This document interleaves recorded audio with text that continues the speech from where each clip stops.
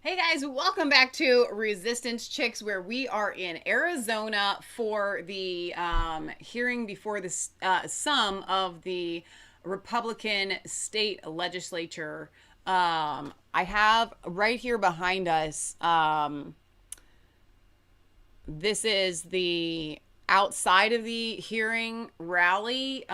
We've got some speakers there, and I this guy is kind of cursing, but he's very enthusiastic about what he's saying. I can't tell who it is, but prior to that, when I just turned it on, they were praying and stuff, and it was really, really encouraging to hear how powerful they were speaking. So I wanted to have that up and in the background. And if this guy had a cleaner mouth, I would be playing him. But I guess I could go ahead and we can give it a whirl. Everybody in this party, because we are the party of the people. We are the party of America. God, it's to you who has given us strength He's to praying. be here today. Please continue to give us the strength to fight. Please, Lord, rid the evil of this country. Get rid of the corruption that's happening in this country. Lord, you're the Almighty and the All-Knowing, and I know you see what's going on. And you're trying to teach us a lesson right now. There's a lesson you're trying to teach us, and we understand that. Lord, we have walked away from you. We have allowed people to push you out of this country. But Lord, as we come closer to you, please come closer to us. We know that it takes you to make this country great again. And we ask you, Lord, to be with us, to stand and fight against these evils, these people that are hurting our children, our elderly, stunning our millennials' development, and just really taken away from what America is. And Lord, the country you've given us, humble us. Make us appreciate it, because we've gotten away from that. And Lord, teach us the lesson you want us to be taught. And Lord, we ask you to bestow the blessings you've given us before back on us, and allow us to be that big brother to everybody around the world, and to give and to be that role model, because we know you blessed us with that. Lord, we ask you to protect our freedom so we can continue to fight for you. We fight with you, Lord, and we stand with President Donald J. Trump. And Lord, we ask you, in this time, please keep President Donald J. Trump in the office for 4 more years. In God's name, we will always pray. Amen. 4 more years. 4 more years. 4 more years. Turn it Let them down a hear little you bit. inside. Come on. They need to hear us inside. I turned that down on purpose because it was getting a little scratchy. I'm sharing this on Facebook. I'm going to share it on Parlor as well.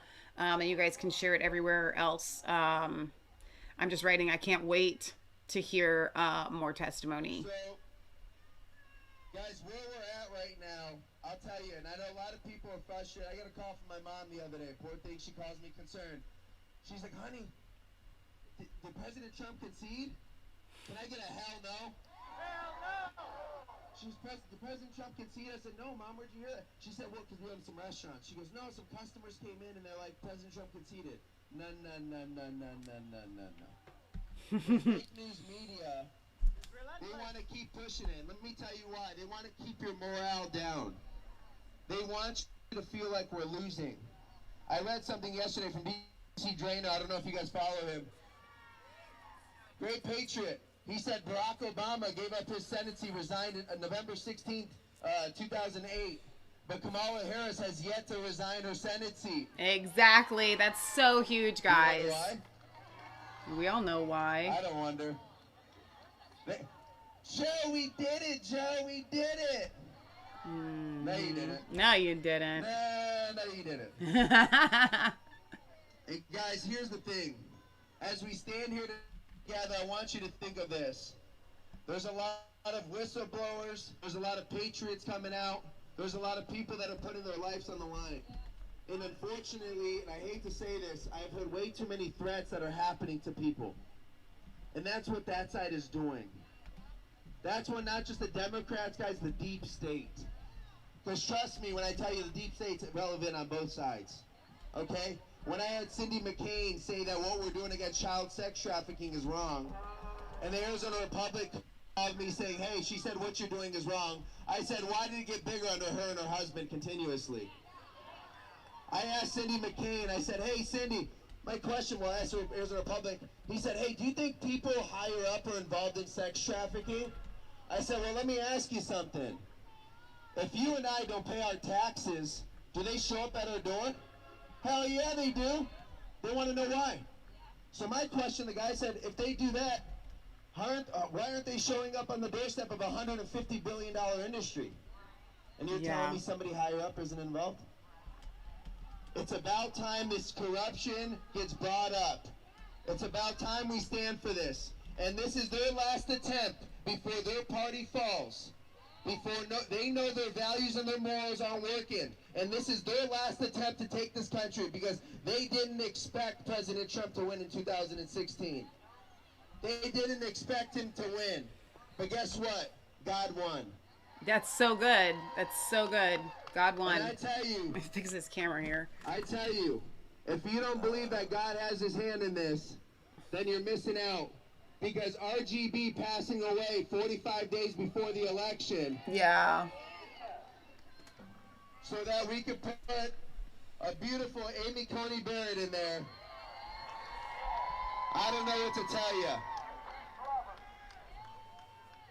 So Patriots, as we stand here and fight, I ask you one thing. Get on your social media. Leah is out walking a dog in the snow. Be scared. She will be back at some point. Stand for Never your fear. country. Call out your brothers and sisters that said they have voted for President Trump and say you need to be here. I'm tired of seeing we're censored on social media or we're this or that. Get out here and make a change. Get out here and put pressure on the legislators. When you're on Instagram and on Facebook, tag as many people as possible. Don't just push it. Tag people. All right. Now, here's what I want to do, guys. This is NTD, and it seemed like they may have had a little bit, they're on the other side of the room.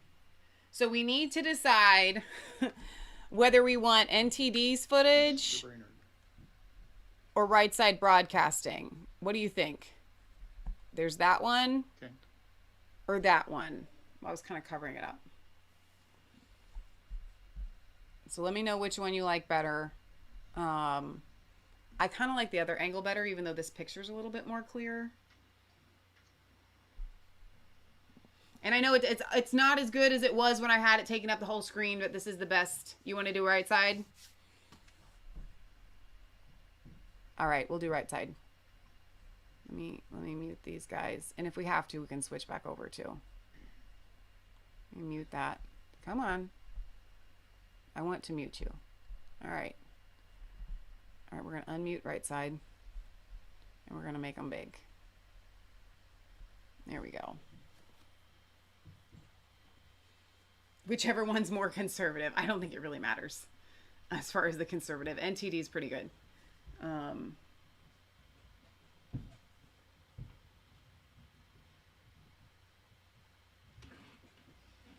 So anyway, sorry, it's difficult for me when I'm looking at everything from the technical standpoint, and I want it to look as good as possible so you guys get as clear of a picture and quality stream as possible, instead of giving you actual commentary while we wait for everybody to fill the room. But if you missed it, the first 3 hours of this were so detailed, and you may see the mainstream media say, oh, it was boring, or no evidence came out and it's not worth your watch, they just drug on for, oh my gosh, those would be complete and blatant lies.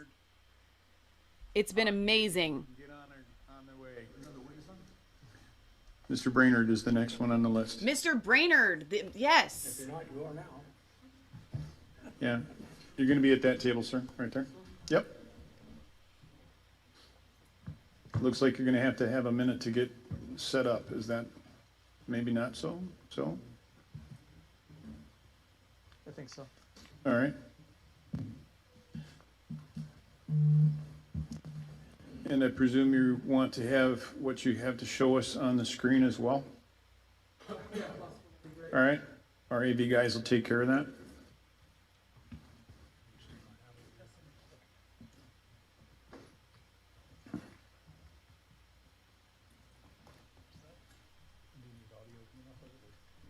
Dale Jones says I donated to his investigation.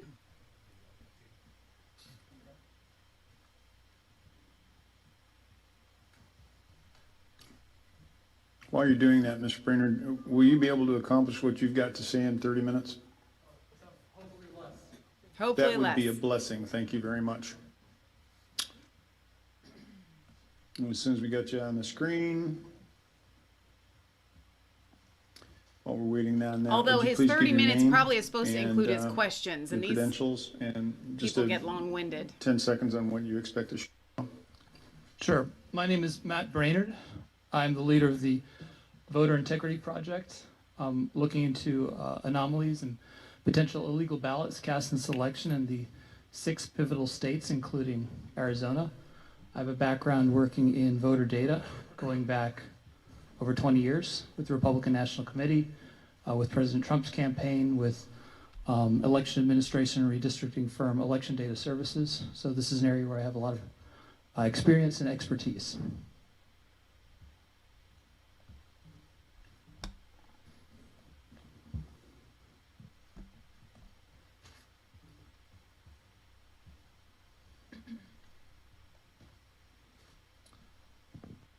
So, are you ready for me to start? Yes, please. Okay. Proceed.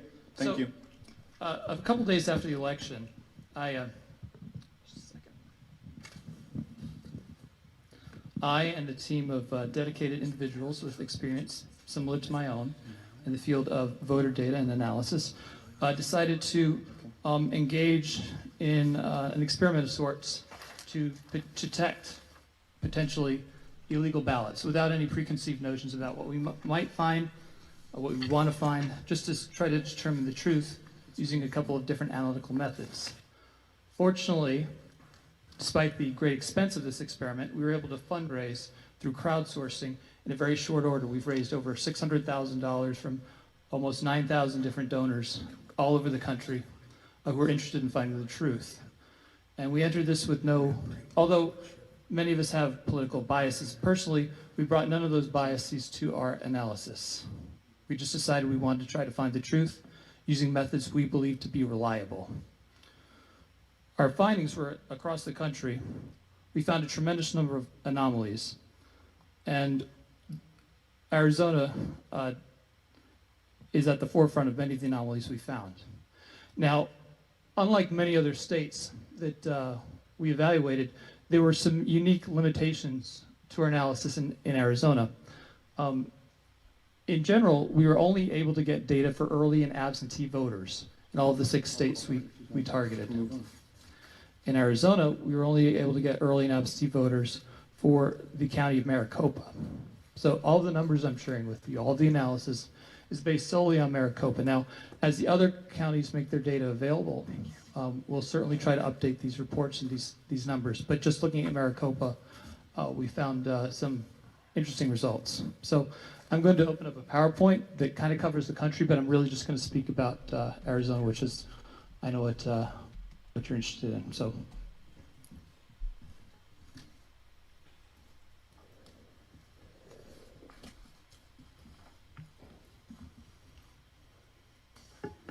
They really should dim the lights in the room when they're doing these PowerPoint presentations. Okay. So we ran 5 or 6 different experiments on each of these states. One experiment that we ran where we isolated a universe of voters according to the state who had been sent an absentee ballot but did not return that ballot.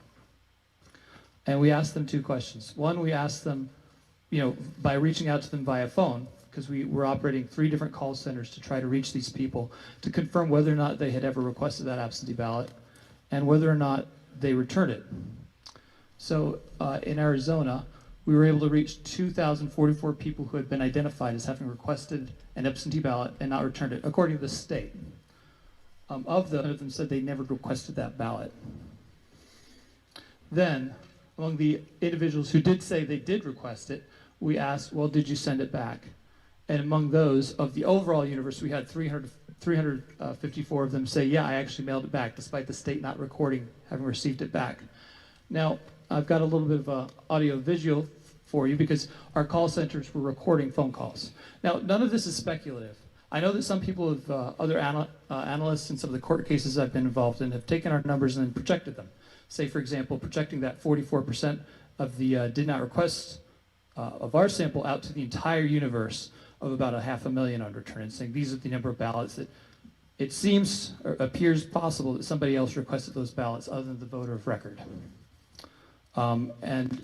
But I'm not doing that myself. Others are welcome to make that analysis. I don't have a background as a statistician. But what I do have is I'd like to share with you some of the audio recordings of at least 2 of the individuals we spoke to who said that they did not get a ballot. They did not request the ballot despite being sent them. Now these audio recordings have been modified to cut out like their last names because we don't want to inadvertently dox anybody here.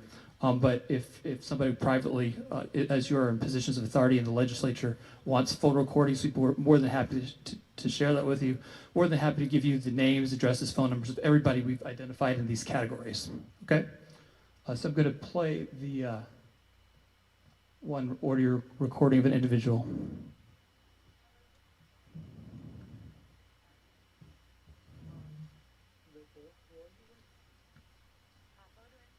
Bear with me as I make some adjustments.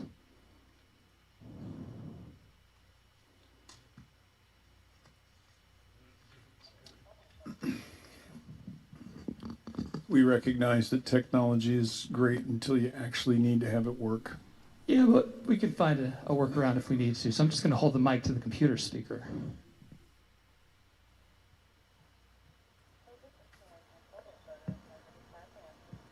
Can't hear it. Can we get it on this speaker? Okay, we'll try it again. Okay. You have to be patient. This is exactly what I deal with here at Resistance Chicks all the time. All the time. But thanks to the new mic. Hello, this is Mary Kemper with Voter Integrity Fund. May I please speak to Charles? This is, who are you with? Voter Integrity Fund. Charles works in the state of Arizona and is having requested an absentee ballot. Did you request an absentee ballot? Absolutely did not. No, I did not. Okay, and did you? Okay, no. Okay, somebody from our team will follow up with you, and can you please give us the best phone number? Is it this? So I'll play for you the second example. Hello? Hello? Hi. Hi, is this Zofa? Yes. Hi, my name is Taj. I'm with the Voter Integrity Fund. In the state of Arizona, it said that you requested the absentee ballot. I'm just making sure that you requested that ballot. No, I did not request an absentee ballot. Okay, somebody from our team will follow up with you. Is this a good number to follow back up with you on? Yes. All right. Well, I appreciate your time, and you have a good day. So he's Okay. giving Excuse an me, Matt, example. before you go too much further, can you tell me what counties were those calls made to? Were they The all- only county all that's Maricopa? released data for us is Maricopa. All right, So- thank you. Sure. I'm going to proceed. So we, with some of the other experiments we ran, one of them was, again, no one's ever kind of tried to do this after an election before. Nobody's had the interest or the funds to They do so. should. To really think about, if people were trying to cast illegal ballots, either it was part of an organized voter fraud effort or just somebody just deciding I'm going to cast a ballot I shouldn't, maybe a ballot that's not for my name, just one individual deciding, I got an absentee ballot request to this address, my address, this person doesn't live in here anymore, but maybe I should fill it out and see if I can cast it, or, potential clerical errors. No one's ever really done this before, so we tried some stuff that just kind of that made us curious, things that we thought we might find things. So in Arizona, we actually pulled a universe of people who had never voted before, except they showed up and voted this election. And just call them and say, hey, did you actually cast that ballot? It's very hard. Any of you who've, I'm sure in your maybe races for office, have operated phone centers or conducted public polling, when you start out with a universe that's pretty big, once you start trying to dial that and get responses, that universe shrinks a lot and shrinks very quickly. Because you have a broad universe, then you have to try to pen phone numbers to it, and you get maybe half of them or so, and the people who the numbers are correct or they don't go to voicemail, or some other problem. People who actually pick up the phone and then start answering questions, that universe shrinks a lot. So we did this experiment in Arizona with some, again, voters who had never voted before, again, and asked them if they had cast that ballot. Now, about 1% of them told us that they didn't. But remember, those are people willing to talk to us and admit that they did not cast a ballot. And many of the people we reached, we had to leave voice messages for. We just couldn't get a hold of. But one person in particular, I want to play a video for you guys, who we left him a voicemail, but he never talked to us, so he's not included in these numbers. So I want to share just a clip, if I can, from a program. Let me adjust the volume here. Maricopa County, Arizona, to Tennessee about 5 months ago so he could train for the Olympics. So you can imagine his surprise when he got a message from something called the Voter Integrity Fund.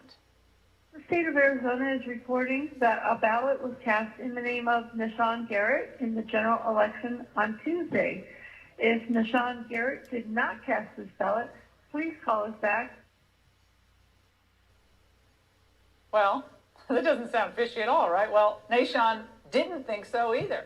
So he went to the state of Arizona's voting website only to discover that his ballot had been accepted. And Maricopa County's voter portal said his ballot was signature verified and counted. The only problem is he'd already voted in Tennessee. He didn't vote in Arizona. Nishan Garrett joins me now. Nishan, great to see you. Now, you never received an Arizona absentee ballot or an application for mail-in ballot. So who the heck cast your ballot in Arizona? That is an excellent question. That is an excellent question. I have no idea, and that's the reason why I'm on here with you tonight. Wow. So I'm going to stop the hearing video about that. there. It's so huge. But I think you get the drift of that. I'm actually going to play for you another recording here, which actually this one was particularly interesting to me. Hi, my name is Thomas with the Voter Integrity Fund. May I please speak with Riley? Yep, speaking to him. All right, hi. Can you confirm whether or not you cast a ballot in the state of Arizona? I'm a felon, so I can't vote. All right. Let's see here. According to the state of Arizona, somebody cast a ballot in your name, and you may be a victim of voter fraud. Can you please give us the best number to reach you? I mean, probably the one you're calling me at. So I cut the video because, whenever we reach somebody like this, we want to ask them a couple questions. Is the best number to reach you at? Would you be willing to sign a declaration or something like that so we could pass that off to attorneys?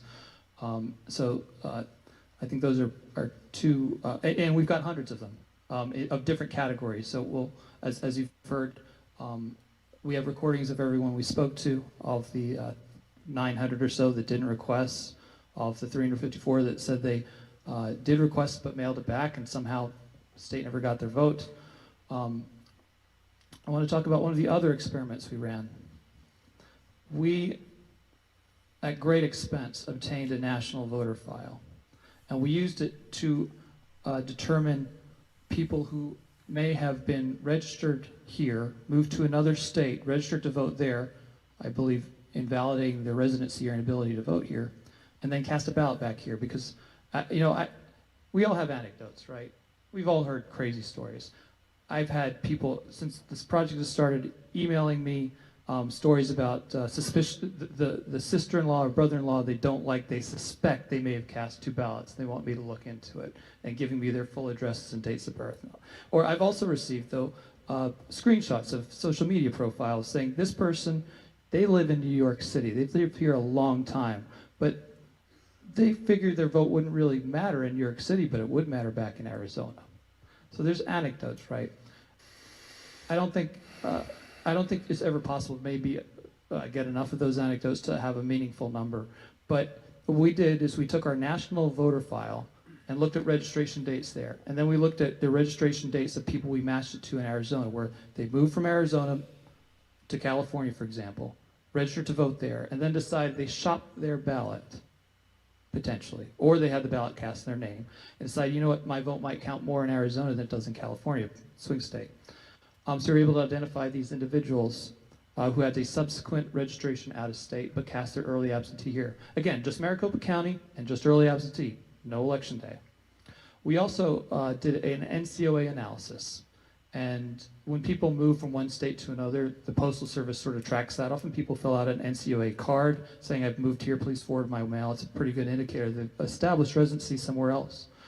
And we found among this population a substantial number who NCOA to another state, but cast their ballot here. Now, You guys can't see that NCOA number is at the top. The reputation lately is kind of a data Arizona guy, but says I work as a general 5,084. consultant. I do all kinds of work around the country for candidates, everything from speeches to fundraising to designing literature. I've knocked on over 1,000 doors myself this cycle in states all over the country, and I can tell you that a lot of times you know people are they move and they're very careful about where they can vote, where they can make potentially cast their vote, where they think if they have options they make a choice, and sometimes they don't always make the right choice.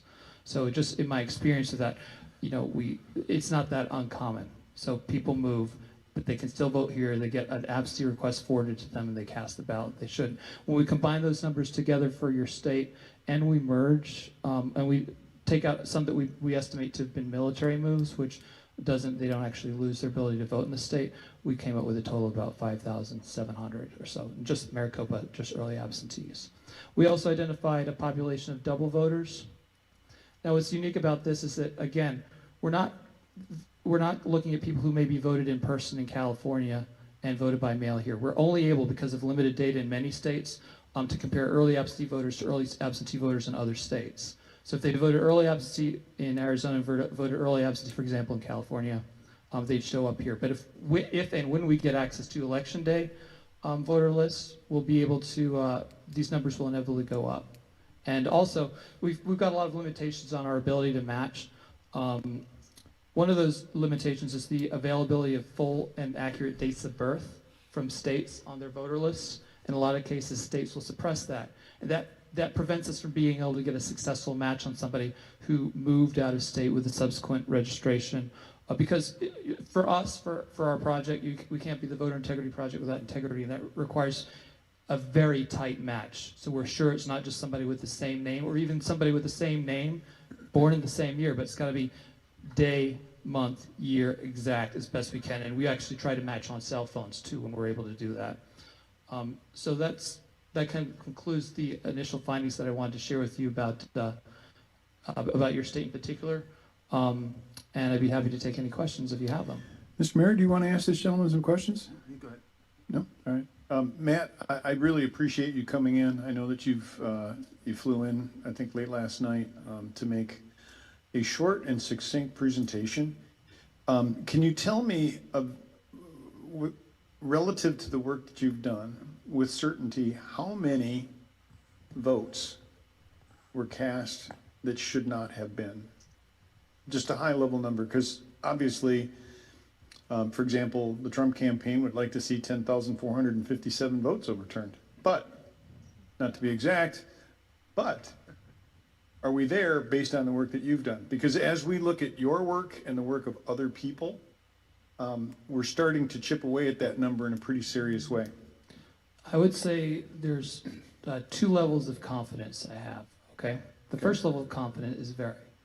And I am very confident that we get very close to that number when we take the residency issues and then apply it to the other counties for which we weren't able to obtain data. Thank you. The second level of confidence is where you take a number of projection, you go back out to low activity analysis and NCO analysis, which I'm not going to get in the weeds, but these are basically people telling us that they had votes, that they didn't cast votes, that were cast in their name.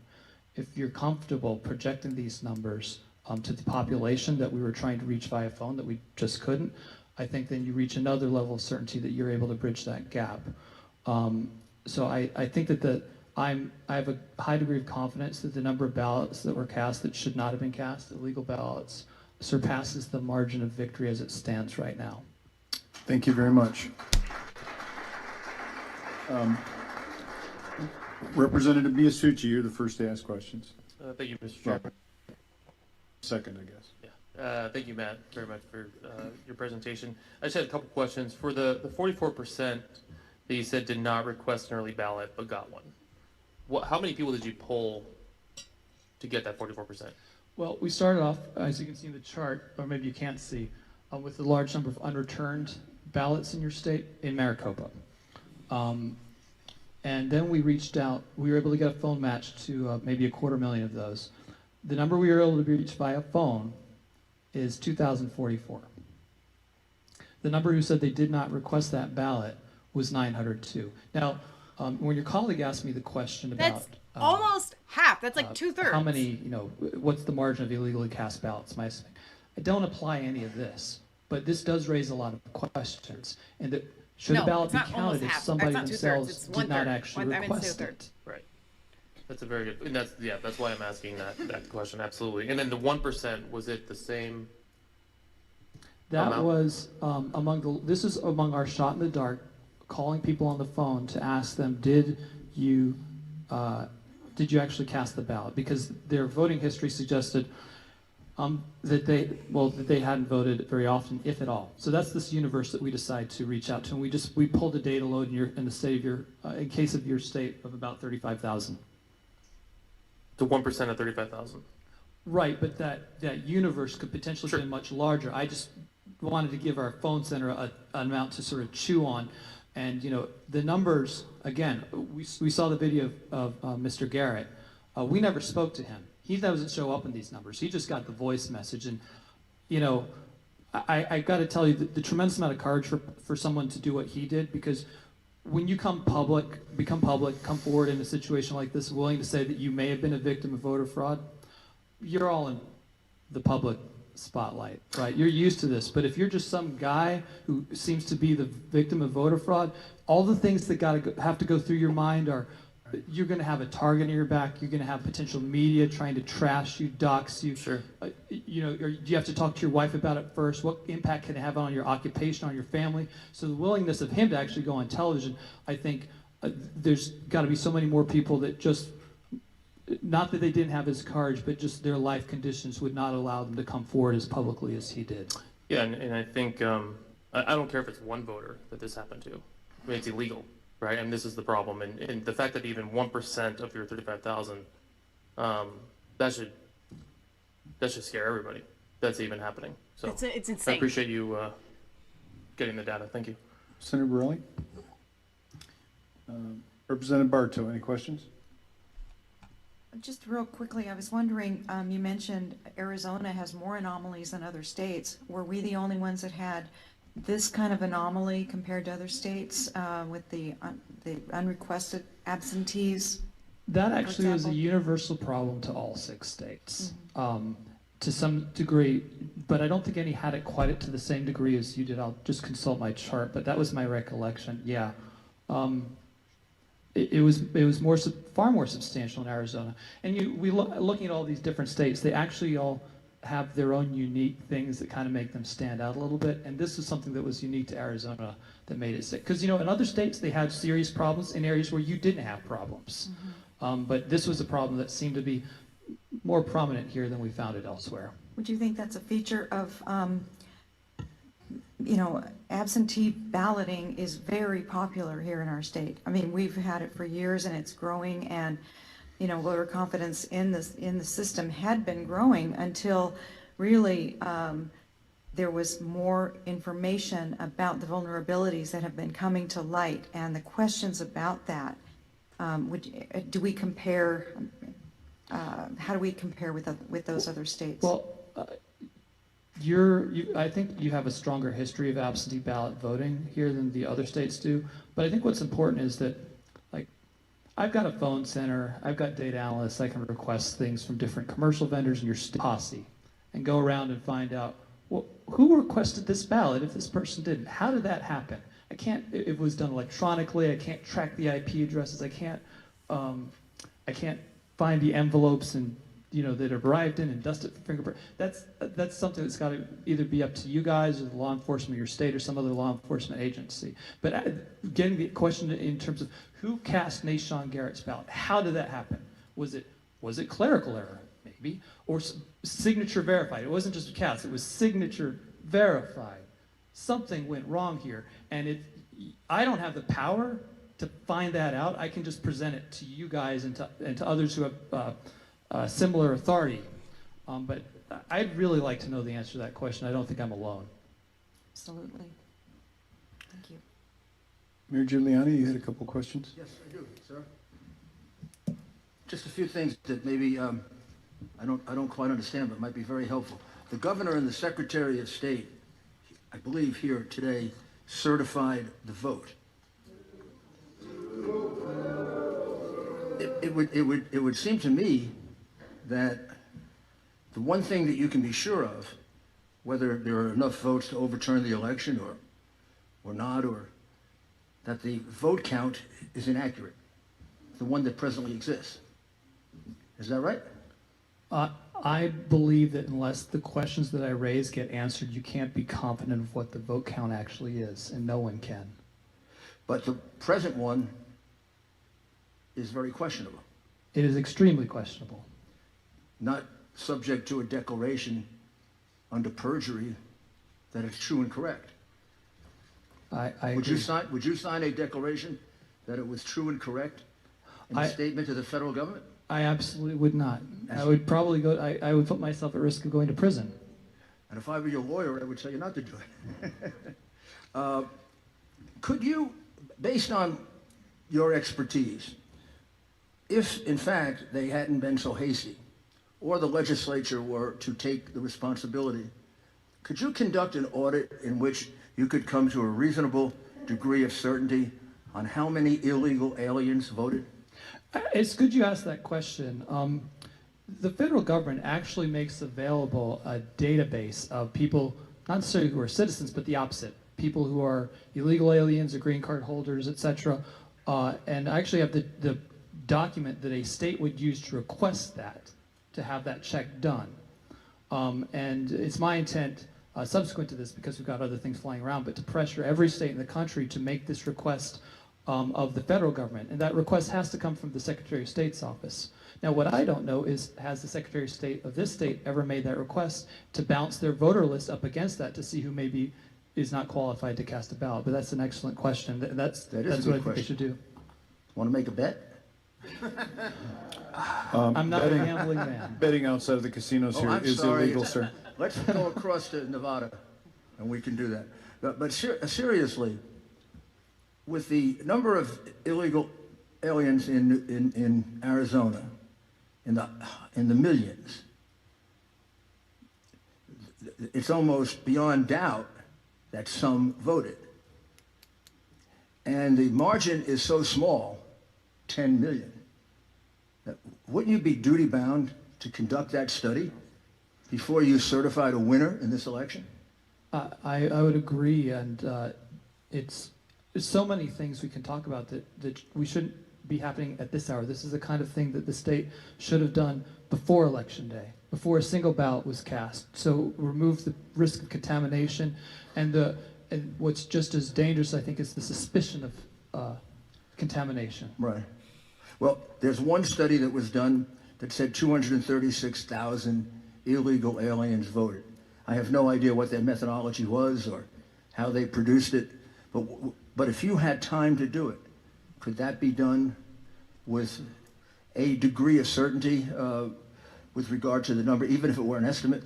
Well, to figure out the precise number is difficult, but to hold your voter list against what this federal government will provide and match, you'd be able to subtract a substantial number of the illegal immigrants, or not just illegal immigrants casting ballots, but I think as prominent, which may increase your numbers, are people who are green card holders. Yeah, non-citizens. Other visas where they are here legally, but it's a bigger universe, non-citizens. It's a non-citizens who are permitted to vote. So yeah, it's a much bigger universe, and I could certainly do that analysis, but I could not do it without the signature of the Secretary of State on that letter to the federal government requesting access to that database, because as you know, as many of these people know, it's very hard to figure out who actually is a citizen and who is not, or who's entitled to vote and who is not.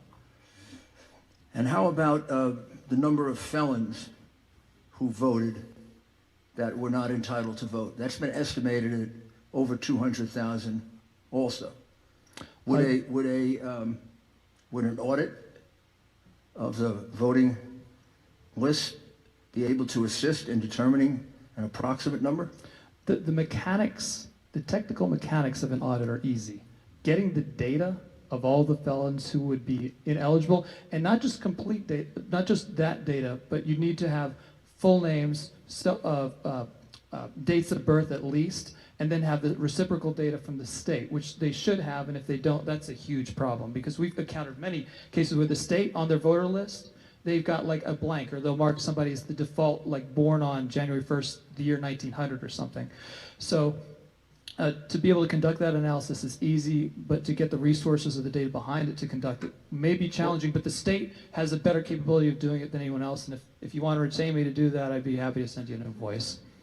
And how about people from out of the state voting?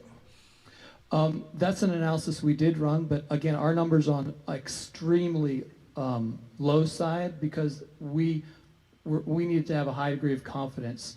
The state itself could probably do a much better job of doing that analysis, and other states would be able to find more people who we couldn't discover having moved to other states based on real estate records, claiming the homestead tax exemption, which I think also established residency in another state, and just being able to do a much more vigorous match on voter lists, because again, we only got what the state gave us. We don't have what the state itself has. There was a poll that was published that said that non-citizens broke 80-20 for Biden. How would someone do a poll like that? You know, I would have to see what the sample size is. At least they made an attempt to find out who are the non-citizens. It seems like the governor and the Secretary of State just don't want the facts.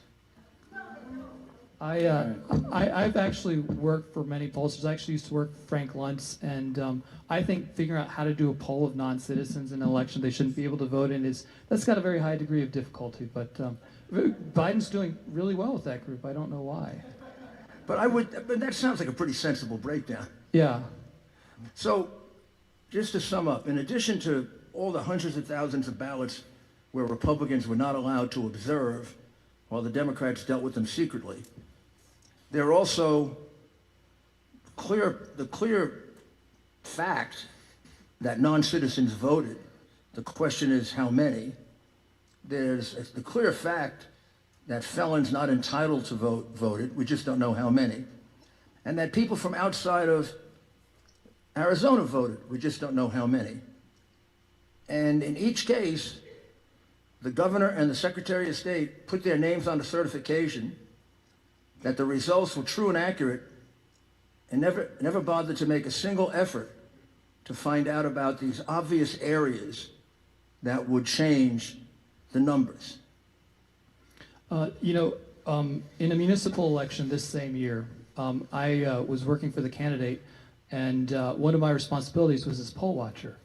And when it came time to open up the absentee ballots, I was sitting in the room, and I made sure I could hear and see everything. And in one case, a name came up, and I had my list, and I raised my hand. I said, I object. That person doesn't live here. Doesn't live in this city, shouldn't be able to vote here. They took his ballot out, they examined it, we had a conversation about whether he should or not, and they actually, that vote was invalidated. It was spoiled. You must have been in a state that follows the law. I was, in fact, but if you do not have the ability to do that, it undermines the credibility of any election result. Thank you very much, Mr. Brenner. I appreciate it. Members on the panel, any other questions for Mr. Bernard? Representative Cook? Yeah.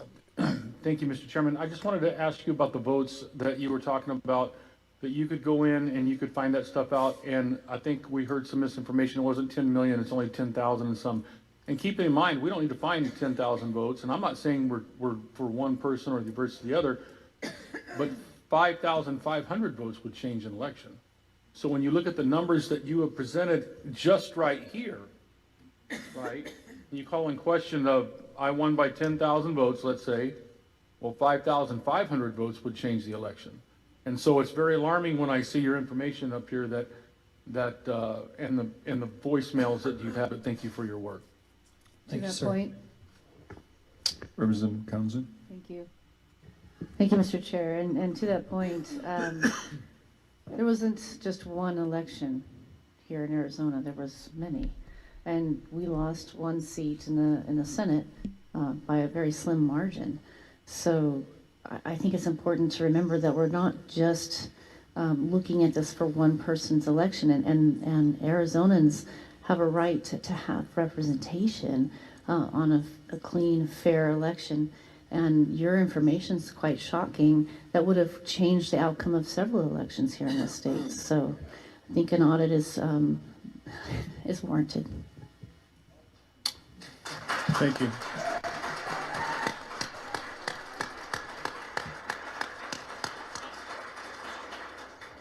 Ms. Brainerd, I've been trying to refrain from commenting, but I'm going to tell you that you have just shown a light on something that confirms, I think, for all of us that this is not an illusory issue. Yeah. We have seen, this is hard. You know, somebody asked, where's the smoking gun? And I want to see the blood splatter. There it is. All right. So thank you very much, sir. I appreciate your testimony. They don't even have questions for this dude. It just is what it is. So our next witness is Dr. Shiva, and we're going to see what we can do to bring this in by way of Zoom. And I'm going to turn over the screen to Dr. Shiva. Oops, no. If you guys don't know Dr. Shiva Ayyadurai, dude. And I think you need to unmute yourself, Dr. Shiva. Yes, I'm unmuted.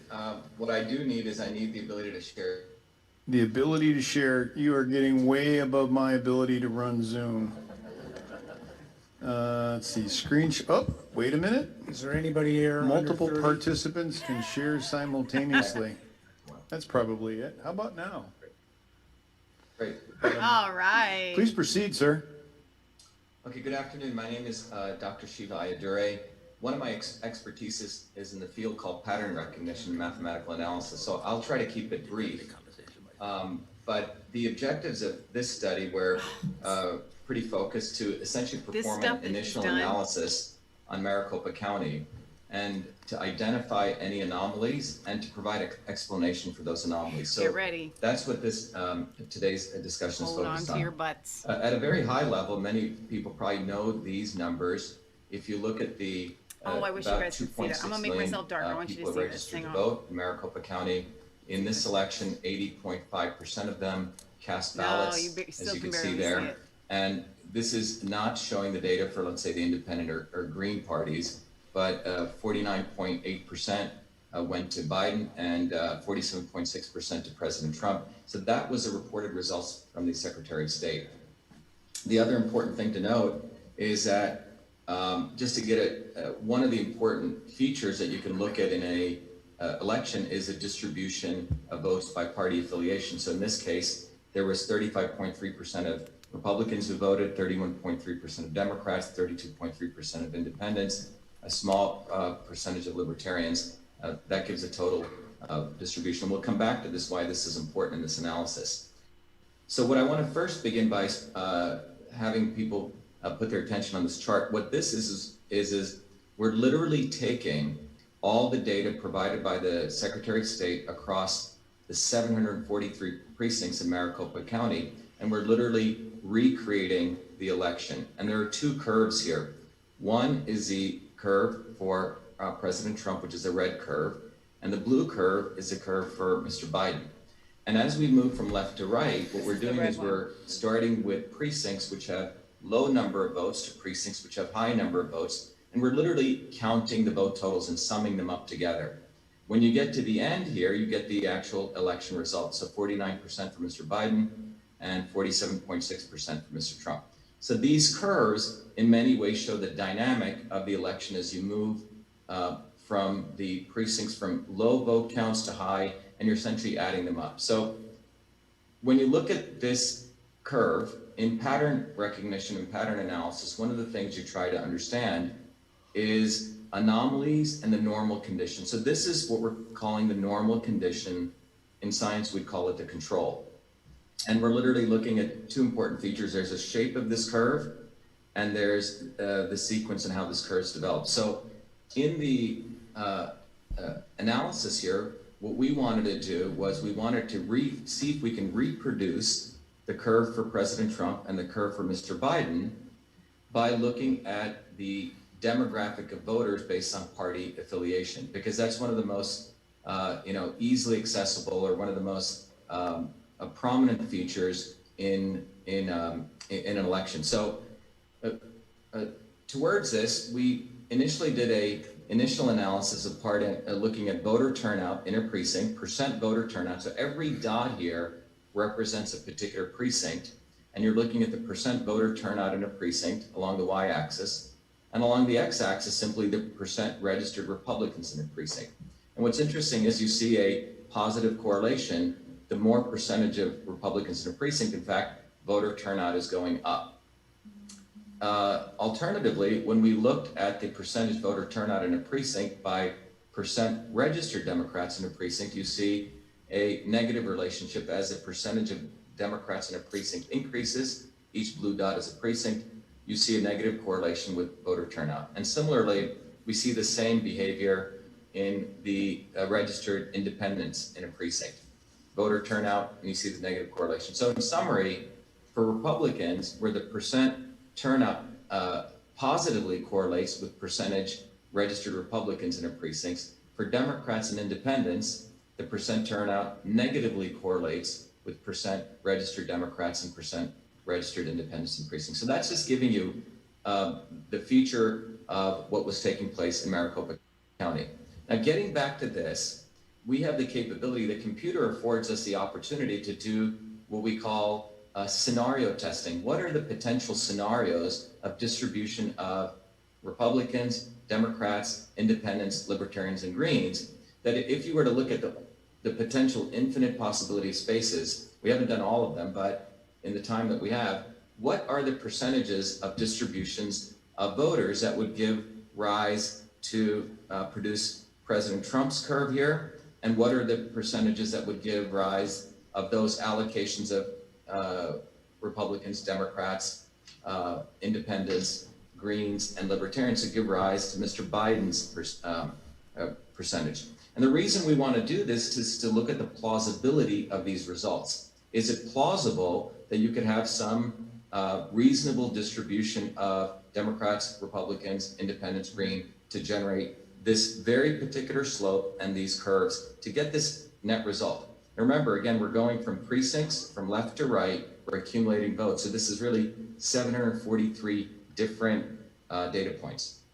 So what we first did, just to give you an idea, this is one of the potential scenarios where we're looking at, in the case of Democrats, we're looking at a split of votes between Mr. Biden and Trump of 20% to 80%, of Republicans between 80% to 20%, and of the Independents 70-30, Libertarians 0-100, and Green 100 zeros. This is one of the computer simulations. Like this, a computer can do far better than I could do sitting here. And what you see is the green line is trying to match Mr. Biden's blue line, and you can see it's way off. And the purple line is trying to match the red line. So obviously these aren't matching, because again, we wanted to see if we can overlay on those. So here's another potential scenario. In this case, we're looking at Biden.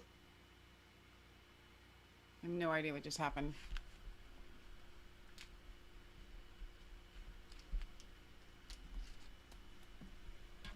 Voter distribution of Democrats by 80-20, Republican 20-80, the Independents 30-60, Libertarians 10-90, 100-0.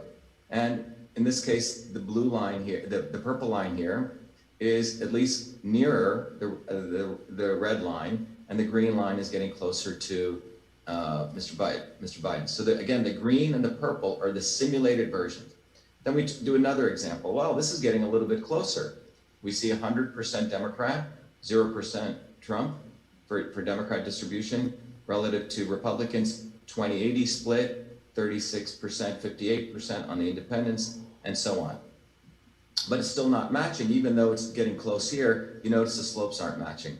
Well, we try a different case, 100% Democrat, 0% Biden, Trump, Republican 0-100, and so on. Still doesn't match.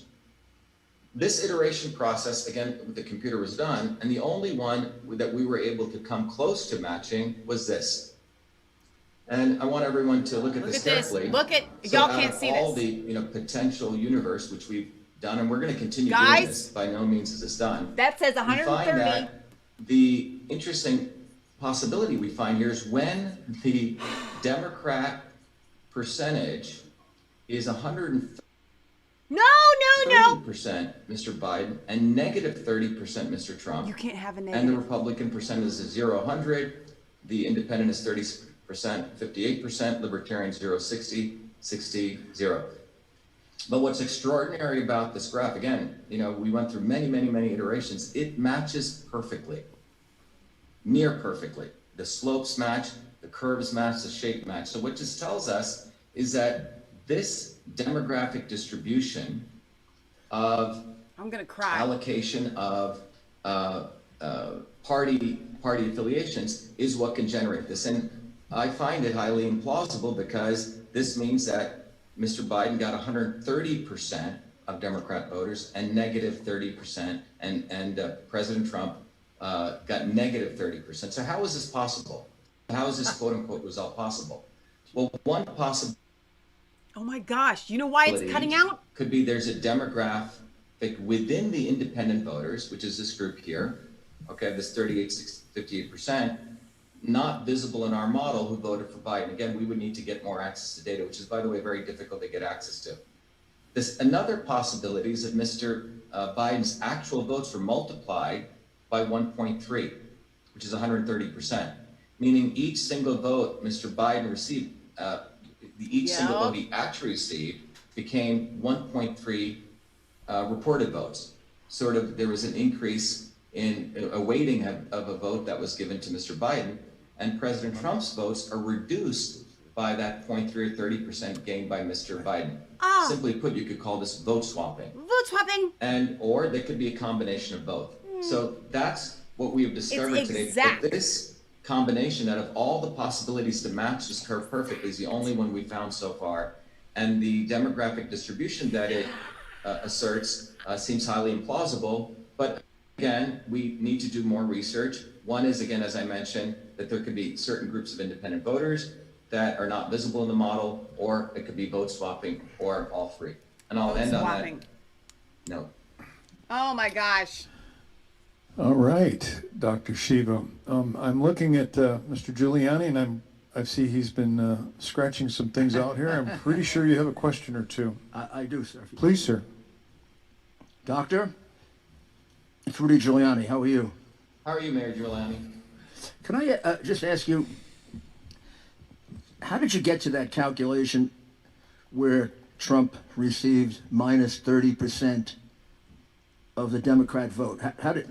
Can you explain to us in a way that we can understand how you got to that calculation? Sure. So let me go back to it, if I can go back to it. So think of this, Mayor Giuliani, as if you think about this, this is a curve that represents the actual vote, what's called the cumulative vote count for Mr. Biden and President Trump. Okay, so this is the control. This is what actually occurred on election night. Does that make sense? And what we're attempting to do in mathematics, using mathematics, you can do what's called curve fitting, where you can change certain variables to attempt to fit this curve. The variables we are changing here, which cannot be done, manually, but the computer is essentially changing the possibilities of different levers, the percentage of Democrats who voted for President Trump, the percent of Democrats who voted for Mr. Biden, the percent of Republicans who voted for Biden, the percent of Republicans who voted for Trump, the percent of independents who voted for Biden, the percent of independents who voted for Trump, and so on. So it's a solving where, remember in algebra where you could multiply variables by different equations, and you're trying to match this curve. So the computer is doing this, Mayor Giuliani, and so that's why I'm showing you these different possibilities. Now there's hundreds of thousands that the computer is running through to figure out what possible, as you can see here, what possible won't look at this, and that's why they say there's no evidence would lead to this. And the only one we were able to find was this. I hope that explains it. We're looking at the computer trying to find combinations of these vote allocations that could perfectly reproduce this result. So a vote for Biden would actually be 1 1/3 vote. Is that correct? Yeah, 1 3/10, right. So 1 3/10. So when Biden got one vote, 1 3/10, and a vote for Yeah. Trump would be 1. a vote for Trump would be whatever the president got, if he got 100 votes, reduced by 30% of what Mr. Biden got. Basically, the president's vote is linked to the vote that Mr. Biden got. So if Biden got 100 votes and his went up by 1.3, which means it took 30% of the votes were reduced that would go to President Trump. So basically, votes are being eaten from President Trump and handed over to Mr. Biden. That's the only way to, one possibility of explaining.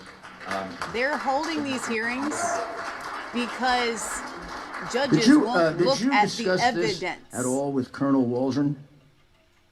I received a text message from this earlier, and in preparation for this, I wasn't able to get to him, but I'm willing to discuss that with him. Well, he reached a very similar conclusion in a different way, that the votes for Biden were valued within the computer algorithm as higher than the votes for Trump. Could you accomplish that within a computer that you had gotten control of? Well, one of the important things to recognize is that what we do know is, starting in 2002, Mayor Giuliani, that these voting vendors, it was brought out in one of the Diebold manuals, have a feature called a weighted race feature. The weighted race feature, it's a documented feature. And the weighted race feature basically says that the feature in the software, which the secretaries of state have certified, knowingly or maybe unconsciously, but they must have certified these electronic voting system software, has a feature called a weighted race feature, which allows a voter's vote to be, or a candidate's votes to be multiplied. So what that means is the central principle that Justice Earl Warren ruled on in 1964, one person, one vote, or clarified that, can be violated. It can be one person, not one vote. And that is one explanation of this. But the important feature, I think, people in the public need to understand is these software systems, the electronic voting software systems, have a documented feature called a weighted race feature. So the implementation of this is very possible. In fact, it's a documented feature starting as early as 2002. Is there any reason for that? Any legitimate reason? Don't you want to count every vote as one? Every vote should be counted as one vote, but the fact that a weighted race feature exists should be a serious concern to all of America, because it basically means that all of us have been going, we're going back to Dred Scott, where it means that all of us, in some ways, the ubiquity of unfairness, where at that time it was 3/5 of a vote, where we could all become, 1/3 of a vote. In this case, the people who voted for President Trump approximately were becoming 7/10 of a vote. Do you know if the Dominion machines have that weighted vote feature? As I understand, if the fact that the votes are stored as decimal fractions means you could have external programs intersect, communicate with those programs and alter them using external software programs, which could also do weighted race features. But the important element here is that there's documented features of the weighted race feature as early as 2002, and our votes are stored as decimal numbers. And they shouldn't be. Would I be overly simplistic if I concluded the only reason you would want a machine with a weighted vote feature is in order to cheat? It's enabling cheating. It's an enabling of one person, not one vote. I mean, this is not a poll. That's what the feature enables. This is not a poll. This is an absolute vote. And the only reason to have that feature would be if you're going to distort the vote. Exactly. Wow. And it's a feature that is available for any person that has access. It's not even behind like a key or a code. Did you do a Monte Carlo where you can do millions of possibilities in a minute to find a good match? Yes, so that's what this is doing. There are many different techniques. The solver technique here, there are many different numerical methods, but essentially it's doing one of those kinds of approaches to find that fit. And that's how you arrived at the one that you felt was the closest? Yes. And could you say with a degree of professional certainty that there's no question that this vote count in Arizona is faulty, false, not accurate, whatever words are comfortable? Well, I think what I can say is that the plausibility of that, you know, the cumulative vote count as we see it progress is highly implausible. The caveat being we don't have certain data on the, you know, what percentage of demographics of independent voters, but from everything we've run and the simulations we've run, it's highly implausible the pattern of voting we saw that was reported by the Secretary of State of Arizona in Maricopa County. Thank you, Doctor. Thank you very much. It was so good. Members, any questions for Dr. Sheila? Any questions? Representative Cook, please. Thank you, Mr. Chairman. I just have a question for the doctor. So earlier we had heard from a state senator, I believe, in his presentation, when it had the vote totals, it had a decimal point and then numbers after. And so this perfectly makes sense of what you're saying is one vote is one vote, two votes is two votes. But if there's some way there's something added to it electronically to have a weighted vote as a 1.25, so every vote for this person is a 1.25, would that be the way those decimal points got there? Well, yeah, I mean, the issue is why they weren't smart enough. They should have just had them like be sure to always round and not leave the decimal. I mean, come on, just left her in jail. Floating point variables in computer science or in math, right? So when a developer writes a program, it should be very important. I've been programming for many, many years. They didn't think because they and the first thing you learn is when you are writing a software program, you have to be extremely conscious on how you're declaring variables, right? This variable is an integer, which means it can only be, 0, 1, 2, 3, 4, 5, 6, 7, 8. This variable is going to be a decimal, which is also called a float, or a double, which means it can be 1.1, 1.3, so on. So the fact that the vote count is stored as a decimal, to me, when I first learned about this in my own Senate race here in Massachusetts, was quite disconcerting, because this means that consciously people are putting into the software a capability to have fractional voting. And that's what this leads to. And why is there such a feature or capability, and why are our votes even being stored as fractions or decimals? And I think this is probably the central question of our time, probably going back to, the 3/5 compromise of 1787. Do we have one person, one vote, or do we have one person, not one vote? And in the era of electronic software systems, I think the courts need to step in and re-clarify one person, one vote, going back to 1964, the Equal Protection Clause of the United States Constitution. Mr. Chairman. This man is so intelligent. Like, Okay, you don't. ladies and gentlemen, it's Doogie Howser we got stuff. a lot of ground to cover here, so I appreciate your passion, but can we just keep the applause to let's wait until we're done. Senator Borelli, you have a question? Yes, thank you, Mr. Chairman. Well, I'm not surprised. It's pretty much the modus operandi of the Democrat history anyway, to have a poll tax and actually tax the Republican to that vote goes to a Democrat. So that's what they did. They took that 30% or 0.3, whatever, tax the Republican vote and send it over to the Democrats. So I'm not surprised that the Democrats would want to tax the vote. Mr. Chairman. Okay, members, any other questions? Makes All sense. right. I'm sorry?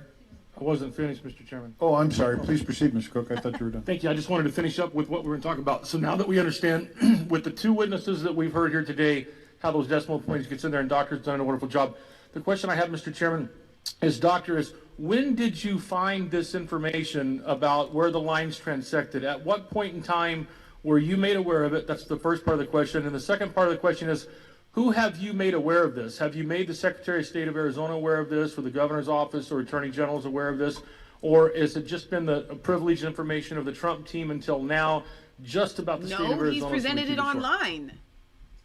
No, this was discovered about 24 hours to 48 hours ago. You're the first ones to actually see these graphs. I've seen other graphs from him, but I guess not just this one. Okay. Thank you, wow. Mr. Chairman, for your That's time. huge. Yeah. You know, they just certified the Arizona vote today. Thank you, Mr. Chair. I just have a quick question. They had to get the certification built off done of a before the comment. hearing. Sidney Powell had mentioned some conflicts of interest with Dominion and these systems. She had said, her words were, governors and secretaries of states and other politicians have a vested interest in this system. I read from last year an article where Nancy Pelosi's former chief of staff sat on the board of the lobbying firm that represents Dominion. If what you're telling us is true, and there is some kind of interest by certain politicians to invest in this kind of a system, and I find it ironic that today is Cyber Monday and we're talking about this type of issue. Have you looked at that of any kind of a nefarious background when you're looking at these weighted votes? Do you have any indication or any suspicion, or is this just a mistake or a fluke in data?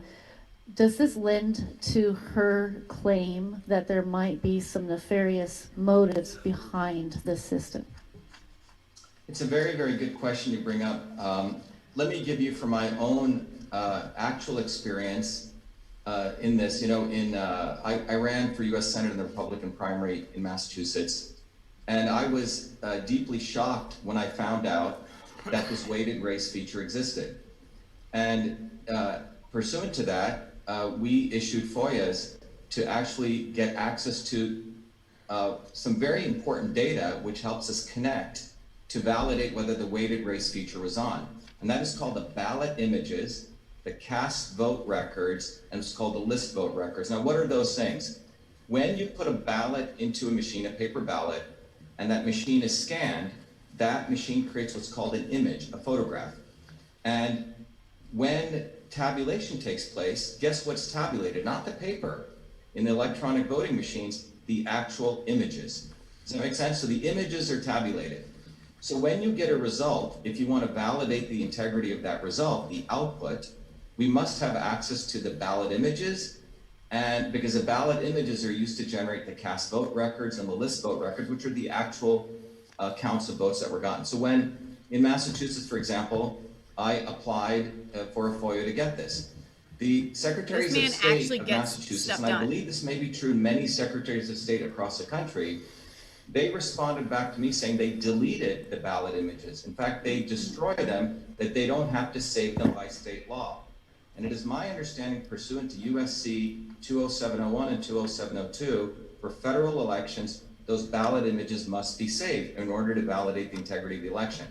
Well, in my case, when I started sharing this on Twitter on September 25th, the Secretary of State of Massachusetts contacted Twitter and shut me down for 21 days left in my election. And what came out in testimony in Massachusetts with a federal judge here was that the Secretary of State of Massachusetts has a special partnership with Twitter where they were able to brand what I was sharing, that ballot images were destroyed, as election misinformation. And in addition, they called the National Association of State Election Directors, NASED, which is the association of all the state election directors, and they too got involved in contacting Twitter to shut down my tweets where I was exposing that ballot images which were destroyed, which would be the evidence showing that the weighted race feature was on. It's quite extraordinary. Well, the NASED is the group of all state election directors. So why was my tweet, when Twitter had not shut me off when I was talking about election fraud, but the state of Massachusetts Secretary of State and the state election directors found it threatening, because what I was essentially stating was that the state election directors of a number of these states are concealing the actual evidence which directly correlates whether which can expose whether the weighted race feature was on. So yes, I do believe it's nefarious. And if you go look at the National Association of State Election Directors, which is a nonprofit, they are funded, and they're an entity of Democracy Works. Democracy Works is funded by Rockefeller Brothers. It is also funded by the Murdochs, Catherine Murdoch And you can look at who is actually controlling these people, the state election directors, or what community are they part of. Now, why is this important? Because the state election directors and the secretaries of state are the ones who certify electronic voting systems. Which means, are they certifying electronic voting systems knowingly with the weighted race feature? And in my view, I know in Massachusetts that's what was done. And knowingly telling people, telling the vendors to delete ballot images, which are the evidence that interconnect the weighted race features being on and the ballot images. So in Massachusetts, the factory settings of these electronic voting machines, the default factory setting is to save all ballot images. What we discovered in Massachusetts is they tell the vendors to set that to off, which means delete, destroy all ballot images. And I believe that many of these secretaries of state are involved in this. So yes, I believe it is nefarious. Thank you. And I just as a follow-up, I believe, and I was told recently that in Maricopa County with the machines and the Dominion, that in the RFP request for the procurement, that it says you are able to, this allows you to publish the images, and that we were requesting that those be published, and we have been denied that. So I'm in communication with the Board of Supervisors to see, is it possible to go ahead and put that up? So I would recommend the public also get involved in demanding to be able to see those, because apparently we have leaders in the state elbow bumping today in celebration of the certification of this election, and clearly what you're saying, we should be doing anything but. It's abhorrent, it's a shameful thing. That's a sad day in Arizona that we're celebrating the certification of this election. Mr. Giuliani. Cheaters never prosper. Mr. Giuliani, do you have any follow-up questions? My mom will tell you that. I would just like the doctor to state his credentials. Dr. Shiva, would you please state your credentials? Sure, my name is Dr. Shiva Ayyadurai. I hold 4 degrees from MIT. My undergraduate is in electrical engineering and computer science. I have 2 other masters. One is in scientific visualization from the MIT Media Lab, my master's. I also hold another master's from MIT in mechanical engineering, and my PhD is in a field called computational systems biology. And when I was 14 years old, I created the first email system while working as a full-time research fellow at Rutgers Medical School. And at that time, I began trying to understand sleep patterns in babies, why babies were dying in their sleep, and looking at the patterns of signals to detect the anomalous signal and a normal signal. So the common thread throughout my entire life from the age of 14 till today has been pattern analysis, applying it to detect sleep patterns, handwriting recognition, and speech recognition, face analysis, understanding the analysis of signals to detect flaws in aircraft wings of airplanes or bridges. But pattern recognition is my field of expertise.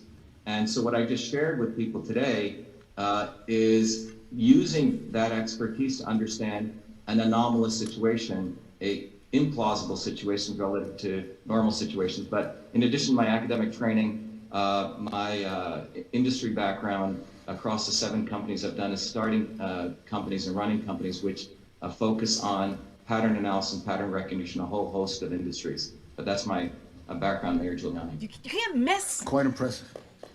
Thank you, Dr. Shiva.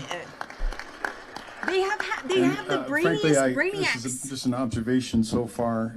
We have heard a couple of terms thrown around, and I think rather carelessly, and I think you've put a very fine point on it. One is, these machines are supposed to tabulate. They're not supposed to calculate. They're just supposed to count, one for one.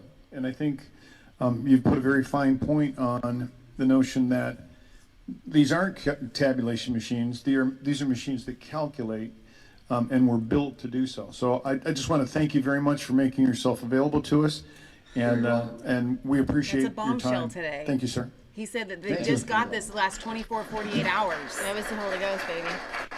That was Jesus. Jesus is going to expose this. Shiva.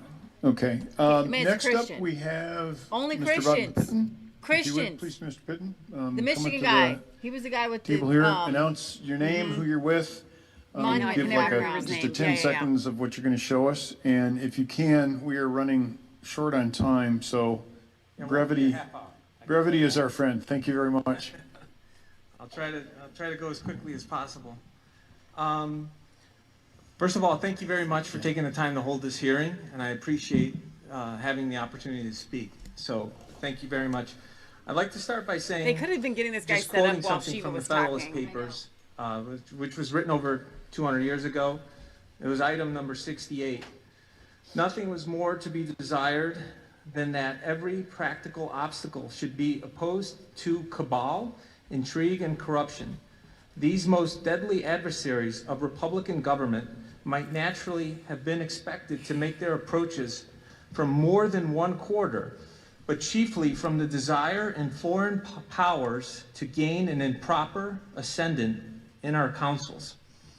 In my humble opinion, upon reviewing all the data that I'm going to go over and reading countless articles, clips, and videos over the past week, I think this is the biggest fraud in the history of our constitutional republic. It's taking place right before our eyes. The corrupt mainstream media and tech oligarchs are colluding in an attempt to assassinate the American public's true legal vote for our President Donald J. Trump through corrupt government officials across countless precincts and corrupt state officials and courts. The evidence will show that President Trump surpassed both FDR and Reagan in the percentage of legal votes, topping 60% when this crime is unveiled. So much of this process has been tainted that it will likely end up before the Supreme Court and allow one electoral vote per state cast, and hopefully Arizona does its part. And eventually the 35 of the 50 states will probably vote Republican, which will probably match his popular vote totals. So with that said, This guy's hair, I just love it. I'm gonna, so basically what I've identified is that there's between 120,000 and 306,000 fake people.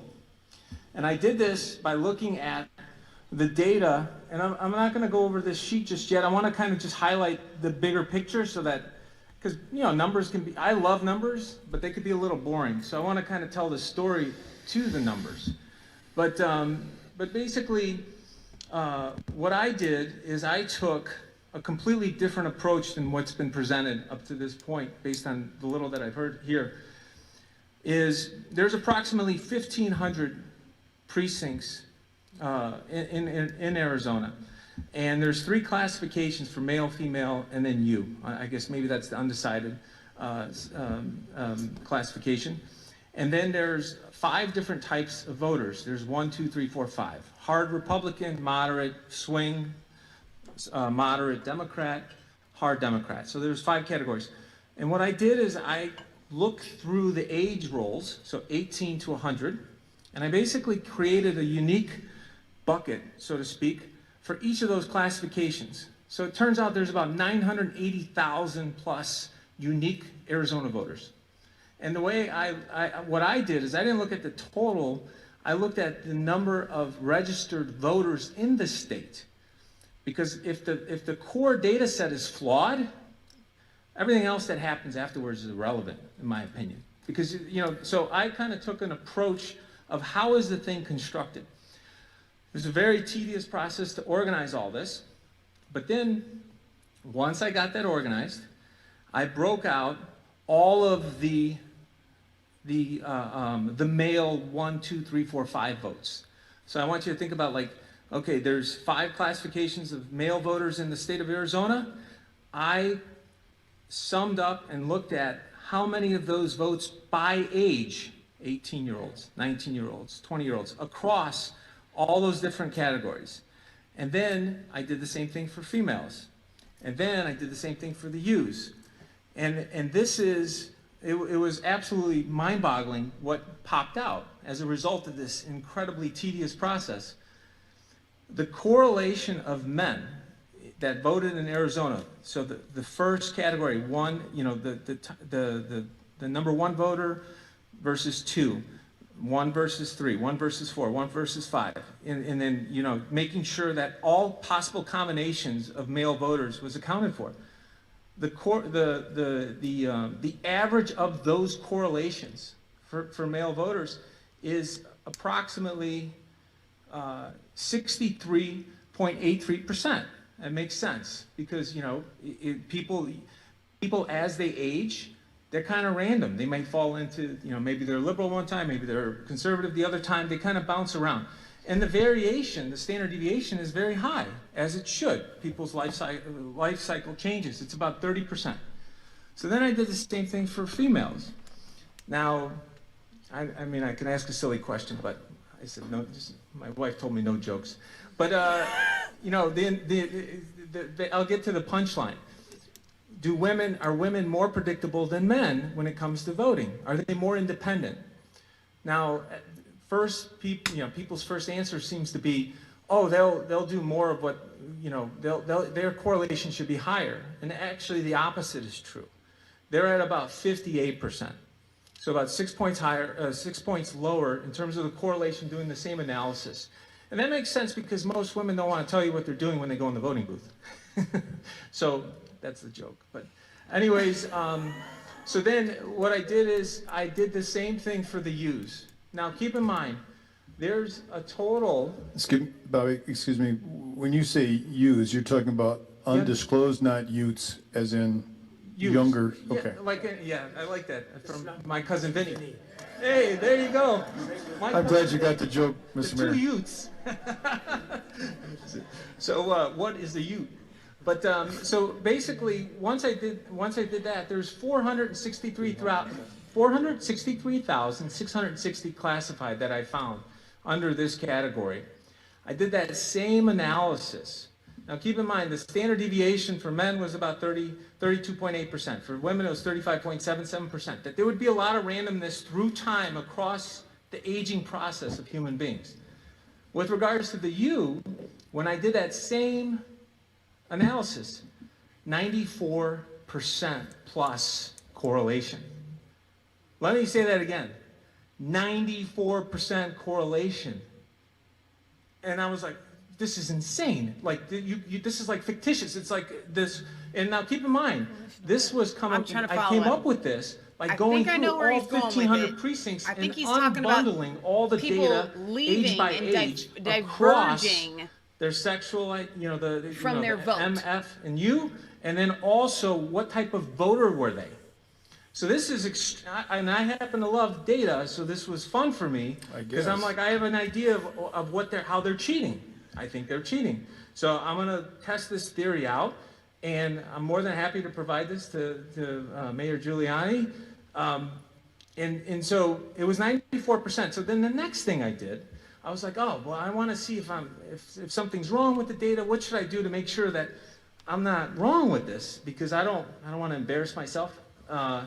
So what I did is I took the buckets and I computed what does the distribution look like per age. So like, okay, how many, when I look at, hold on a second here. When I look at the buckets, how many U's are there in the first type of voter, second, third, fourth, fifth? And what I found is there's about 14,000 across time, 14,225 and on the type 1 Republicans. There's 122,203 type 2s, but what's fascinating is it's almost symmetrical on the type 4s. So 120,000, and I'm like, I asked my son, I'm like, hey, what do you think in terms of the user? If you're conservative, are you more likely to go unclassified, or just throw that in, or fill it out based on your sex? He's like, you fill it out based on your sex. So it's like, so then I looked at that data, and I found that it's a bell-shaped curve. So if you looked at the ages and you went from 100 down to 18, the curve of the data is a nice bell shape. In the middle is 186,202 swing voters. The wings are 122,000 type 2, 120,000 type 4, and 14,000 type 1, and 20,000 type 5. But here's the kicker. when I'm like, so okay, excited let's about this. unpack each year. So the 18-year-olds, the 19-year-olds. When he's saying what's use, I think he that means look youths. like No, when I he's do that? saying that And I those who ran did a not max give a function. gender. So it's like Okay. obviously 0 is I get min. it. Okay. And then what's the maximum number of U votes in any given precinct in Arizona? So fair enough. I trade in the markets. I like to see what's the min max, what's the range. I run that number, and then I ran the correlation of the maxes versus the hold on a second, versus what the average number of votes per age group took place, and I ran that correlation. And would you believe it? It's over 97%. So it's like, holy cow, I think I reverse engineered the algorithm that they're using to do these damn votes. But unless you're willing to create 980,000 buckets, you know, you're going to have a hard time seeing it. Because everybody's used to doing the data, you know, bundle it up. Only look at the type 1, look at the type 2, you know. And in this algorithm, I mean, basically what the data is showing, and I think, frankly, this is a call out to our President Trump. Please, please, please do this for the entire country. I think we deserve an audit of every county in America after seeing this. And so basically, when I love this so now man. I'd like to go, before I He's so even cute. started this minutia project, that's what I call it, the minutia project. This took me over 25 hours to do.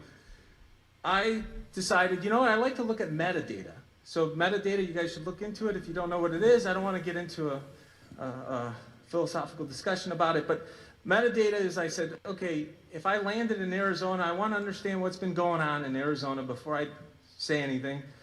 And I pulled back, on your website, you have 22 years of election results, going back to 1998. So this is what's up here.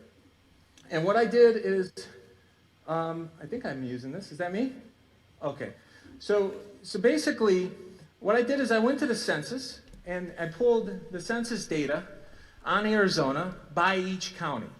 So I looked at 2000, I looked at 2010, I looked at the estimate for 2019, and then you can see I calculated what the annualized growth rate of each county was, and then what the growth rate was from 2000 to 2010, which is column B. Then I looked at column C, which is, you know, what was it from 2010 to 2019, and I extrapolated the data for one more year because we don't have the 2020 results. So I kind of went through this whole process, and I did that before the minutia, and I wanted to see, like, okay, well, what does the census say with regards to how many people are of voting age? So if I scroll down, you can see over here, you know, right now, for example, 27% of Apache is under the age of 18. This is, once again, I didn't use any of my own data. I used government data. So if there's a problem, take it up with the government. So basically, I computed what is the number of voters per year. Now, keep in mind, since the census doesn't come out every year, I had to fill in based on the annualized growth rate between each census and kind of adjust it accordingly, because I don't want to just spitball it. I want it to be tied to the math and make sure that each year filled out. So then from there, I went in and physically typed in all of the reported eligible voters each year. Because I got to tell you, Arizona does not make it easy to standardize, you know, to pull down the data in each county. Anyways, I had to go physically do this, which is time consuming, but I thought it was extremely important for what I was asked to do. So I did that, and then I did the reported ballots cast, and then I did that each year for each of the 2-year cycles. Right Side would give us. And then I typed in the number of precincts that were reported, and then as I kind of do that, you know, I came up with reported eligible voters as a percentage of total population. Once I did that, registered eligible voters as a percentage of voting age population. So here's where it gets interesting. Okay. So I kind of did that, and I'm like, okay. The problem is that in order to figure this stuff out, we need these guys. I think voting fraud has been happening in this state and possibly nationwide much longer than the past 4 years. Because they I'm looking at the data. It was going to take these guys. And it looks as though it's going back to at least 2008. What are you guys going to do about it? Okay. It's above my pay grade. So if we have any more of that, we'll ask to have you removed from the room. I've asked several times. Please hold your comments. We've been okay with some applause, but the purpose of this hearing is to gather information. Let me be really clear about that. They need it to be professional, guys. This is Mr. the whole Benton, world if is you can, watching. I need to have you wrap this up within the next couple of minutes, okay? I will. I'll wrap it up right now. Can I grab one of these waters, though? Is that Big right? Is that? Yeah, help Thanks. yourself. So basically, what I did is I looked at the 2000 presidential election, 2004, 2008, and I looked at all the eligible voters, and that's in column S here, and I said, okay, how many eligible voters showed up to vote in those 3 presidential cycles? Then I tied it to 2008, 12, 16 as a pivot, and I said, wow, it went from 79% in Apache to 86.93%. But then the change from the average of 2008, 12, 16 presidential cycle went from 87% to 99% of all eligible voters in Apache voted in 2020 is what the data is. You know, that's how many registered voters there are. It's like, what? 99%? So since I'm in a little bit of a rush, I went through and did that for each of the counties and showed what the results look like in each respective presidential year, the three years, and then the off years to compare those two numbers. And the correlation, once again, the difference between those 2 years, if it's a presidential cycle versus a regular cycle, there's about an 88% correlation. That should give you some idea of how meaningful that 94% was. And so I went through and did that, and then I did the same thing with the ballots cast as a percentage of total population, ballots cast as a percentage of Arizona population, and a couple of things I want to highlight since I'm running out of time. The population of Arizona has gone up by about 1% per year in the past decade. The number of people voting per year has gone up by about 7% per year. Now that may not seem like a big deal, but if you had $100,000 and you invested it at 1% after a decade, you would have $111,000. Not bad. But if you had $100,000 and you invested it at 7% for a decade, you'd have $195,000. So it's like, wait a second, how is it that you have 95,000 versus 11,000? So when you look at the differential growth rates, that's how meaningful it is, that this has been occurring going back a decade, that it's almost like a little creep. They were, somebody was maybe cheating a little bit somewhere, and then they needed to cheat a little bit more, and then they needed to cheat a little bit more. And the reason why I say this is, being in the financial markets my whole career, Sarbanes-Oxley, remember that? Everybody remember WorldCom and Enron? They had to sign. The CFO and the CEO have to sign the financials, the 10K and 10Q, which is in force since the 33 and 1934 Securities Act. Guess who was exempted from that act? Counties and states. Maybe they should be not exempted anymore. If you're going to sign something when billions of dollars are on the line, we should believe in the data. We have the CEOs get clawed back. We get the CFOs jail time. So if you cheat, there should be repercussions. And the laws are on the books for this. All we have to do is, here, I'll give you an example. If you're a CEO of a company and it's worth $20 billion and there's a fraud internally and somebody steals $1 billion, if you don't prosecute them and you don't uncover it and investigate it, you're violating your fiduciary responsibility, you're going to get fired, you're going to get sued, and the investors are going to take you through the ringer. But for some reason in politics, that doesn't happen, which is mind-boggling, because this country's worth $100 trillion.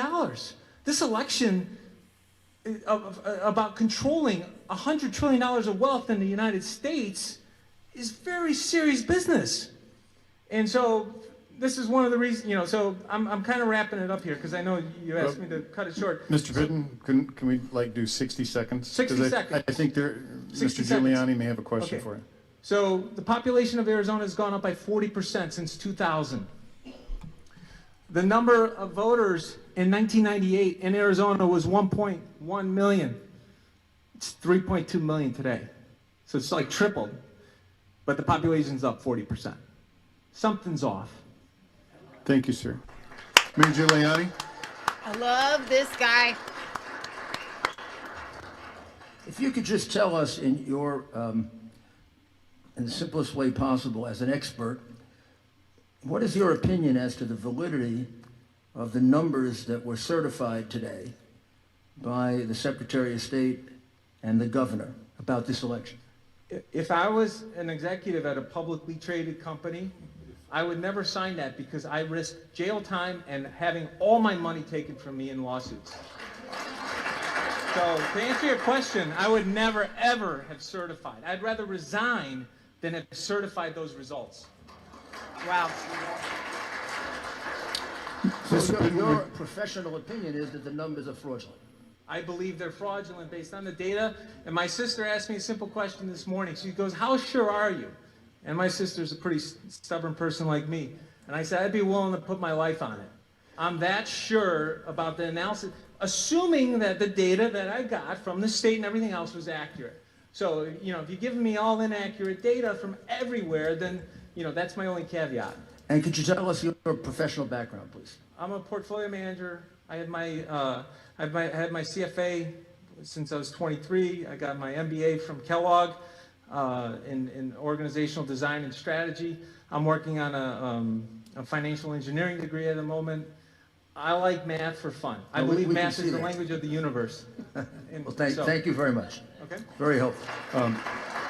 Somebody asking the correlation thing for who are the 94% people? Mr. Pitten, would you be willing to furnish that file? I mean, I get the math. Oh, absolutely. You've given me a headache though, but would you be willing to furnish that to this committee and Jump Drive or whatever? But I just want to make sure that it's not protected by copyright or anything like that. And if at the same time, I believe Mr. Giuliani would probably like to have that. Drive right here, you can have it. Well, we'd rather copy it, but thank you very much. All right, very good. Thank you very much, sir. He's so cute. Nervous. I'd be nervous as all Thank you very much. Next up, we have Nobody understood Marissa what he was Hamilton talking about, but I'm so Elizabeth glad we Harris. heard from him.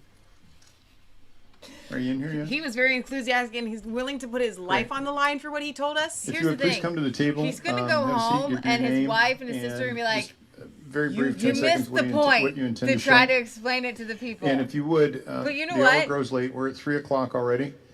So if you can keep it to no more than 10 minutes, we'd appreciate it. Absolutely, 7 Thank minutes. you.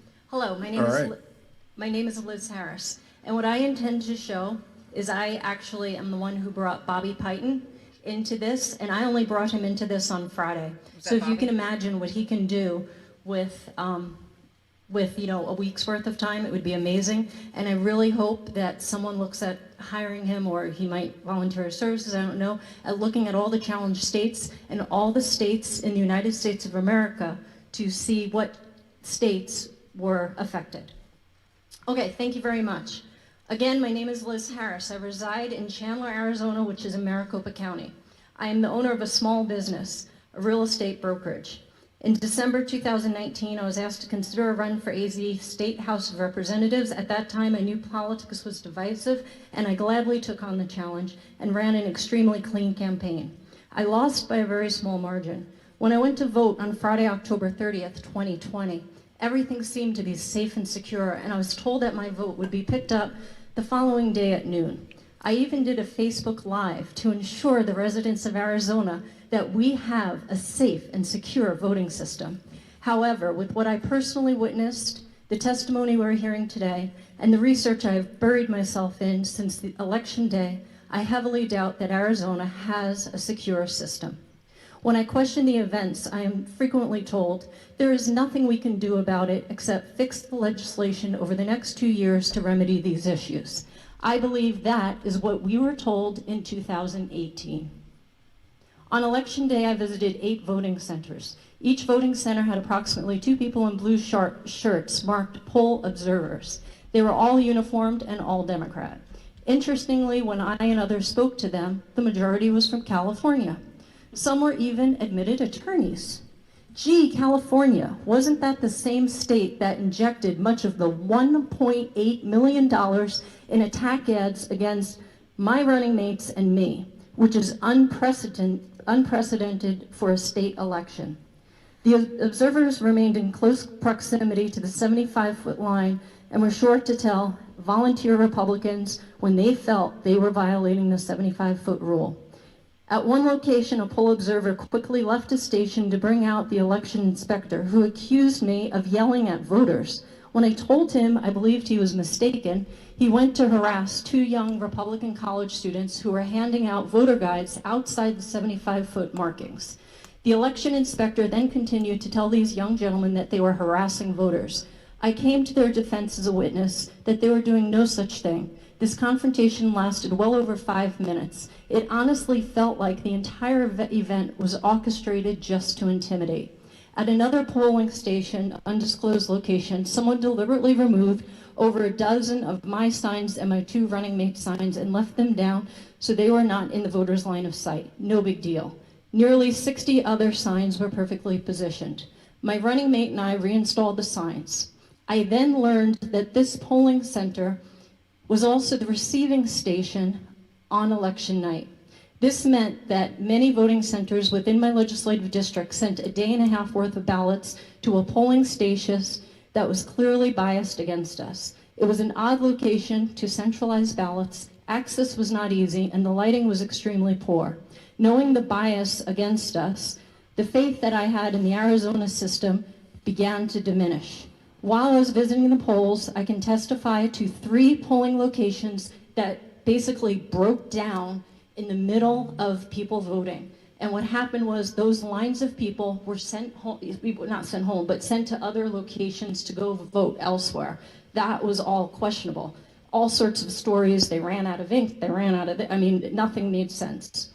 Learning that we did indeed use Dominion software in Arizona, and that Eric Coomer sold it in October of 2019 and was involved in the training process, I further lost confidence in the integrity of our election.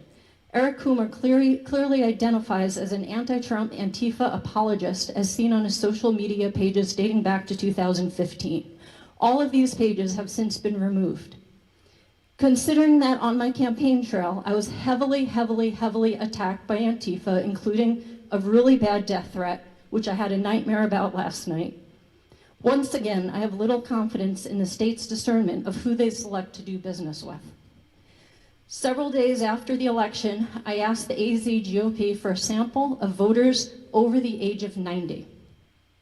Using a nationally known background checker, I found a third deceased, a third where I could not find a record of the person existing or a social security number tied to the person, and then a third who are alive and well. This led me to ask for a larger sample size. I got a really large sample size of 30,600. Fellow concerned citizens performed these checks with me and found not only deceased voters at a rate of 0.1%. Now realize that number is going to go down, and I don't think deceased voters is our issue in Arizona, but we did 3 audits, and actually on some we did a quadruple audit. And what we did is we made sure before we classified a person as dead, we looked for the obituary. We did everything except visit the tombstone. This was thorough. But more importantly than the dead voters was the voter whose identity we could not verify or find a record of. And that consistently ran at 10%. Now, if you take that 10% and you look at 3.3 million voters, that is right in line with what Bobby Piton just presented to you. Multiple cases of voters who voted twice. Again, that number is not that large. 22,903 ballots that have receipt dates prior to the ballots being sent out. Now, I just want to say, very often we hear, oh, those are the military ballots. But then we have an additional 4,854 ballots that were received 10/7 and 10/8. Now we all know the ballots mailed on 10/7. My household received 1 on 10/8 and 2 on 10/9. And we have 2,000 votes, which uses an address that is a vacant lot. When we examined that address, it turned out to be an area of Phoenix where homeless tents are erected. However, it was not 2,000 tents. Of course, the homeless have every right to vote, but the numbers are overwhelming. This leads me to question, was the state of Arizona in any way negligent when they assured the Arizona residents that we have a next to perfect mail-in ballot system because we have been at it for over 2 decades? I requested that a friend, Bobby, look at the data to help me decipher exactly where, if any, of the abnormalities were occurring, and he had much to report. That 30,000 was a lot to go through. You can imagine what it would be to go through 3.3 million. With Bobby's report, he has now identified for me 450,000, and our auditing team is more than happy to start going through those 450,000 voter registrations and people who voted to decipher which of these ballots is fraudulent. For us to certify this election at 11 a.m. this morning and allow our electors to pass the Arizona vote to Biden based on all the information presented here today is an absolute travesty without a solid investigation. Thank you very much. They rushed to do it, but it had to get done before this hearing. Ms. Harris, I've got one question for you, and we're going to move on to the next witness. You have got a workforce that is committed to doing this. What is your estimation on how long it would take to work through a sample of, shall we say, 30% of your highest number? It's got to get done before December 14th. I'm very aware of that, but... So to verify that a voter doesn't exist, you actually have to go to the residence and basically, in my opinion, get a recording from the person who resides there stating that they are not alive or that that person has never lived there. You need proof that there's a murder, you need a murder weapon, and you need a witness to the murder. So we can do this in 7 days. Wow. That's the answer I was looking for. Thank you very much, ma'am. Thank you. And God bless America. would you please see to it that Mayor Giuliani has your information? Thank you. Ladies and gentlemen, next up we have Jan Bryant. What? I'd be so shaky. Oh, I know. So she's been, All right. out of Jan, would you please come to 30,000 the people, table she's and, finding have a people seat, that give your do not name and exist. move forward. That voted. And just so we They can are keep going this to going, people's we also houses, have knocking on the Greg door. Do they live here? You know no, who should be your doing name this is here? Wod- The government should Wodniski be doing this. on deck. These people are doing this by volunteer. They aren't getting paid for this. Right. And so he's saying, can you do it Thank like you, Jen. If you out of don't that mind, could you give your name 450,000 and people, briefly could you do 30% why of you're that? here? And how long would it and take you've got to about knock 5 on the door minutes and say, to do you live explain. here? She Okay. said 7 days. My I'll full knock name on the is door. Do Denise you live Bryant, here? I'm going to but I go by Arizona. Jan, it's easier. Thank you. I am a retired Maricopa resident for 6 years since I retired. Do you know how many Before I volunteers they could retired, get I after was a today? Senior manager at a They could get the whole fairly major 300. utility. Well, they running a lot got of big volunteers to get the fake multi-million-dollar votes through technology projects. from out of state. So Right? I have some experience. I have an MBA, so I'm not just an old retired lady. I just wanted to give you a little bit of background. And I was this was my first election I ever volunteered for. So I'm a huge volunteer for a lot of things, but this is the first time here in any election. And some things happened. I worked at a couple of polling centers, but mostly I was at the Maricopa County Ballot Tabulation Center. And that's the stories that I want to share today that I found some issues with. Come on, girl. And I'll tell you the biggest thing. I have no idea how this happened, but on November 10th, we were on a night shift. It was about 9:30, and I actually was watching the people doing the duplication ballots, and so they were hand entering military and overseas ballots. That happened behind a wall, so if there are any camera people shooting through the glass window, you could not see those people who were hand entering ballots. So all of that work went on behind a wall. So you walk around behind the wall. We were allowed to go back there and watch, and I did. But it just would be random if you happened to go by and something weird happened. This first incident that I had, they had a duplicate ballot, and these are printed off at a company called Runback, I believe, and then they bring them over and they're hand entered, and they call it the duplication process. Anyway, that ballot numbers were identical. The system does not allow for a duplicate ballot entry, so it kicked it out. I didn't really think any issue of it. I thought it was weird. There was two copies of the identical ballot in this stack of ballots that one Republican and one Democrat employee were entering. But I didn't record that. But then later that evening, and I said that was about 9:30, I did record this one. There was a ballot with a red vote for president, a red pen, and these are copies. There should be no red ink on any of these ballots. And so the two ladies that were entering the ballots stopped and said, "This is weird. We have there's no red marks." It was the only mark for president. It happened to be for Biden, but it didn't matter. It was an anomaly. And so why was that red ink on that ballot? I don't know. I never did find out. So that was weird. They called Scott Jarrett over, and he actually said, apparently there's a committee that reviews any ballots that can't be determined in the room at the time. So Scott said, put it aside. Well, and he walked away, and I stood there for another minute, and luckily, because the next two ballots were duplicate copies, but not red ink, just black, same mark, same vote, and the same ballot number. And so we called, I don't know why. So we called Scott back, and he took all those ballots and put them in a manila folder, so I couldn't get a ballot number or any other information, and set it aside and said, this will go to the committee tomorrow. And I did bring that up with the person that I was reporting to and said, we need to find out what happened to these ballots, because this is something really unusual. So that was a very specific incident. I want to say there were a lot of small incidents, but nothing that I could say this really made me very nervous to see that happen. And then back to my opening, where I wanted to tell you that I do have a pretty strong project management technology background.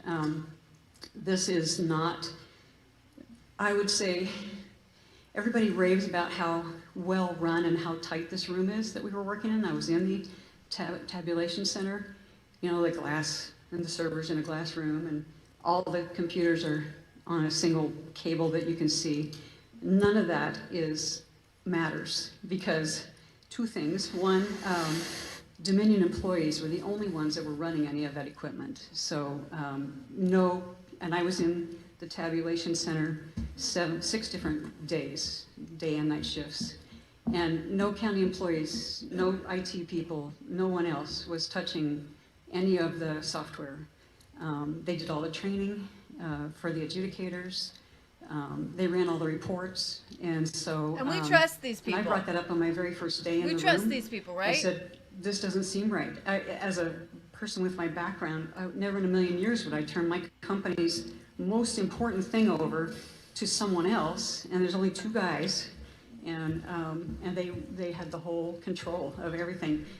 I also participated in the random ballot selection for hand audit, picking the ballots, determining which bin we were going to select. And even that, Dominion ran the reports for. So no one, they knew exactly what was in the hand audit boxes. That made me nervous also. And they also knew when we pulled the last box, which was probably 8 days before they quit counting ballots. So I don't know. That's all I can tell you is what I observed. I can't tell you that there was anything wrong. I just can tell you what I observed. And as a senior manager over big projects, never in a million years would I have allowed some of the stuff that I saw going on there.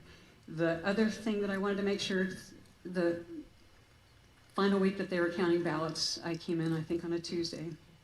When I had left the Friday before, I did not notice there was a laptop in the room behind the wall that John, one of the Dominion employees, was working on. And when I came in on that Tuesday and walked around where they were doing the hand entry of ballots, I also noticed that laptop sitting there, and John was working on it. And it's not a secure room. If you're bringing a laptop in and out of a room, who knows what happened there. And every one of the 50 potentially desktops that were in there had a row of USB ports on the side of it. So I get very angry when I hear some of our leaders here saying, oh, it's secure, nothing can get in or out. That's not true. So I will tell you that is probably the biggest issue that I have. These Dominion guys framed his whole puppy. There were 3 rows of adjudicators, so, and you may have heard this before or seen it, 1 Republican, 1 Democrat, sitting at they call them boards, but it's a monitor, and adjudicating any issue ballots that kick out that can't be tabulated automatically. And who interviews the Dominion reps? No one. Who does a background check on them? The first few days I was in there, we were allowed to walk between the rows, so we could get fairly, they were very close together. So with COVID and everything else, it was awkward anyway, but we could walk between them, and we were all wearing masks, by the way. But anyway, when I came back in I can't tell you the day, but they were placing stickers on the floor to keep us away, so we could only see the back row of monitors and get close enough to see anything that was happening. So I would say that the reason they gave was that one of the observers had gotten too close and was actually like touching people. I do not know, I wasn't there, that's the reason I was told. But then we were not allowed the rest of the time anywhere near the rest of the monitors. So we could see the back. I don't know how many were on the back row, but we could see all those pretty clearly. But other than that, I couldn't tell you what was happening on the adjudication. Let's see. There was one more thing that wasn't on my list. They reset the tabulation machines 3 times to 0. I beg your pardon, I didn't hear you. Reset the tabulation machines 3 times to 0. At what point? Throughout, because they did not know, and this is literally what Dominion and Renee, who works for the county, told me. They didn't know what would happen after so many batches had gone through those new high-speed tabulation machines. So apparently they can take a card out and start over at 0. Now, as observers, we were recording the counts on each of those machines at the end of each shift. And then when it started over at 0, we recorded that. So it's recorded, it wasn't hidden. But I just want to say, again, how poor of a project is this that you didn't test for how much data was going to come through, that they had no idea. So they were afraid that the machines would crash, or I don't know what they thought. They didn't know what would happen, so they zeroed them out again to start counting over. So, and I just want to say, I am retired. I'm here because, I don't want to cry, but I love my country, and I never thought in a million years I would have to be here talking about stuff like this. So. Yes, ma'am.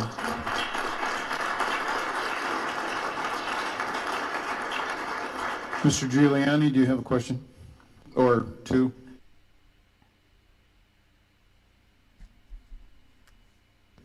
Mr. Chairman, this is part of the damage that's been done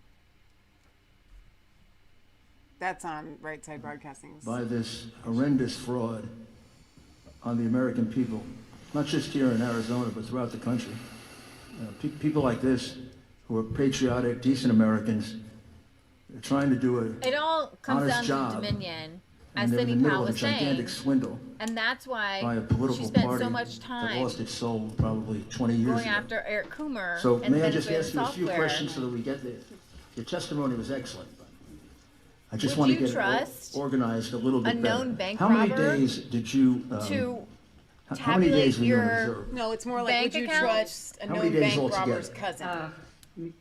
I was in the tabulation about- center 6 Yeah, days. or Dominion is a subsidiary. So you were solely the Venezuelan tabulation center, not the polling place. I was at a polling place for half shifts. I was thinking about Eric Coomer. But I didn't bring up any. But your testimony is about the calculation center. Yes, the tabulation center. And you say here on November 3rd, 2020, you observed at the Maricopa County BTC for the first time that it seemed strange that the tabulation and adjudication hardware and software were only run by Dominion employees.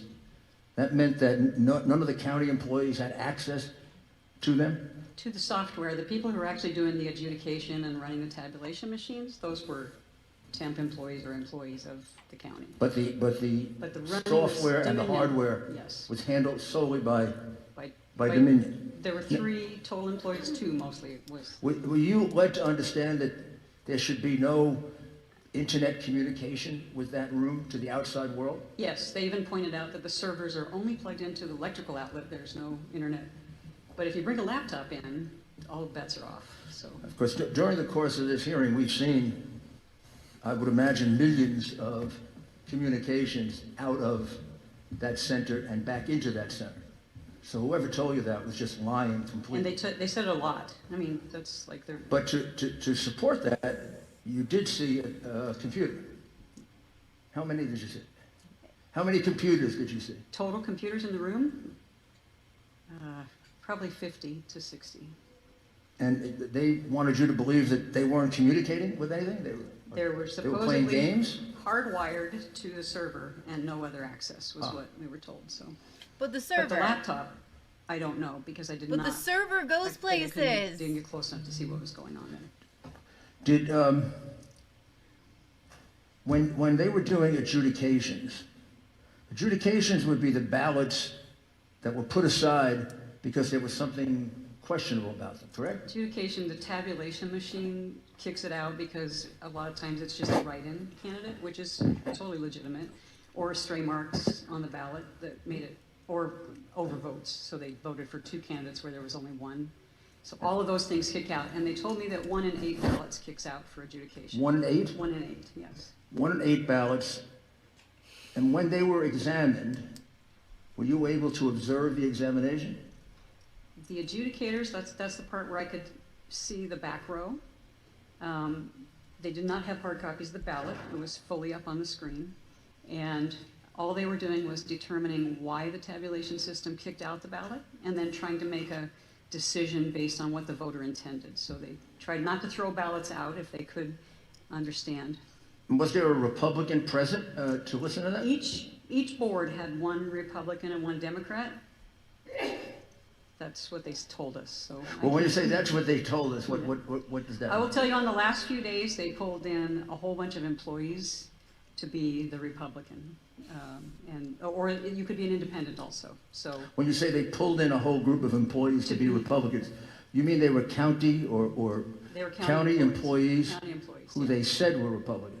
Or independent. I'm sorry, I misspoke. Or independents. You had to have 2 parties, and it could be 2 of the 3. So either independent/libertarian, or Republican, or Democrat. So 2 of the 3. And why are you in doubt that they were actually Republicans? Because I was in the room a lot, and everyone in there, not everyone, but I will tell you that a high percentage of the employees in that room were Democrat. And I will tell you that I walked out with one of the adjudicators, a temp employee.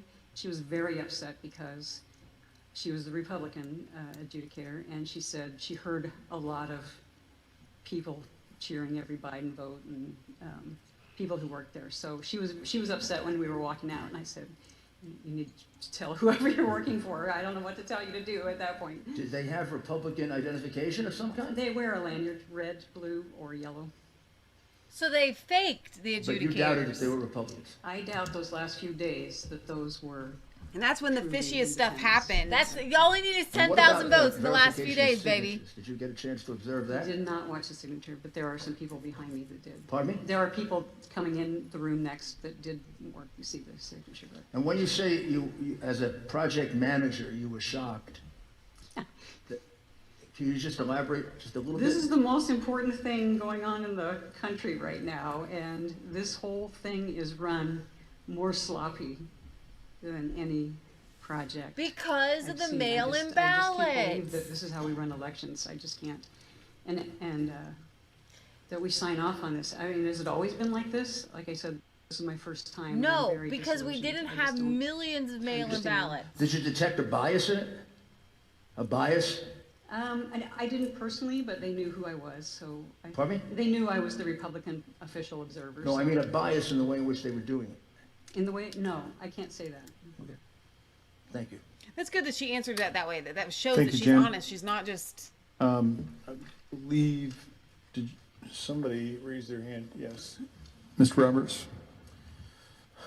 Thank you, Mr. Chairman. Ma'am, you spoke earlier about, you said that the tabulation machines were set 3 times over a period, if that was one evening or over the period, over the whole period.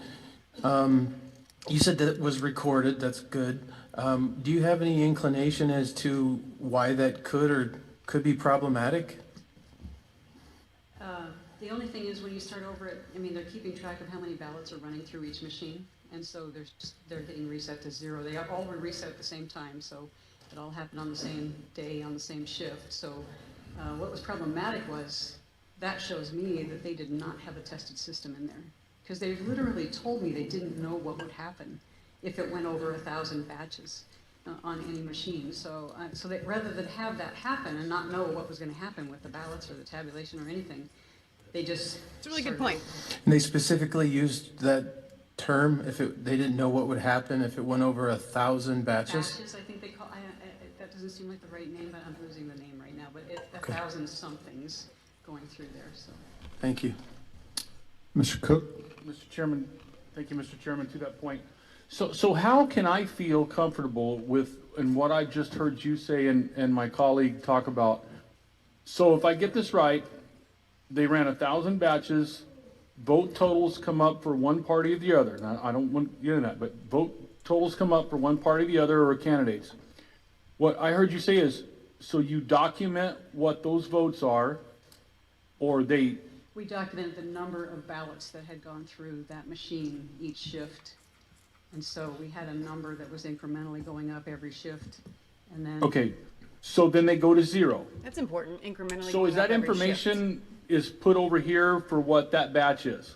I don't know what happened to the original. So so what I'm trying to get to is, how can I feel comfortable that, are there 10 batches? Are there 9 batches?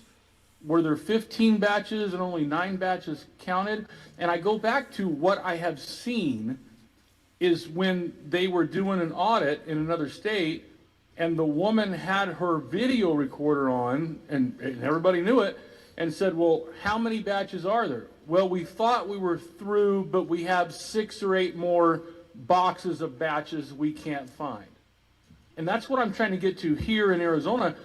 How do we know that that wasn't the case there? Can you give me some assurance? Because I would really like to have some. I can't, and I don't know who could, but I will tell you what you just said triggered another thought. The Wednesday before the Friday that we quit voting, so 10 days before they quit tabulating, they thought they were done. And then more truckloads of ballots would come in, and I'm like, how can you not know how many ballots are still out there? Mr. Chairman, I'm sorry. Would you repeat that? Yeah. They thought they were done, and then there was what?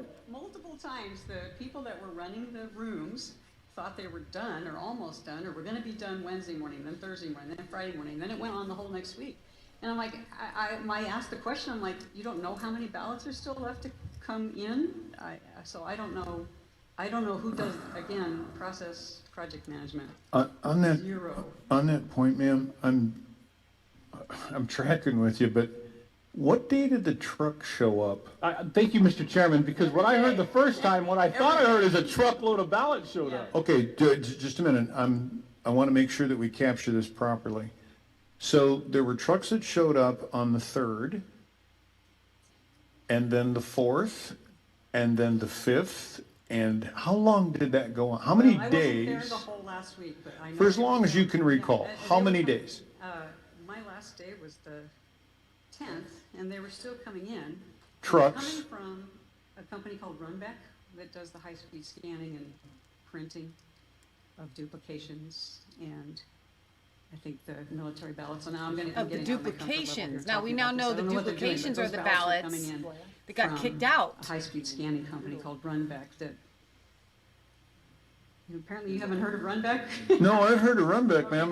What I'm trying to figure out is whether they printed them or they scanned them, and if they scanned them off-site, to what purpose? I can't tell you. Because wasn't that your job to scan them? Well, I mean, not your job, but... Yeah. No, all the high-speed scanning happens at Runback. So those ballots go to Runback. As far as I know, there were no observers there. I don't know. I never got called to work at Runback. That's all I can tell you. Okay, with all due respect, Mr. Cook, now we've opened up a whole new can of worms. Yeah, and again, so I don't know enough about it to be the witness. No, that's fine. Your observation is useful here. So what you're telling me, I'm going to play this back to you a second. The scanning wasn't actually done on site at a Maricopa County structure. It was done someplace else. Where they have very high-speed scanners, yeah. Well, right now, I really don't care what the speed is. I want to know, were they Dominion scanners?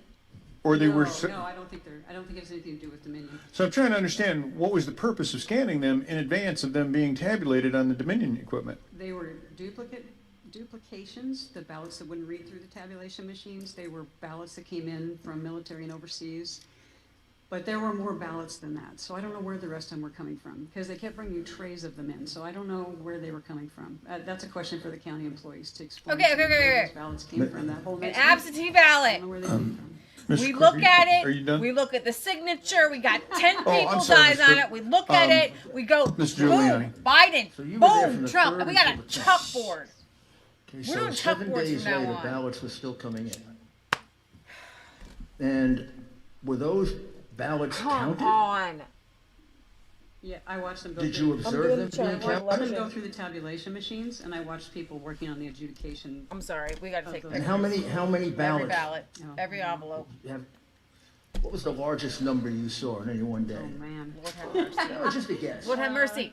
How many cartons? Okay, there was, I wasn't there, like, there was usually 2 or 3 shifts, so I want to say one day they thought 90,000 was a good number. So for a one day shift. was. For a shift, and if they were running multiple shifts. And which day was that? One of the Oh, I middle don't- days, one of the end days? It was in the middle, probably. Somewhere in the middle between the 3rd and the 10th? Yeah.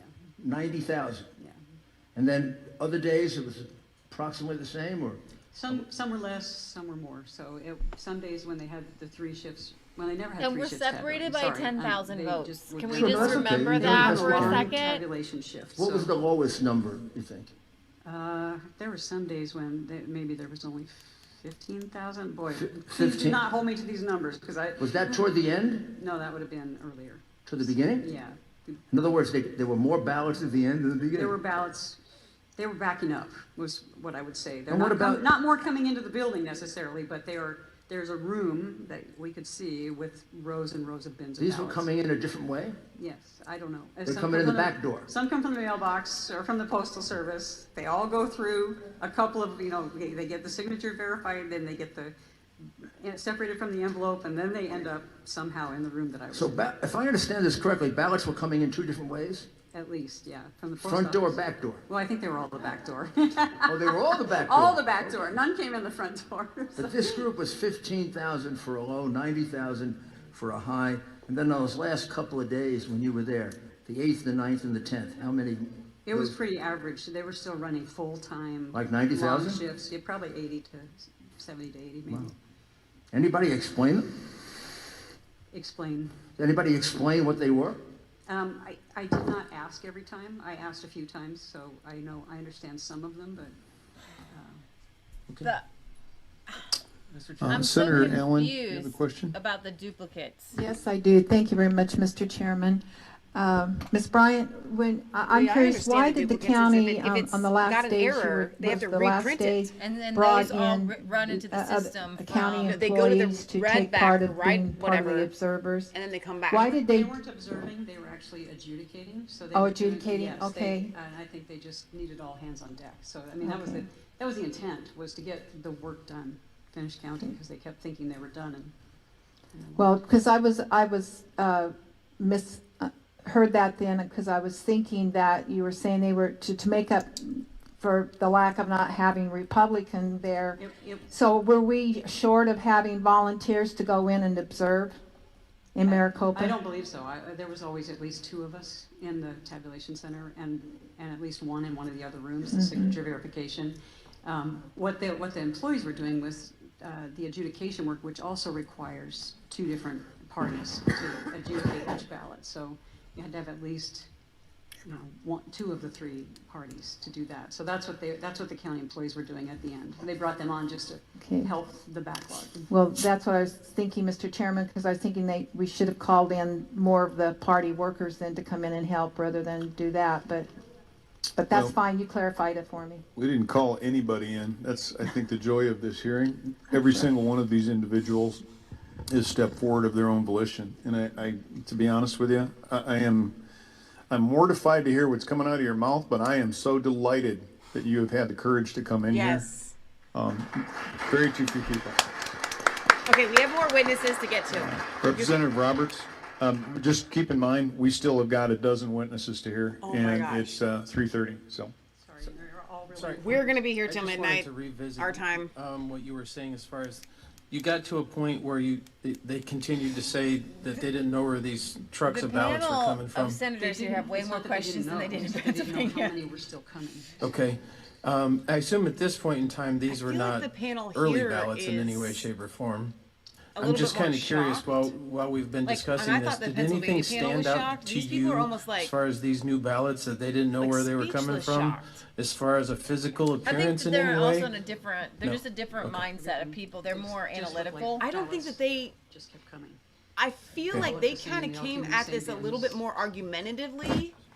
Like, I don't really think there's a lot here in our state, but I'm Republican and I want it to be so, but I just Senator don't Borelli. think it's. Thank you, Mr. You know what I'm Chairman. saying? Ma'am, just one real quick Like, I get question. I'm that sorry I was feeling. out. I don't know if They're it was just so addressed yet. analytical. Everybody's But got a during the question. adjudication process where they were You're on the gonna have a lot of duplications, you were saying you were conversations there with people observing. from Was Arizona. there a Republican and a Democrat sitting there literally making the corrections? Yes, so one was running the mouse on the computer, one was running the computer mouse, and the other one was logging anything they changed by hand. So, and then at the end of their shift, I will tell you, this process, of all the things I saw, was probably the cleanest. So at the end of their shift, they got a report of everything they changed on the computer, and they had to go through their hand log, and they had to both agree that everything they did was what they said they were going to do. Okay, great, thank you. Robin says Thank you 1 very in much, 8 ma'am. ballot rejection is a terrible Next we record. have Back when I was an Greg observer in a rural county in Wadniski, 1990, we and never up on got deck near that rate of is rejection, Les even Minkus. with our old clunky electromechanical counter.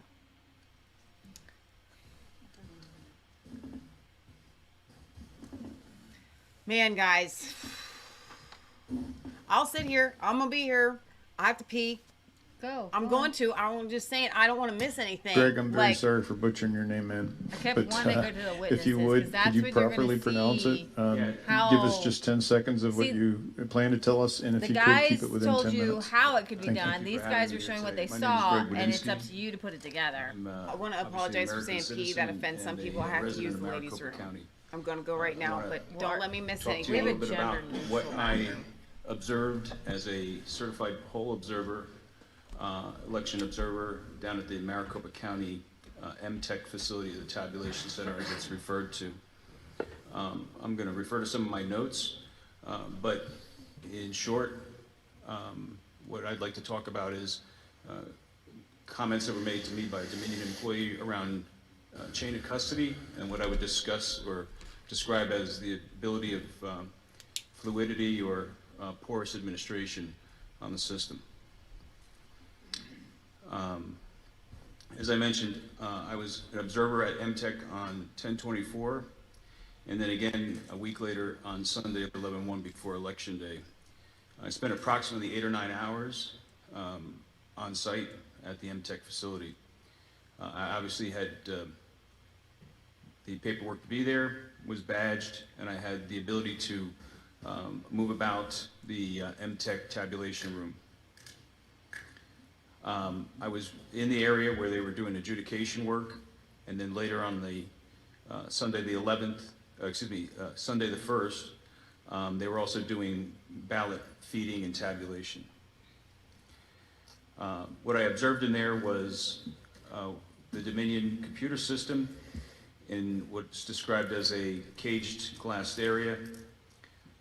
There were several Canon scanners in there, as well as what I'd call 2 rather large bulk ballot processing machines, which are essentially OCR, optical code recognition scanners.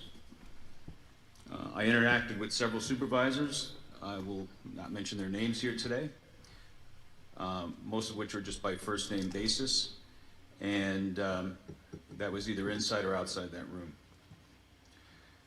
What's most important is I had an opportunity to speak to a gentleman whose name I will not mention here, but all I know is his first name, but he identified himself as a Dominion employee on contract to Maricopa County for the election, and I observed him and another Dominion employee who I would say was in the capacity, as they described to me, as systems administration roles, and they demonstrated competence and knowledge around systems, access to the system, as well as the administration of that system.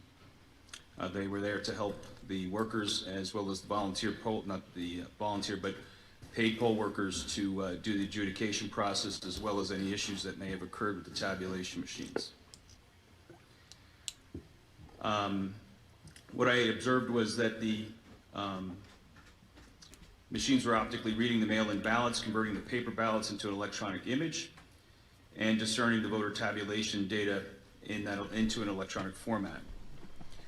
So think of that as an image, like a JPEG, a picture, as well as some sort of tally or calculation. I don't have intimate knowledge of the inside workings of the system. And then I also spent a day on November 5th in the signature room, but I will not discuss any of that today, but for the record. So on Sunday, November 1st, in the adjudication tabulation scanning room, and in witness with other observer, who is here to testify today as well, as my witness, I spoke to this gentleman from Dominion and asked questions on the computer systems contained in the room and contained within that caged area connected to the ballot scanners, the OCR readers. It was my understanding from staff as well as the employees that we were processing mail-in ballots, obviously, and that those tabulations were being fed into the computer system within that room, and there was an assurity that there seemed to be a level of physical as well as network security based on the arrangement of those computer systems.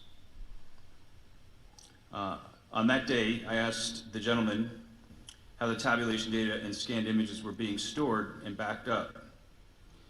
It's common practice in computer system IT administration to do regular disk backups or system backups in the event that some sort of failure occurs to that system.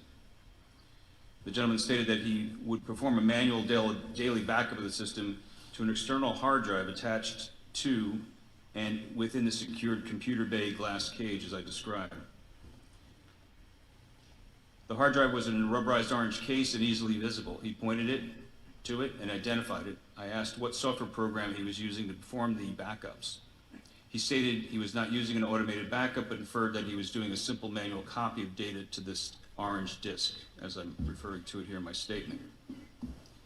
Then he said he took and made a second copy of that backup, of that orange backup, and then he reached over to his cubicle area and demonstrated a new box of hard drives that were contained in there, and he was saying that he was making a second copy of that data onto one of those fresh hard drives. That then led me to ask him a common question, which was, is there a chain of custody, and where does that drive go? He was a little bit vague in his answer, but he said that there was not a chain of custody, and that the copy that he was making daily of the master backup was being taken off-site to another facility, and he was unclear to me how it was, but when I asked him if it was getting serialized or in any way secured, he could not confirm that and basically said there was no chain of custody. I found that alarming. That's really alarming. It's just a free-for-all. These Dominion employees can do whatever they want. Sunday, and you know what? I then again the same if gentleman. If there were plausible explanations for this, we don't have them because Dominion has fallen off the face of the earth. And I was able to walk about the room somewhat, and I came upon their conversation. And that's because I overheard what he was talking about was, it sounded like he was trying to resolve a problem within the system that perhaps was slowing down the way the system was performing, considering that about 12% of the ballots that were being read at that point were going to what's called adjudication. So we're talking about tens of thousands of ballots a day. Tens and thousands of ballots a day going to the adjudication. They were very concerned about getting those ballots processed in a timely fashion. Because in the adjudication, they can give them all for a certain candidate. So what he described to me was that he was only having Dominion to take workers were operating it. some of the scanned data. The adjudication had the that's right. Democrat, but at the end they just had data file, employees, so to speak, on the Dominion system with its storage, and they were cheering for Biden. And break that larger file into small files so that he could then point those smaller files to the adjudication stations, so for more efficient processing. Manually put in by somebody else.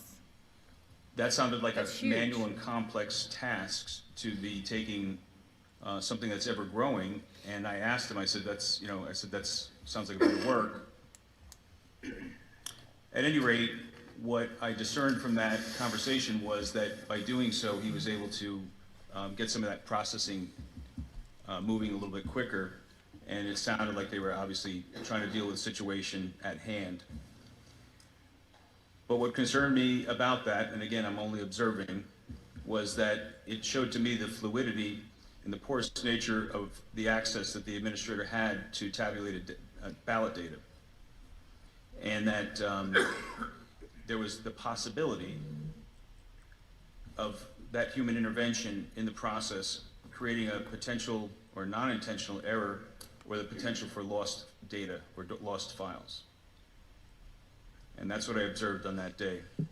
When I left the facility later that day, I obviously reported some of my concerns, and then, of course, I'm here today to let you know what I saw. Thank you very much, sir. Mr. Giuliani, do you have a question? Or two? Sir, so what, can you help us a bit in what does that all lead you to, at least hypothetically? I love that this hearing isn't official because he wouldn't be allowed to really, I think, have these people draw all these hypotheticals. We've been hearing from election officials and others that... Could you get just a little closer? Yeah, we've been hearing from election officials and others about the sanctity and the security of this system. We've been hearing things about networks and data coming and going. And one of the most, I guess, basic premises of any kind of security would be physical security. Mm-hmm. And by having that disk drive copied and then shuffled off the premises, presumably, by this gentleman's statement, without a chain of custody, that's no different than ballots in a box, read or unread, coming and going without any supervision. So this Dominion employee, don't worry, you can trust us. Right. Could have taken him anywhere. Give us and could have done anything with him that he wanted. Passwords. There's the potential for that, or have given it to another individual to courier it to whatever facility they were allegedly storing it at. So he was vague on those details. Perhaps he didn't know, but his job was to make that copy. So why is there a chain of custody? I would imagine there's a chain of custody so that we can prove that the data has not changed and it arrived at its intended destination unhandled and manhandled or any kind of malicious activity performed on it. And this was a Dominion employee who did this? That's correct. And did any of the county officials try to stop him, try to interfere with him? Not to my knowledge. I mean, he openly talked about what he had to do when I asked him the question on the backups. So I would presume if Dominion had answers for this, they would be. A function that he you would be all over this. Like, no. There was some this is what we do. This is where we go. This is where these things go. You'd have monsters of like CEO lawyer. This is shady stuff. Process. Dude, like the tobacco industry has better lawyers. Did he indicate you know what I'm saying? He was taking them with him, either home or somewhere else, to do something with them? Was there a purpose to it? I did not hear him make any mention of that. My concern was where did it go, and he inferred that he thought it might be going to another facility uptown. He thought it might be? Yes. He didn't know where it was going to go? Well, that's his words. I don't know if he actually knew. I can't read his thoughts, but my point is that his answers seemed a little bit vague and perhaps honest, but nonetheless. His name was Bruce? Yes. You don't know his second name? I don't. His second name. How old was he? I would say he was probably in his mid-40s at the oldest, about 200 pounds, 5'8", 5'9". And look for Bruce. Somebody look up Bruce in the system. He said he was bringing them uptown? He said that the copy of the backup drive was being taken off-site, which is not an uncommon practice to have an on-site and an off-site backup copy. But when I asked him how it was getting there, how it was being transported, right, it was being secured, and where it was landing, with some assurity that it got there, he said there was no chain of custody. What's concerning about that is, honestly, where he was taking it, even if it wasn't nefarious, they probably just didn't care. Like, it's just votes. Yes, my dude can put it in his car and take it where it needs to go. It's just votes. Probably was intending like, they don't care. Secured safely in the event that it was needed for some They're sort not of going to handle it like it's a briefcase of How money. often did this occur? One time? He told me that he was doing this daily.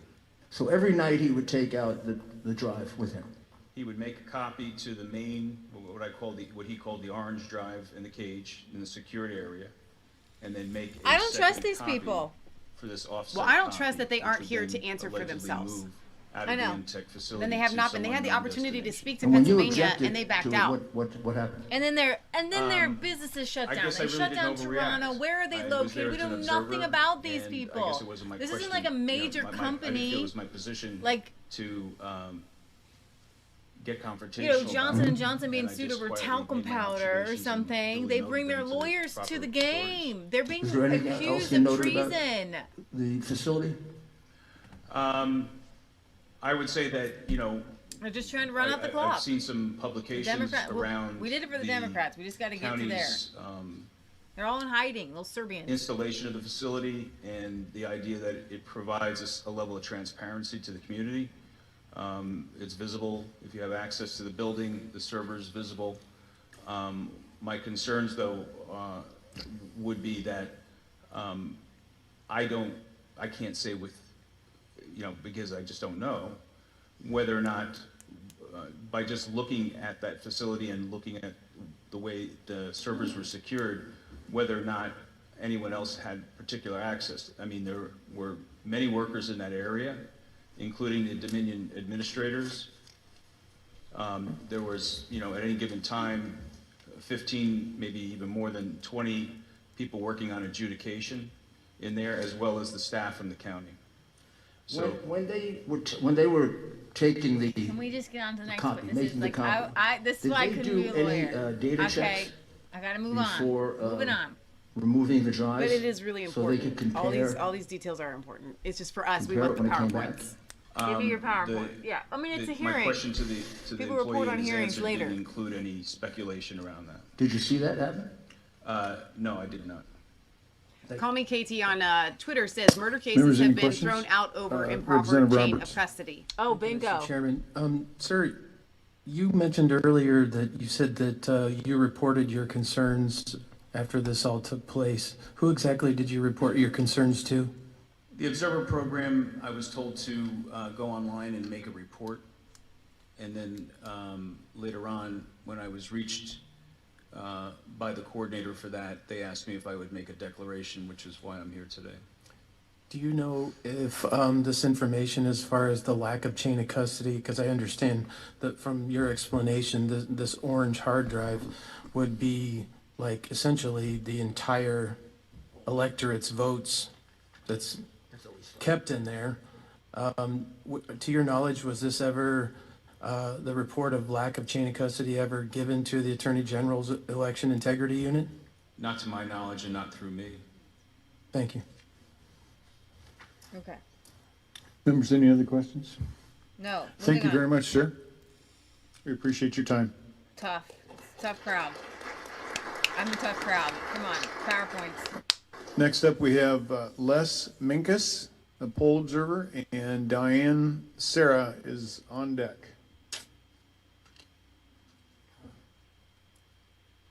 Oh, look at this. He just trying to do what's right. Looks like Roger Stone. I thought the same thing. You said it. I was like, here comes Roger Stone. Oh man. Good afternoon, I Mr. hope that Minkus. If you would, could you please that give your lady full in the name? leather pants is like able to breathe, because those Go are right not ahead and your breathable testimony. pants. Don't breathe. But she's holding her own, dude. She's My name holding is her Les own. Minkus, They're and vinyl. as or a something. veteran poll watcher and observer of the 2016, 2018, and 2020 elections, got I'm here to experience. testify to what I encountered in the 2020 election as voting irregularities, inequities, lack of transparency, and contested So voter he results. can make a comparison. I'm also here as a veteran, a military veteran, and wish to on. extend my sincere appreciation to all of our military men and women that serve to keep the United States of America a free constitutional republic, a nation of constitutional laws, checks and balances. And I salute our flag. Oh my God. So people coming To all of forward, our man. It's in their military blood, branches, baby. I say semper fi. Always faithful. I love him so much. My professional bio He's trying to includes show you that 50 he's plus legit. years His in name's corporate Les? life as Vice President of Finance, I know. CFO, Legal Liaison Officer for worldwide companies and joint venture operations, where I traveled to 28 countries over 13 years, responsible for financial operations, mergers and acquisitions, audits that were both general audits and forensic audits, Forget my yawning. banking, tax, and legal relationships with barristers, solicitors, and attorneys internationally. Following is my declaration, as well as a copy of my poll observer authorization form, which I brought with me to show you that I was legally responsible as a poll worker. I love him. That I was required to present to poll inspectors at each of the poll locations where I was assigned to observe. Also, I have a picture of the Barr Elementary School gymnasium that was a polling location where I served on November the 3rd.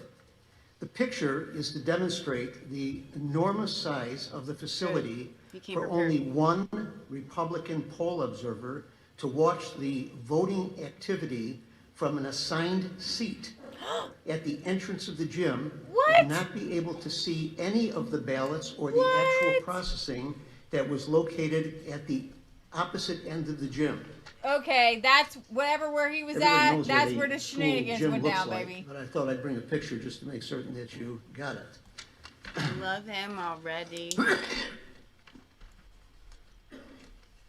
I served as an official legal observer for the 2020 general election at two different locations. On October 27th, October 29th, I was at the United Methodist Church in Sun Lakes, Arizona. On November 3rd, from 5:30 a.m. to 3:30 p.m. at the Barr Elementary School in Phoenix, and then from 4 o'clock to 7:15 at the Sun Lakes Methodist Church in Sun Lakes, Arizona. Hang on. While serving You as an worked for, like, observer, all I day. personally witnessed the following. Observers were not allowed to talk with poll workers or voters, which was part of the manual that the Secretary of State had put out, which was clear. Nor was I able to freely walk around the poll location to observe any of the voting activities, which was contrary to what was in the Secretary of State's manual, indicating that we should be allowed to have access to all areas of the voting to be able to observe them. At the Sun Lakes location, I was seated about 25 feet away from the tabulating machine and the ballot box, the ballot drop box, and I had to ask the poll inspector and had to be accompanied by a poll worker if I wanted to walk around to observe anything anywhere in the polling locations. In the Barr Elementary School, I was seated about 80 feet from the two tabulator machines and the ballot drop box, and I had to ask the poll inspector, who was at the opposite end of the gymnasium, and I only saw her maybe twice during the time I was there, from 5:30 in the morning until 4 o'clock in the afternoon. If I wanted to walk around and I had to be accompanied by a poll worker to observe anything anywhere in the poll location. What's the point of him being It there? appeared to me that almost every ballot, from what I was able to see, that was processed through the tabulator computer resulted in a green light switch being activated, and either the poll worker or the voter had to depress that green light switch for their ballot to process through the tabulator. Okay, so Every I ballot? also we know was about that green light now. On October 16th, I was also an observer that I went to the Maricopa County Election Center. That was the week after the early voting had started. And I asked to observe the ballot opening. I was asked to observe the ballot opening, sorting, and processing in the center. The lady on her phone is getting on my regarding nerves. Do you know how lack many of people want to be in this room transparency, right now? Get off the at phone, this mask facility lady. includes observers were told how the ballot receiving process was supposed to function, but was not shown or allowed to see the mail receiving room operations.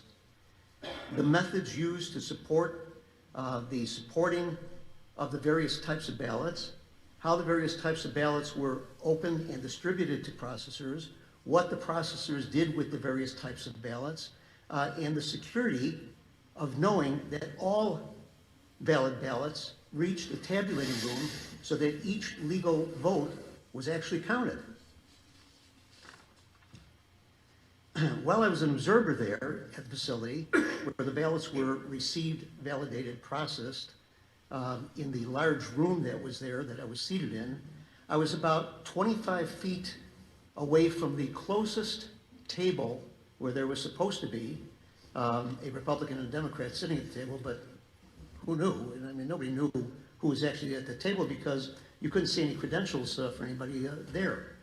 The room was large enough to hold 110 ballot processors, and the closest one that I was near was 25 feet away, so I wasn't able to really see much of anything.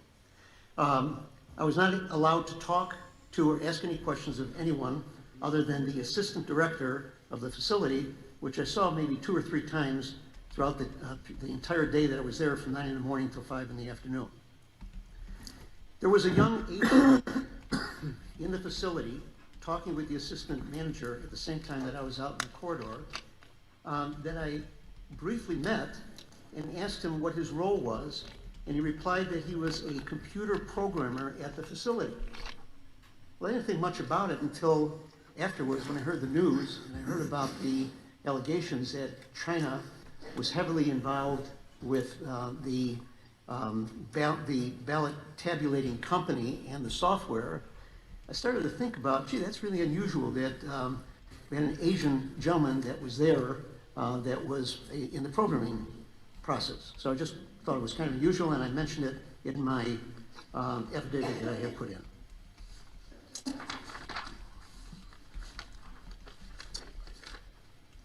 Okay, finally, following the election, I was asked to come to the Arizona GOP office in order to be able to investigate some of the complaints that were coming in from voters. And I spoke with around 35 Republican voters that complained about their ballot issues of processing through the tabulating machine that they personally experienced on election day. Then they signed declarations under penalty of perjury that I actually went out, saw them and talked to them and asked them if they would be willing to sign those affidavits, that they had to push the green button on the tabulation machine since the poll worker told them to do so, but didn't tell them that the machine rejected their ballot and what options they had to correct their ballots by having the ballot spoiled and redoing it again. So they just thought that pushing the green button was required to process their ballot through the tabulation machine. When that was supposed to be A sign extremely of voting rare. irregularity and voter inequity.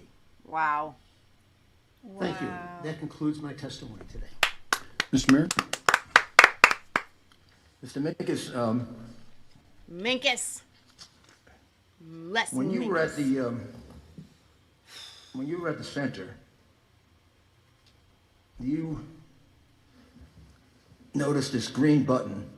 Can you explain to us what the green button is and Green was it on button's every trending machine? on Twitter right now. I guarantee it. It wasn't at the center that I observed the Leah green would button. normally be all over It was Twitter while during I this. was a poll But when you were observer. a poll watcher at the voting poll location. location. At the poll Okay, well, location. explain to me the green Where's button. your phone? The green button is a button that's labeled cast.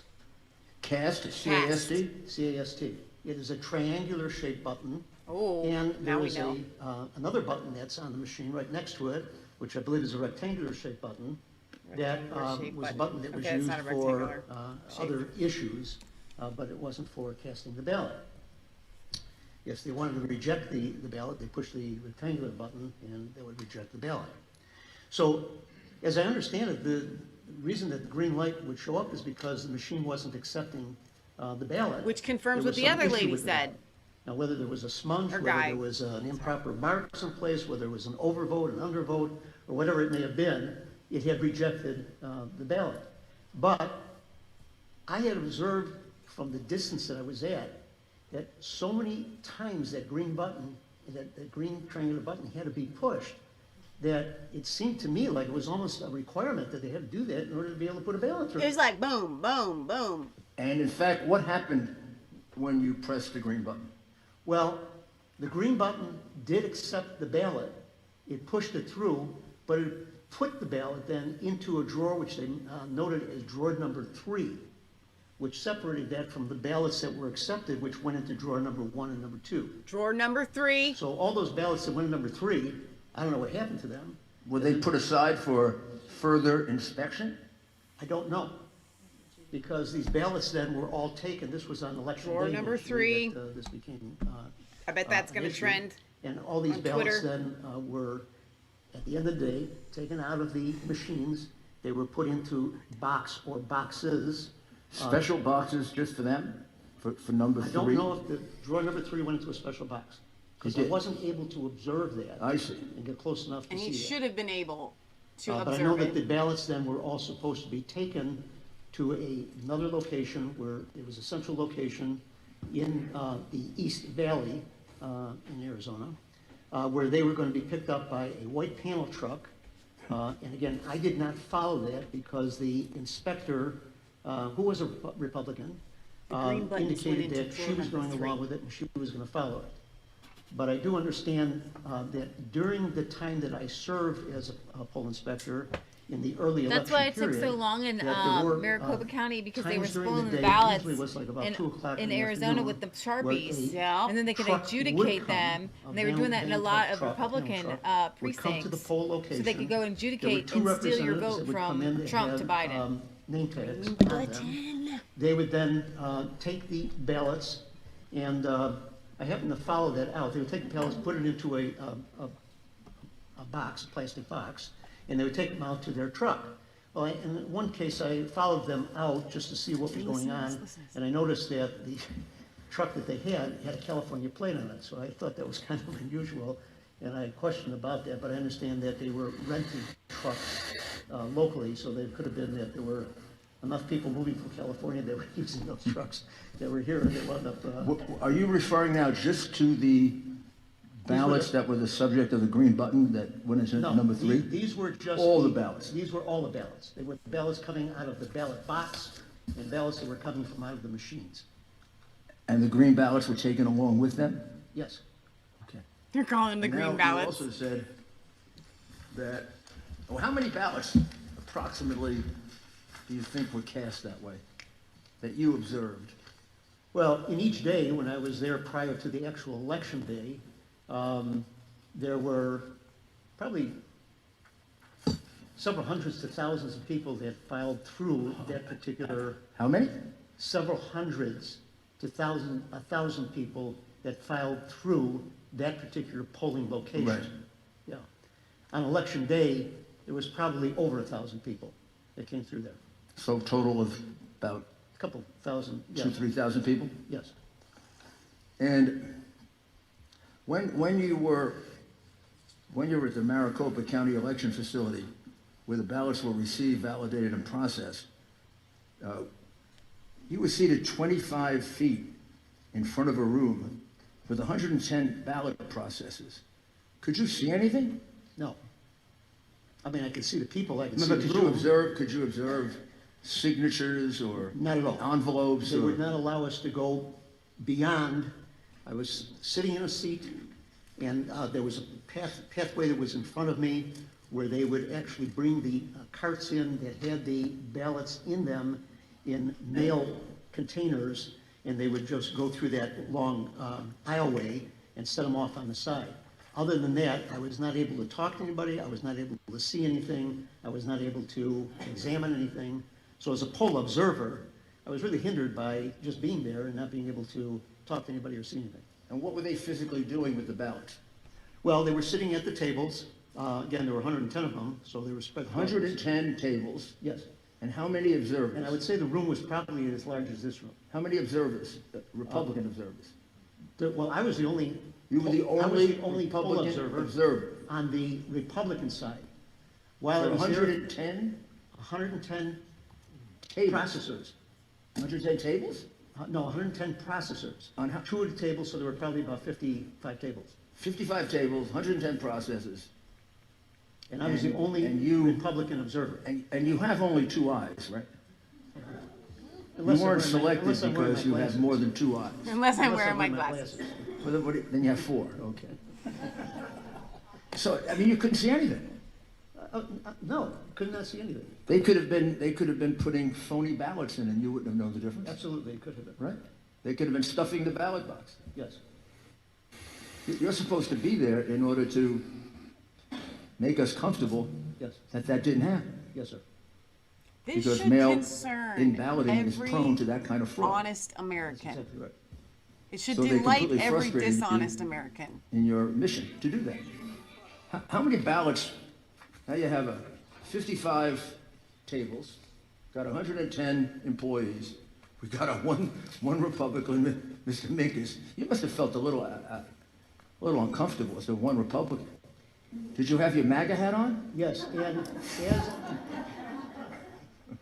as I had asked the assistant manager there a couple questions as she came in and out 2 or 3 times throughout the entire day, I had asked her how many ballots they were actually processing. She said that they had So about enough to catch up? 2.8 million ballots that they were expecting to process during that election period. I think it was a 14-day period.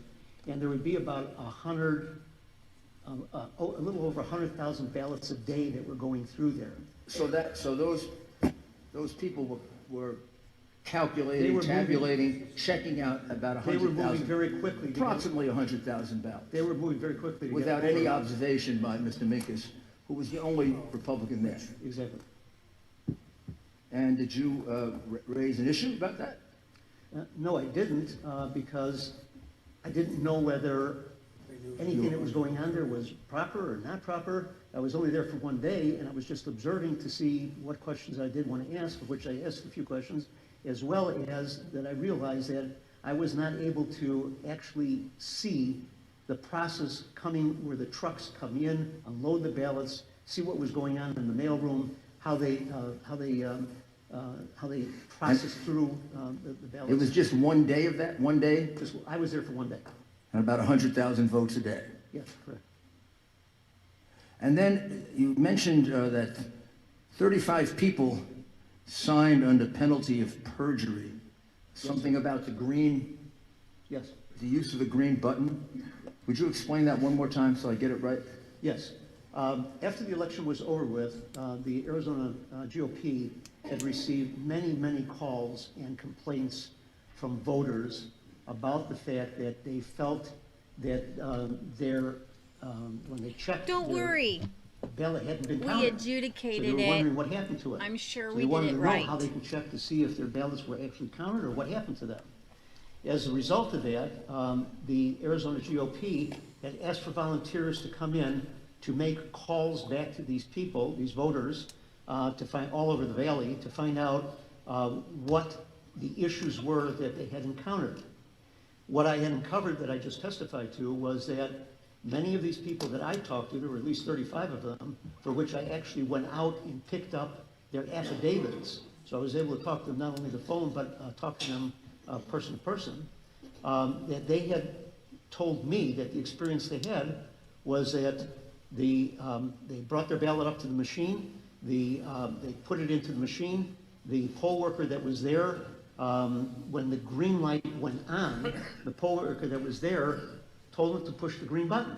Wow. And they did, and the machine accepted their ballot, but yet it wasn't counted. Which that poll worker probably was just told by the Dominion people or whatever. Just tell people to press the green button. It'll go through. It's fine. Probably in the Republican counties. Is that you, Mr. Roberts? Mr. Cook? Mr. Cook, please. Thank you, Mr. Chairman. This is to clear something up for us here from your testimony, sir. Okay, I don't know if anybody else noticed, but there were 3 drawers, and I'm confused. What do we need 3 drawers for? If so, my question is, the 2 drawers that were there, how were those ballots separated and why? Were votes for the presidential candidates, were they separated by that? For 2 drawers, was they separated for Why were there 3 drawers? county Should be supervisor 2. races? Good, Why was bad, there a right? need for 2 drawers if the ballot went through the machine, everything was good? Why 2 drawers? Do you know the answer to that? No, I don't. But if you go on to the Secretary of State's website and take off the 2020 general election manual, it tells you in there how those machines were set up, and it explains to you what those 3 drawers were. Okay, thank you. Next question I have was that, did you witness in any of your, and thank you for your work, by the way, did you witness anything like the testimony we have heard today where the lowering of standards on the site for signature verifications for any mail-in ballots, were those standards lowered at that site by any individual? I did not observe that, so my answer to that would be I don't know. Thank you. Thank you, Mr. Chairman. These people are Mr. Roberts? answering honestly. They're not, if they, Mr. Chairman. I've not seen Mr. anybody Minkus, jump on a question. Well, just to tack on to what Representative Cook was just asking, you stated earlier that you were not allowed to see the receiving process of those ballots. Does that include the signature verification? Is that what you were referring to earlier? I wasn't allowed to see any part of the receiving process where the trucks would come to the building, they would be unloaded, they would go into the mail receiving room. The mail receiving room should have been able to separate the ballots by whatever method they would use to separate them. They were then supposed to go through a slicing machine. And these were things that I was told, but we were not actually able to see them. No, when you, if I may continue, when you say that you were told, because you also said something earlier that you were not allowed, you participated in 2016, 2018, right, and now 2020, and that some things changed from 16 and 18. I assume there's always going to be some minor changes here and there, but you said that you're not allowed to talk to them, and you're not allowed to walk around the polling place, which was contrary to the policy set forth by the Secretary of State. So were you given any reason as to why you were being told on the day of implementation of these policies why you were not allowed to do what was set forth in those policies as far as seeing the receiving process, as far as, you know, you're there obviously to observe. Were you given any, you said that you were prevented. How were you prevented? What did they say to you? And did they give you a reason as to why you couldn't do that? The inspector at each of the polling locations, after I would come in and I would show them my official credentials, they would then give me instructions, and this went on in both locations that I served at, where the inspector would tell us that here's the seat where you can sit, and you can't walk around and talk to any of the poll workers or any of the voters.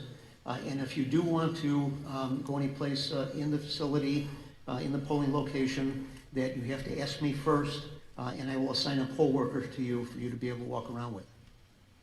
Now, that's contrary to the observers' information that was on the 2020 general election manual that was put out by the Secretary of State, which said, if an observer arrives at the voting location, the inspector should, number one, welcome the observer and thank them for their service. Number two, instruct them that they can observe operations but must maintain at least a 6 foot of physical distance from voters. Number three, work with the observer to find a few optimal locations in the vote center, that allow for observation without impeding the flow of operations. That's it. But I was told by the inspectors at each location that I must ask them for permission, and they must have a poll worker walk around with me. Where do you feel like would be a good place for you to observe? No. You're a poll observer. Poll observer, watcher observer is separate from poll worker. Okay, one last question, Mr. Chairman. So from 2016 to 2018 to 2020, again, you stated there was changes. Was there anything else that stood out in 2020 as far as the changes from your experience from the prior two election cycles, as far as new rules and things? And An unfriendly environment. okay, thank you. I wonder why it was unfriendly. Mr. Menkes, could, forgive me, but I'd like to expand on that a little bit. Unfriendly compared to previous years? Yes. And unfriendly, how so? As a Republican poll worker, which I had a badge that I had to wear that said that I was a Republican poll observer, I felt intimidated by if I was walking anywhere in the facility, even to go to the bathroom, some of the poll workers would they'd kind of be intimidating. They'd be if I made a nice gesture or comment to them, I wouldn't get any kind of return back to that extent. You know, if you're having a good day, something of that nature. It was a rather intimidating, unfriendly environment. So a failure to be cordial. Yes. All right, thank you very much. Senator Borelli. Yes, thank you, Mr. Chairman. Mr. Mangus. Now, were you a volunteer or were you getting paid for that? No, I was strictly volunteer. So you did that completely out of patriotism and no pay, and yeah, no good deed goes unpunished, right? Now, did the Democrat poll, the other folks, your counterpart, did they have a badge also? I had a selfish motive for doing what I did, and it is to save this country. Yes, sir. Now your counterpart, did they also have a badge that identified Democrat? Some of them did, some of them didn't. So it wasn't consistent. But you were. They all had to come in with an identification. The Republicans were one color, the Democrats were another color. When I was at the election facility there for the short period of time that a Democrat was there, which they came in like about 2 in the afternoon, we stayed till from 2 to like 4 in the afternoon. There was a Democrat there. She was sitting right next to me. The extent of the conversation I had with her started and ended with the fact that the Democratic office in Phoenix was destroyed sometime during the year by one of their workers. And I didn't know anything about it, frankly, but she went on and talking about it like that was the only thing that we ever got a chance to talk about. So, yeah, it was an environment that was not. I didn't really feel warm as a volunteer to actually feel like I was being accepted and being welcome to be doing what I was doing. One more question. You're a veteran, sir? Am I a military veteran? Yes, sir. Yes, sir, I am. Okay. I made that. What era? I was in during the Cuban Missile Crisis. Thank you for your service. Thank you for your service, sir. And I beyond your military service. I'm sorry? Beyond your military service, sir. Yes, It's sir. people like you that make this country work. So thank you very much. Absolutely. Absolutely. I love Republicans so much. Like, I'm not. All right, our next witness, and I know I'm very sorry that we have, it's been such a long day and we've had a number of witnesses that have had to go to work and have had to leave. So I'm going to give you a couple minutes. If I call your name and you're not here, we'll go on to the next person, but we're going to try and work through this entire name list. Next individual up is Diane Sarah. Is Diane still here? All right, she'll be on her way. Oh, she's on Zoom. Well, let's see if we can find Diane Sarah on Zoom. I appreciate that they're taking their time. They're not rushing this. I am I not know seeing Diane Sarah on Zoom. it could be boring to some people, but So if somebody wants to reach out to her, or maybe they know her, if she would like to try and get back on, that'd be great. they don't normally next broadcast up, these. Well, they broadcast a lot of Judith stuff Burns. Barry was asking, so Gonzalez was asking, what happens now that the vote has been certified? And I was saying, Judith? it's not that big of a deal. All right, We're great. looking at when the electoral votes are actually cast. Yeah, if not, which you are is now. the biggest deal. All right. Audits can be done after certification. Oh, If you would please give your name, and if I'm just going to ask you to please be succinct about your experience as a poll worker. So please give your name and let's go. I'm Dr. Judith Burns. I'm She's a resident doctor. of Maricopa County. And I've been a public educator for 40 years at both the university and secondary levels of education. These people are all like top quality. I was an observer at the Tabulation and Election Center on 2 occasions and a poll watcher in my community on 1 day. They find really high quality people. Initially, I chose to do this as a civic duty to my state and to my country. And I believed in the process. Excuse me. I'm nervous because this is so very, very important. Ma'am, please don't be nervous. It's just us normal people that you're talking to. The whole state legislature. No, just kidding. I know our teacher, we're nervous. I won't check your grammar. Thank you. I observed at the election center on 2 occasions, both in the signature verification room and in the ballot processing room. The first day I was in the signature verification room, I was a little bit, having never done this before, I was a little bit startled at the circumstances. I walked in, was set at a table, told to stay in that spot, and I was facing a room full of computers that all I could see was the back of them. And by the way, there were some computers behind me, but no screeners there that day. There were maybe 8 or 9 people. So much stuff. We all kind of thought, well, why are you going to Arizona? I couldn't see Michigan's anything, going to be off the and chain, I was but very the fact that there disturbed still by is this, stuff but going wasn't on, really sure what to do. We did know. I did because ask Arizona, Celia, like, who I believe why is one of the Arizona vice taking presidents so of long? operations, Throwing people's why ballots they out were and like having to that, recheck and I them. was told because they needed to be set up that way due to the wiring systems.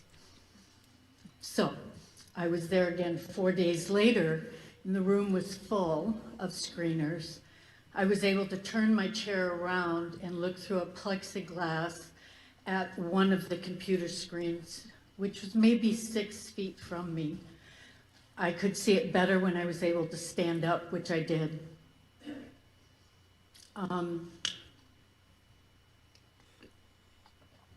I kept looking at the screen because it seemed very odd.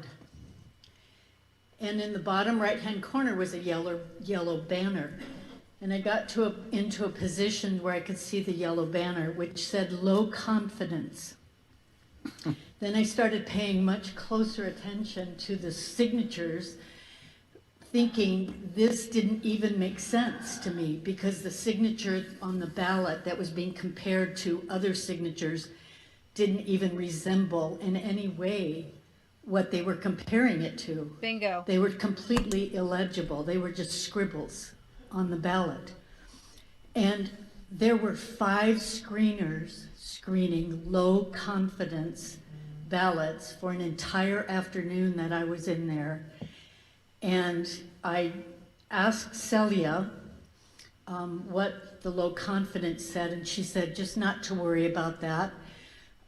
That this was a new program that they were testing. Sure it was.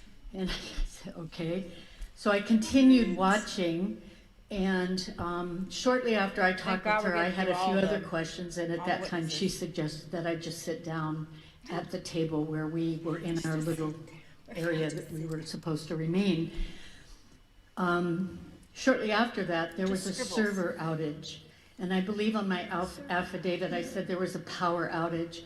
But in actuality, the lights were still on. It was just the servers in that room that went out for maybe 10 to 15 minutes. So I'm sitting there thinking, where did all those signatures go that were in the queue for them to check? That was one of my questions. Then, when the computers came back up, the gentleman that I could see quite well all of a sudden had a green banner, and it said high confidence. And I just sat there very quietly watching, because then they had some conversations. There were 5 screeners all in one small area. They had some conversation, and the question from one of them to this gentleman was, "Are you still doing what we were doing?" Meaning low confidence. And he said, "No, I'm doing high confidence now." And he was, out of those 5 screeners, he was then the only one that was doing high confidence signatures, because he was the one I could see. And at least that's what I surmised. I don't know if it was coincidental that there was an outage. And I don't really know what all that means. But what was evident to me was The power the goes out. that were going through there. And the were one screen not she can see what gets they were switched from trying low to compare confidence to high confidence. And so that was my concern that particular day. Let's see.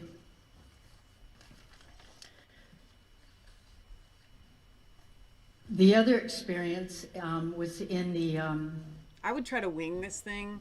You have to have notes. I did ask Celia what happened to those votes. Were they counted? And I may have already said this, I don't think I did, but she said, yes, they were counted. And I gave her a puzzled look, because it all seemed very odd to me, and I wasn't sure what to make of the fact that there were all these signatures that did not match, and then I was being told they were being counted. The other area that I was in was in the ballot processing room. Come on, We were in a this is room one woman. Probably a little smaller than this. There had to have been 75 to 90 tables in there. now. There were 2 processors on each side of different parties. I was Mail-in told. ballots. Again, Signatures. I was probably as far away as that black curtain, and the room was this big. We couldn't see anything or really observe anything.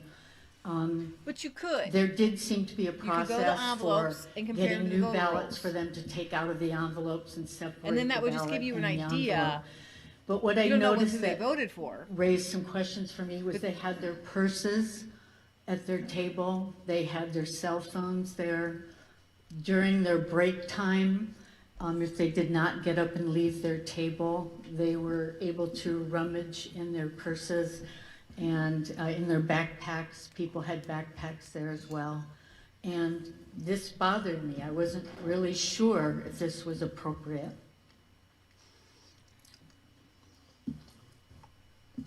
This is That's the signature thing is the biggest thing. That's but the the fact mail-in that they were ballot. able to have I found purses and cell interesting in the phones whole and stuff. process was when Right, but the fact.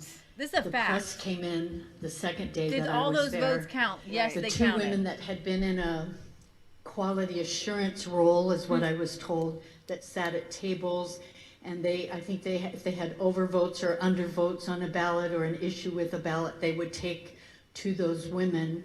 All of a sudden, they were sitting at a table like this, one on each side, and they were processing the ballots very close to me. They weren't very far. They had set up a table very close to where I was as an observer, and the press was able to take pictures of us so that they could see that there were observers close to them, and they would get behind me, and they were directed that I was an observer. So they were trying to get pictures, including me in that, was the impression that I was given by the conversation I was hearing. So it was a setup. The other experience I had was in my community at in the early voting. I got there very early, wanted to make sure I knew where I was supposed to be seated and what I was going to be able to see. And I was placed again against the wall, out of the way, so that I couldn't see anything. And when I got up to walk, keeping distance from people, and there was quite a bit of an area, it was in a gymnasium, so it was a large voting area. I wanted to see the process of when a person would put their driver's license in and then get their ballot printed out at the other end, go to their voting booth, and then turn in I just wanted to walk the process to see what was going on. I was told to go sit down and to stay up against the wall, actually, quite a ways removed. Well, as it happened, where I was sitting was where people would come to turn in their ballots and put them in the slot. Well, many people did not want to take their masks off and lick their envelopes. And so they couldn't, they were trying water and a sponge and a rag. Well, the wetter the envelopes got, they would not stick. So they started putting masking tape on the envelope. And I guess it's the teacher in me, forgive me, but I did say to the supervisor, I'm not sure this is appropriate. I'm not sure these ballots will be counted, and I'm concerned. And I did call the number on the back of my badge that I was given. You ever opened an envelope with tape on it and then reclosed it? The number that, I'm not saying and I've done recorded that that before, this was going on. but This went on all day long. Not hard. In this precinct. There was masking tape, there was tape. Somebody had gone to get a dauber to try to get the envelopes to stick. But when I would watch people put them in, the envelope would open and so I don't know if those ballots fell out, if those ballots were ever counted. I'm not really sure what it meant. But what I dumbest election from ever. all of this was that there were just some odd things going on, and I was concerned. I was concerned both at the tabulation center by the fact that we weren't allowed to see signatures, that I was looking at low confidence signatures and was told that those votes would be counted, and then going to a precinct and seeing that envelopes were being taped with masking tape for an entire day. And I was very concerned about that. When I volunteered to serve as an observer, I did so with the belief in the process and the system. That belief has been shaken by this experience. It truly has. And I'm truly concerned for our future as a nation and as a state. And I truly hope that based on the facts and the information and the findings that you received today from the many, many people that are willing to come forward and state what they have observed, that you will make an honest decision so that the integrity of our state can be upheld. Thank you. I don't care how long these people take. Burns, thank you very much for your courage. 10,000. and your I service. know it's the 10,000 Giuliani, thing do on you the have any signatures. The How signatures many is the days key. were you there, Ms. Burns? The signatures is the 2 key. days The at the key. tabulations and election center, and 1 day at a poll center, poll watching. Which Now we're was first? cooking with gas. The tabulations and elections, 2 days there. The 2 days at the tabulation center? Yes. And then after that at the At the election? poll, the first day of early voting. Signatures. So at the tabulation center, They stopped cheating most when of they the got to time it their was hard for you to see 10,000. anything. And they barely I got wasn't that. sure It was a what my hard purpose cheat in was. Arizona. And you were Hard. there We worked hard at to it. make They observations deserve it, of right? the so examination of the hard mail-in cheating. ballots, weren't you? Correct, To see if they were appropriate, right. filled out, whether the signature looked right, address there, name there. Did you ever get to see any one of them? Not one. Not one? Not So one. how many people in this center? In the ballot processing room, there were approximately 90 tables, and it was a gymnasium-sized room. And the first day I was there, there might have been maybe 50 to 60 people in the room, 50 to 60 tables with 2 people at each table. The next day I went was during the week, and it was also the day when the press was coming, so all the tables were quite full. So how many Republican observers were there in addition to you? We were allowed 1 Republican and 1 other party in the room. That's it. For the entire room? For the entire room. And I made the mistake after lunch of going into the room, not knowing that somebody else had Well, been that's just- assigned to that room, and I was told to leave. One And you were Republican. expected to cover 90 tables? Yes. And you were the only thing that stood between their cheating and our having some assurance that they weren't cheating. Absolutely. They could have been doing anything to those ballots they wanted to, correct? Correct. They could be accepting ballots that had no signatures. Correct. They could be selecting ballots It that had wasn't that they 50 didn't have of the enough same people. signatures. Right. Is that they weren't Right. allowed. She was Right. kicked out because there was They could another have been chick in there. accept- they Whose could have rule? been Whose taking rule? Ballots they had. That's written not a out before. legislator rule. But I don't care if it was just Well, I one found it Republican and one interesting Democrat. in the Like, I ballot don't care. processing room that, and I did forget to say this earlier, tubs of ballots came in and they were all rubber banded, but they were already opened. And they would, and so that when each table got their tub of, I think it was That's an interesting 250 fact. ballots. They were all open. They were all opened. They had already been opened. And I did They're ask not somebody supposed to be where opened yet. these ballots come from. Who opens them? And she said they come from the mailroom. And I started to ask another question. And one question was about our limit that we were allowed to ask. When I started to ask another question, she walked away from me. So they were all open. This was sort of kind of like the approach of your governor and secretary of state. See no evil, right? Feel no evil, just ignore it. So the ballots came in a tub. Did the other ballots come in a tub? Did ballots usually come in a tub? Well, they had been through this mail room, wherever The that normal was. ballots that were coming in, what did they come in? What were they carried in? They were like those tubs with the handles, the shallow tubs that were handled, and they were rubber band. And But they were sealed, the normal No, ones. No, they I were- say that the normal ones that came in were sealed. we have no way of knowing. Nobody ever observed Oh. them coming into the mail rooms, or when they were opened, or by whom they were opened, or if anybody accessed those. Well, when you saw the ballots being brought to the tables, could you see whether they were open or closed? They were all opened. They were already, All? all of them were All the opened. ballots were open that you saw? The people at the tables would open them up, pull the ballot, check the number on the ballot and the envelope so that they coincided. They would separate them, they would have their pile of ballots and the envelopes, and at that point, they were separated. So they didn't really have to open the envelope. Theoretically, they had to just check it, The number. take out the let's describe it to people. As an outer envelope that has the name, address, the district in Now, which I they're hear voting. that they have these and a places. Opening signature. machines. Like I was going to say the opening same That's how thing. you yeah. identify. Right. But The inner envelope Whatever she's is trying to say called here a is secure not, it's envelope. not coming across There right, was because she's one saying there envelope. was It a the difference. Green envelope. There are not two envelopes, there's just the one. Well, wait. There was just one envelope One envelope. and a ballot inside? Yes. A naked ballot inside? Naked ballots. The Not in outer a secure envelopes were taken envelope. off. They weren't. No, there That's were the not two security envelopes. envelope. Maybe correct.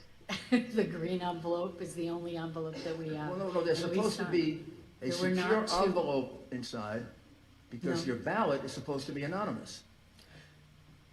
There were not two envelopes. There was one envelope. It Well, was that a may green- explain why they were open. Right. They went through some sort of a system where they opened them. And they took But we off the signed security back of our envelope. envelopes, and on the front of that envelope is the mailing address to the county. Did you do a mail-in vote? Did I personally? I hand carried mine and put it. But was it a mail-in vote? Yes. Well, was there an envelope you had to put the ballot in? Yes, a green envelope, one envelope. One envelope and the naked ballot. Correct. No other No envelope. duplicate. And in other states that I have lived in, Yes. there Yeah, were that's two why I'm confused. envelopes. Okay. So when it came in, it was open already. But I thought we've heard Yes. testimony from Okay. other And people all they today, did though, was that there were two separate it? envelopes for Right. Arizona. Did they That look should be at the back statewide. of the envelope?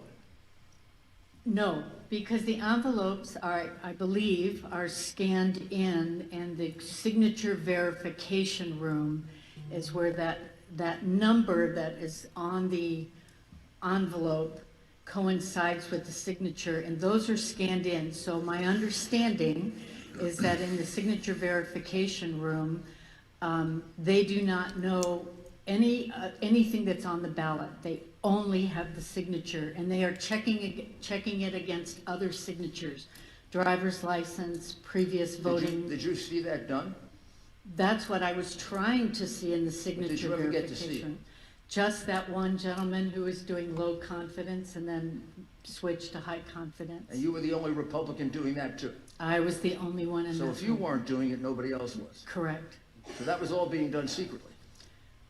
Well, secretly meaning without any Republican observers? Right, because the rest of the room was full. There were maybe 14 computers there, Sure.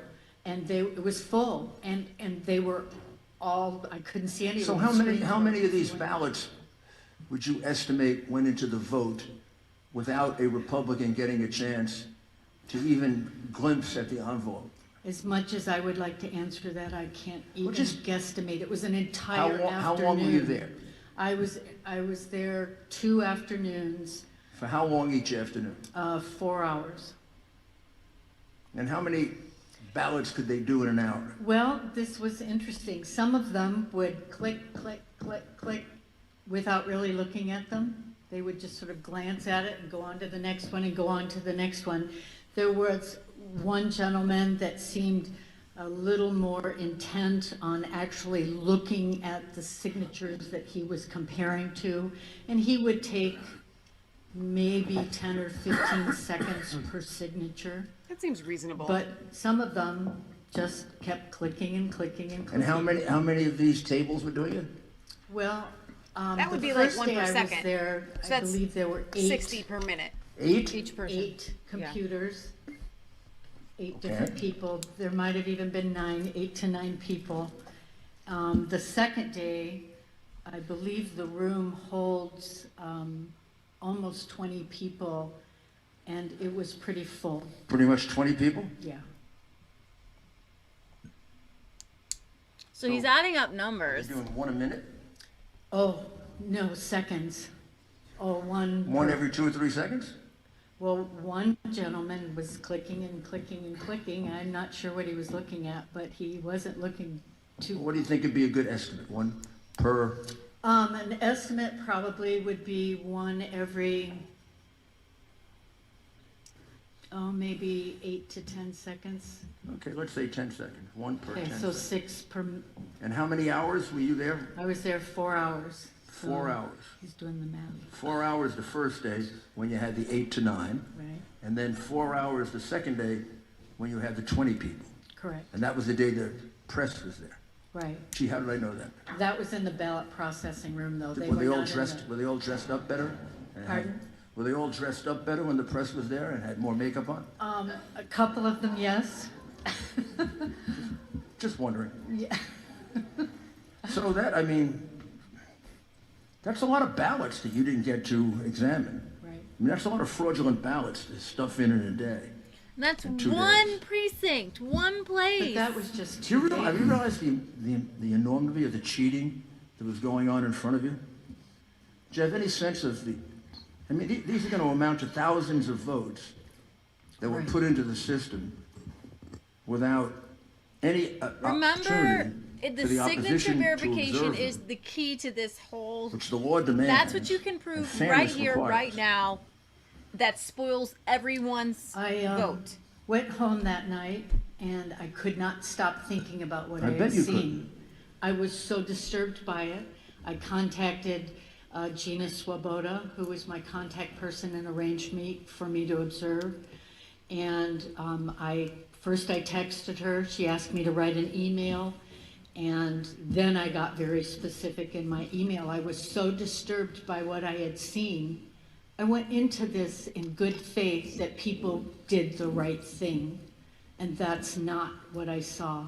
I've never had the opportunity to provide a Where's civic the governor service on like this? Because he is before, supposedly and a I was Republican. truly Like, astounded at we what I can't saw. have an And election the where way the I was- signatures aren't People verified. were polite, but the way I What? was treated. Who? Go sit Anybody over can there. vote. I was at that black curtain, and the closest table to me was further away than I am from that black curtain. And this is just And you the did ones this that this woman for no compensation. And tell us the saw reason that again got you did it. pushed through. I did it because I'm a retired university professor, and I wanted to be involved in this process. I believe in our country. I believe in this Thank you. process. And I'm so disappointed in what I saw. That's shocked. why they I wanted was the mail-in shocked, ballots. absolutely Boom, boom. shocked. And I know people at are first lazy I too. thought, maybe Doesn't even it's have to be me. fraud. I've not done this before. I don't really know When you specifically what I should be expand looking mail-in for, but voting, it didn't feel the right. signature I didn't know what it verification really meant, goes- but it didn't feel it's- right. And the it's way a things lesser appeared, thresh- like, especially in the signature more get tossed verification out. room, really disturbed me. I'm very sorry for what happened here. Well, Shouldn't happen in America. We need our country back. That Next should witness, happen come on. in All right, China let's or do the Venezuela. questions. Come on, get to the That's panel. why I'm here today. Come on. Well, maybe you'll make it back into America. Help us become America again. I would like to. Thank you. Just not so fast. Members, any questions? Representative Bartow. Thank you, Dr. Burns. This is really troubling. I mean, when you think about signature verification, that's so basic. I just have a question about how this works out. From your observation, does each click mean that it was accepted? You're talking about the clicks. I don't know. So there could be a click that it's not accepted? And this was something that I can't answer. I don't really know that. Because she couldn't Well, if it see wasn't accepted, do you know what happens to those ballots that were not accepted? Did they go somewhere else that you observed where they would be adjudicated Well, properly? later on, I found out that some of them would go to somebody else and they would follow up on them. But my thinking was there were so many that weren't even close to the signature. How could they possibly follow up on those? So I don't really know where they went. And So many and that the weren't clicking even close. was, I didn't know. I tried to look. I tried to see what they were doing. But So you then when couldn't I tell asked whether questions, I was shut down. you couldn't tell whether they were clicking accepted or not accepted? No, there was nothing on the screen to indicate that. It was strictly on the keyboard. Why have poll observers? I don't understand. I know. That was my question You're after supposed the to first be able day. to challenge it. And There's then no after the meaningful second day, I observation was here. really Zero. disturbed. There's no less than zero. Yeah, Thank you. it's a show. It's a show. Senator Borelli. Yes, thank you, Mr. Chairman. Dr. Burns, thank you for your service. My question goes back to the ballots coming out of the mailroom. They were already opened up. Yes. So would you suspect that possibility that they were opened up in the mailroom and a ballot was switched out and put in? I would have no idea on that. Could you speculate on that? It would be possible. Extremely possible. Yes, it would be possible. Let me ask you another question. In your teaching profession in all those years, if you caught a student cheating, what would your response be? Oh. I wouldn't be very happy about it, and they would be in great trouble. And after a phone call home, they probably would fail. Thank you very much, ma'am. I'm sure we fail. all feel the same way. Thank you. Dr. Burns, I want to, forgive me, I want to kind of run back at the envelope thing because apparently Maricopa County runs differently than Pima County, which is where I'm from. Okay. So when a Pebble ballot is returned, a permanent early voter list ballot, that's what PEVL stands for. When you return that, it's an envelope inside of an envelope And it should be the with same a ballot on the state. inside. Why? And what I Not hear in you saying, I Maricopa. just need to be crystal clear on Just that. change it up. The tubs that you saw with That's what envelopes I said earlier. I said, I'm pretty sure we were hearing were about singular cheating envelopes county. with a ballot in them, naked ballots. all open. Yes. Okay. Thank you, ma'am. That's it. I'm sorry, Senator Allen? Yes, thank you, Mr. Chairman. Thank you, Ms. Burns. I'm really curious about the low confidence and the high confidence. It's got me really curious. And you're saying that the screen with the low confidence, you couldn't see that the signature matched at all to any of, okay, so they're looking at one signature and trying to match it to other signatures that are on the page? Yes. Am I getting that right? Yes. And you could see that from where you were sitting that the signature did not match any of those. Most of them did not match any of the ones they were trying to match it to. It wasn't, in many cases, not all, it was just a scribble. It was just a flick of the hand. So ma'am, maybe the low confidence might mean, I'm not sure that this matches, but I'm gonna pass it off anyway, or something. I don't know. That's kind of what I'm thinking maybe that it means. Well, And that so was the they, impression that I had. Yeah. And I think many of them were passed on. And that was my concern and what truly bothered me. thank you. Dr. Burns, just really quick, I know that you probably would like to get out of this chair. That's fine. When you were watching that, and this is just a real simple response I'm looking for, did you notice any stark differences? For example, you said a scribble. Well, what we didn't hear is the signature they were comparing it to. Was it so clear and convincing to you that it's like, this is a signature, this is a chicken scratch? Right. It was that clear to me. All right. On many of them. Thank you very much, ma'am. Oh, just a moment. Two quick ones. Two quick ones. What did you teach? I was a director of choral activities in music. I was hoping you taught ethics. Maybe you should now. And as you now know, I didn't teach math. Well, I don't do math very well either, but I just want to tell you I computed what you said, 4 hours, 8 or 9 tables the first day, 1 per 10 seconds. That'd be about 12,000 ballots that went in that were unobserved. The second day we had 20 people, that'd be 150,000. That's a lot of votes. It was. That's way more than the votes that decided this election. Way more. That's it. We're done. We're done. We So if had a this is long true, we have no day, reason to believe it isn't and true. Judas saved I Republic. mean, all these people who were so I feel like upset every saying person that that they spoke here cheated. has saved their Well, republic. I think that in like a 2-year-old Have to confront level, the fact that because there are Shiva's numerous too high American for some people citizens to understand. I thought she was sworn under pretty oath easy. It was the that curly-headed they did dude cheat. that lost me. Like You gave us an affidavit under oath, didn't you? Bobby, Yes, I think his sir. name was. You understand what that means, right? Yes, I do. I'm sure you do. Thank you. Thank you very much. No, and this God is bless you. like the lowest level. Like everyone ma'am? can understand this. Okay, looks like we're not going to get out of the question zone quite yet. Representative Roberts, please. Oh, I'm sorry. Thank you, Chairman. These people aren't ready to go home yet. Dr. Burns, Relax, I got you some said questions. earlier that when you were looking at it and they were saying that it was in yellow and there was low confidence, that you asked about it and they told you that it was a new program that they were testing? Yes. And they were testing this new program on live ballots? This is what I was told. Did they give you any further explanation on that? Okay. And one other thing, you also mentioned that you had concerns they about lowered the where signature you were sitting verification after in you had Nevada. got up and walked around and you were told not so nicely to sit. That you had concerns about a masking tape issue that kind of went on for the better part of the day, and you asked about that. Did you ever get an answer on that? If there was an issue with I that? was told not to worry about it.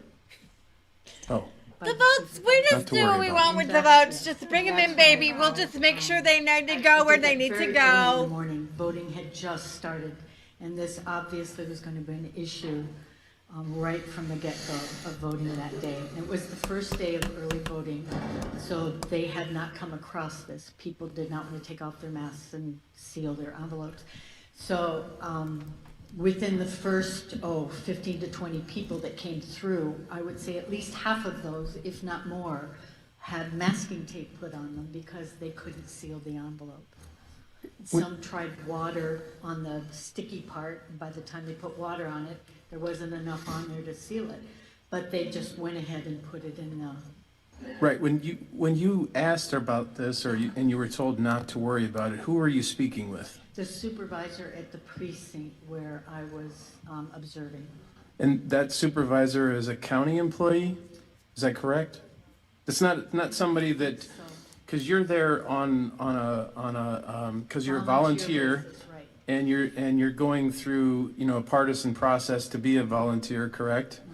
And so when you're reporting your concerns, you're talking to somebody that actually works for Maricopa County. They're an employee. You gotta It's thank not, these people you know- because they spent hours in a mind-numbing position where you, like, if I'm gonna be doing something, I wanna be doing something. She was the I don't wanna supervisor sit that in the everybody corner. came to if there were questions regarding anything or the machines when people would put in their driver's license. And Okay. there were actually a precinct captain and a precinct supervisor there. And We can do those this, were the guys. people that were in We can charge save the as far Republic as after I these could hearings tell. are for to Okay, pull out the thank you. gems like Judith. Mr. Cook? 7 hours, guys. Thank you, Mr. Chairman. Been streaming 7 hours. Fellow members on the panel, I just want to point out that not only this witness, but most witnesses, this is not a Republican or Democrat issue. Everything that we've talked about is about elections, and every vote counts, every legal vote counting, as we're getting beat up out there on the fake news media cycle here. So all of my questions have been answered except one. First of all, the low confidence signatures that you witnessed, which were just scribbled, no matter what party, who they were voting for, ran through the machine, clicked on, moved on the system. They were not taken care of. The next thing is one of my colleagues brought up is one of the things I had is that the all ballots were open when you received them. All the ballots were open when they came in there, highly irregular. So I can't imagine anyone saying out there tonight in the news media that we are in here and there is no proof about voter integrity in elections in Maricopa County. It just baffles me. When these people have signed sworn affidavits that are saying under the penalty of perjury, this is what they've witnessed. Nothing to see here, move on. It's just nuts down here in the city. Okay, but here's the question I think that all the members should notice right here. I heard you say in your testimony, now correct me if I'm wrong, you emailed in detail to the correct people these highly irregular things that you witnessed during you volunteering for this position, but I didn't, maybe I missed it, I didn't hear. Did you even get a response? Yes, I did. And that's, well, let me think. I initially texted, I got a response requesting an email, and then it was at that point, after the election, that I was contacted to complete an affidavit. Thank you. Thank you, Mr. Chairman. Dr. Burns, thank you very much, ma'am. Thank you. We appreciate your time. Thank you. Thank you, Dr. Can we note that these are like doctors, veterans, colonels, 40-year professors? Next up is Kathleen Alvey. Kathleen, This are is you in the not building? Joe Schmo like getting All right. past a fiver. Kathleen, if you would please come over and to have a pretend seat. something, right? All right, Come on, Kathleen. Come on, Kathleen. What you got, baby? Come on. I'm feeling good about We need to Kathleen. get excited. I'm feeling really good What about you got, Kathleen? Kathleen? I'm ready for this. Got to pump it up, guys. We're If you gonna would save the please give your Republic. name. Kathleen? Good citizen. Kathleen. Elvie. All right. Come on, Kathleen. And you're going to have to Kathleen. get a little bit closer to the microphone so folks can hear you. Can't hear you, Kathleen. Come on, baby. Hold my purse. Please, if you would like to tell us your story. I volunteered to do polling, and I received an email that Pima County Recorder's Office was not allowing us to be in the polls for early voting. So I ended up at the Pima County Election Center. I went on October 15th from 9 to 1, and I was escorted in by a supervisor. She kind of gave me the layout of what the different departments were. We saw offices when we first walked in, but we also saw some little cubicles. She walked me around inside the cubicle. There was one, and then behind that there was a second one, and there was a little machine there. She said this is where the duplicates got entered in, and I asked her why there was only one chair in there. And she said, oh, we don't have to worry about that right now because it's not done until the 20th, and this was only the 15th. So she took me into a second room, and this had poll workers throughout the entire room. She said that the door to the east of us was for where they were verifying signatures, and that I was not supposed to go in there. She showed me around the room, and then she showed me a chair and said, "This is where you can sit." And I said, "Well, how can I observe if I'm sitting?" And so she allowed me to walk up and down the aisles of people and observe what they were doing. The first hour. Excuse me just a moment. If you all right if we just take a short break? Sure. Because we have somebody who wants to make a statement. Oh, I'd be happy to Is this accept that Trumpy? statement, This is Mr. Trumpy. Mayor. And he's probably confused about the time. Well, there's a lot of people that happens to in Trump, this you state. can't interject in a witness. Now you're Is this on. one on? Yes. Yes, it is. All right, so Mr. President, your line is now connected. Well, thank you very much. I've been watching the hearings and they're fascinating, incredible, and I want to say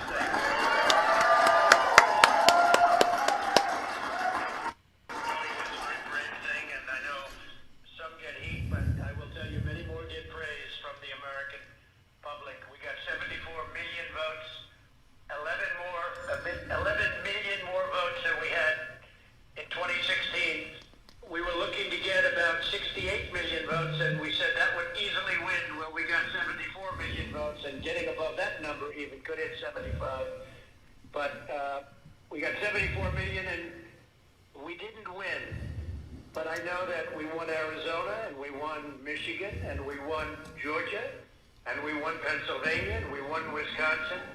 But what they did is they played games, and games like nobody's ever seen before. This is the first time Republicans, or first time anyone has fought back. The 2020 election was rigged. It was a scam, and the whole world is watching, and they're laughing at our country. They're laughing at us. They know who won, and we won by a lot. The poll watchers were thrown out of buildings or put in very far away Hopefully they're like thrown out of They were buildings. thrown out of buildings in Some were numbers of the physically states. taken out of buildings. You have people that came in to vote, and they were told, "I'm sorry, but you've already voted. We've received your ballot." No, I never voted. I'm very proud to vote. November 3rd, I'm very proud to vote. No, we have your ballot. And they would go in and they would sign a complaint. In some cases, they went home and they cried. They've never seen anything like it. We have thousands and thousands of people that walked in. This shows you how arrogant the Democrats and others were in taking away and stealing an election, because that's what they're trying to do, is steal it. And the easy route for me, when everyone's saying, "Oh, just focus on 2024, sir. Focus on 2024. I said, no. I have to focus on 2 weeks ago, because this is the greatest scam ever perpetrated upon our country. Can't let it happen. This is the You big can't let one. it happen. We went through It's play. not going We went through the phony Russia, the phony impeachment, and all He's of the calling different in. No, he's things. not And in on Arizona. top of it, He's you calling. have a governor named Odysee, who he just rushed to sign certificates You're on their so quote. that Let's see Kelly which gets one into to the back Senate and as back. soon as possible. I don't want to cut off my internet. You hit something. I did not. That's on Right Side Broadcasting. We're still streaming. Hang on, guys. I'm telling you, they interrupt this stuff when something important is there. What's that all about? He didn't have to sign, and I said, why would he sign when you have these incredible hearings going on that's showing such corruption and such horrible... It's insane! It's off the hook! So you have to figure out what's that all about with Ducey. He couldn't go fast enough. And I just say that I want to thank you. We're going to win this thing. We're gonna win this thing. God's gonna put it in our corner. God's gonna get the glory, baby. Never been anything like this. Never. Thousands and thousands of votes were cast, and you have some people that were paid to vote. You know that. And you know we're The only Native Americans in Nevada. 9,000 votes. It's a very small number of votes relative to millions cast. We lost Arizona by 9,000 votes. That's a tiny fraction. We didn't lose Arizona, honey child. Signature. Ba-boom, ba-boom. The yellow light. We are going to fight. Low confidence. Up all the way. We have additional cases being filed. Come on Probably now. tomorrow in Wisconsin and in Georgia, and they're good cases. They're very strong cases. What good is by it? Great lawyers and with great facts. And Arizona will not forget what Odysee just did. We're not going to forget the people Primary of Arizona. everybody. We had some of the greatest rallies we've ever had. I left those rallies. A lot of you probably were there, and I said, "There's no way we're gonna win." We didn't lose the state. We won it by a lot. But I just want to thank everybody. I'm watching it, and a lot of You people feel how are watching biased it this on room is OAN and with the a cheering? couple of others that Now imagine you're a poll watcher. Right. ratings machines. Their ratings are And going they through start the roof because cheering they're telling the truth. over Biden votes And or a others are Republican being getting hurt, as kicked you out. probably have heard. You Other might think networks that are the being room very was a little badly hurt. biased. Yeah, Because when this they room don't is follow biased. us, they don't do I'll very say well. it. But the world is watching, and But the this vote country rooms is watching. had the and exact we same admire thing going all on of the people, on and the that other side. includes the fantastic But representatives. we're not politicians, cheating. We're exposing the cheating. But these And that's what we're representatives cheering that are for. up there and doing That's a great the job. difference. And what they don't realize is they may hear some things, but they're becoming legend. They're becoming legend for taking this on. The They are. country really appreciates it. Legends. The country really does. And We have do. more than they do. I represent everybody. Yes. But this was a scam, and we have to get down to Scamatic. the bottom of it. I want to Smartmatic, thank scamatic. Rudy and his team for doing such an incredible job and for having the courage. We're winning. We're gonna beat them. We're gonna beat them at their own game. Courage, Rudy. We thank you. And you know, Rudy was, and I say this, Rudy was the greatest mayor in the history of New York by far. You look at what happens in New York. I mean, you look at what's going on right now. He was the greatest we've ever had. And I told Rudy the other day, what you're doing right now concerning the elections of United States President and I other have elections, goosebumps. but concerning the election of the President of the United States, and as good as being mayor was and so important, but this is far more important, is the most important thing you've ever Look at done. So I Rudy's want to like, thank Rudy. I want to thank all of the political representatives, and I want to thank all of the incredible witnesses for showing bravery and love of your country. Thank you all very much. Yes, Lord. This thing isn't going to be won with the DOJ, the FBI, the CIA, or the big top dogs in Congress. Sorry. Exactly. The state the legislators interruption. and normal people. Right. I told you it was a chess game. Yeah. The state legislators, the normal people, with the president. We got the king. We got the president. So, Mr. Mayor, now that we've been upstage seriously, we would like to thank the president. I think that was, that's what this team needed to hear. Thank you. Yes! I'm gonna cry. We love America! This is the best country in the world! Kathleen, no pressure. Come on, Kathleen! Pull it out please, for us, baby! proceed with your story, ma'am. Okay. Well, I was observing the different tables, and This the is serious to supervisors her. didn't stop me at whatsoever. I walked up and down the aisles for all the 4 hours that I was there. After about the first hour, I noticed that there were a lot of ballots that were coming in that were being removed from envelopes that were faxed in, and the supervisor said those are military or absentee. But there were hundreds and hundreds and hundreds of them coming in, and I asked, well, what is the chain of command? How do we know for sure that these faxes are accurate and they're from the people who sent them? And I said, how do you verify a signature? If they've got the ballot and they have the envelope, why can't they just somehow get here in the envelope that they were originally given? And she told me that there was not an answer that she could give me. She didn't know the answer, that I would have to ask the other supervisor. So when the other supervisor came in, I asked her the same thing, and she told me the exact same answer, that she didn't know that that all happened in the verification of signature section, and we weren't in that area. So we, meaning poll observers. I was walking through again for a while, and then a representative from the Republican side at one of the tables that was working the actual as a poll worker, he asked the same question, and he got the same answer. There was no clear answer for him either. The ballots, when they were processed, were then put into these blue containers that were supposed to go to the front of the room. They were then sealed and locked by the supervisor. When I left at 1 o'clock, there were still 6 sitting there with the supervisor out to lunch, and none of them were locked. Also, the ballots that were coming in that were faxes were called duplicates because they had to be manually entered. They didn't get secured at all. They went into a little basket on the side of the room, and then women from another area came in and got them and left with them. So I never saw what happened with those. But those same women were also coming in and they were taking the postage boxes full of ballots and leaving with them as well. And they were going to a different area of the facility that I was not given access to, because the room that I was in I was basically told that's where all the processing went. To be But given then I saw access to every ballots area. leaving. So when I left at 1 o'clock, I immediately sent an email to the chair of the Republican Party and said, I have some concerns about this. First of all, the chain of custody for the ballots that are faxed in, but also because there were things that I wasn't seeing behind the scenes. So. Thank you, ma'am. Mr. Giuliani, do you have any questions for this lady? Sure. Please proceed. So, Ms. Alvey, tell us the room that you were in. What was it, a tabulation room? It was a well, there was What would no you call machines. It was just a processing.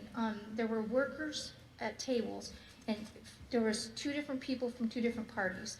And what they were doing was they were working as a team. They would pull the ballots out of the envelopes that were signed.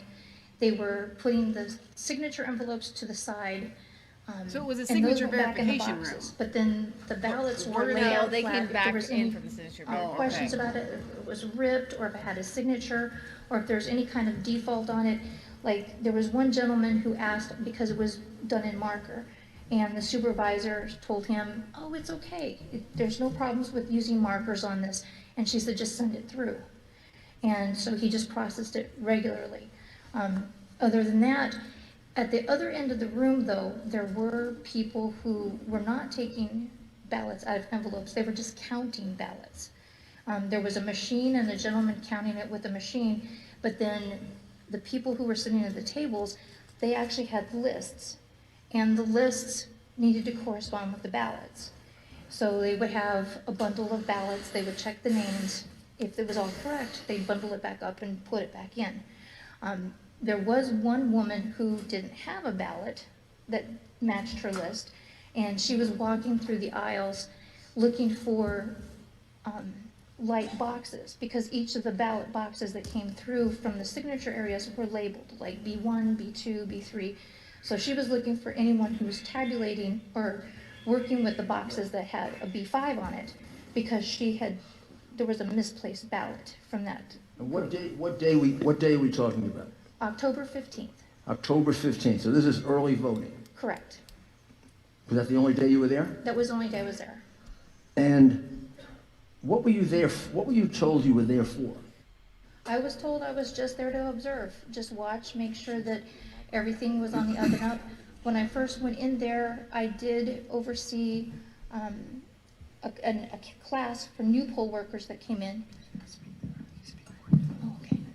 So that I would kind of have an idea of what they were doing and how the process was done. I noticed, the nice thing that I noticed was there were no pens in the room. So I didn't see anyone using a pen on any ballots at that point. It was all like Sharpie or markers, colored markers, like highlighters. And there were red pens, but the red pens were for the duplicate ballots that came in. They were supposed to be numbered and isolated by precinct on a piece of paper. And then those went to, like I said, the basket that then left the room, and I don't know where they went after that. Where were the signatures being verified? There was a room to the east of where we were at, behind closed doors, and that was a different section. Did you get to observe that? No, ma'am. No, sir. How many Republican observers were there? Well, the room was divided half and half of all different parties. So there were, at one table, there was a Republican and a Democrat. There was a Republican and independent. I saw a Democrat and a Green Party. I mean, each table had two different people, two different political These were tables after the envelope had already been examined. Then all the, in a different room, right? Right, that was done in a different So room. who was observing that? Do you know? I don't know. I don't know. I did give a list to Thomas Lane of all the people who were supposed to be observing through the whole election time. So you don't know if there was observation of the signature verification?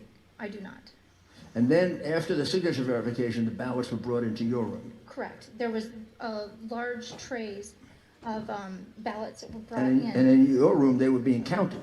There were some being counted off to the right of the room, and then in the area, well, I was able to go into both, because I was able to wander. And what else were they doing with them other than counting? Well, they were counting, and then they were removing them from the envelopes. They They were were being removed. removed from, they hadn't been removed from the envelopes already? No, no. Okay. Most of them were cut open, though. So all they had to do was Most of them? reach in and pull out the insides. Like, why would some be When, open and then you others not? complained about this. Well, I complained, not necessarily about this, I complained about the chain of command or the chain of custody that all of these faxes, because there were so many, and I questioned that. Because I wasn't sure, I mean, because I could be in Michigan and I could fax something to Pima County and it could be rerouted anywhere through any fax. And how do I know that it didn't come from Afghanistan? Right. So that was my concerns. So, and I was told by the chairman of the Republican Party that a lot of people come away with frustrations like this because there are no good answers unless you're there watching and you know exactly where the faxes are coming from. How many ballots were processed during this? How long were you there? How many hours? I was there for 4 hours. How many ballots do you think were processed while you were there that you didn't get to observe? I don't know, because the boxes that left the room and the duplicates that left, I don't know where they went. So I don't know how many were in each sleeve of the post office boxes. I do know that in one box, just from observing, there could be anywhere from 100 to 300 ballots in one box. So. What do you think? In 4 hours, how many of those boxes did they go through? Well, when I left, they were on H. So when I left, they were on the letter H. They were working on the H's. So that would have been a couple 100,000. Thank you. Thank you very much. You're welcome. Members, any questions? I do. Representative, Senator Allen. Thank you very much, Mr. Chairman. I want to talk a little bit more about the duplicates. From the duplicates, or they think there's something wrong with the ballot so it wouldn't process, so that then they go and they make another ballot, another duplicate ballot. In that process, and you said though that there were a lot of those duplicates?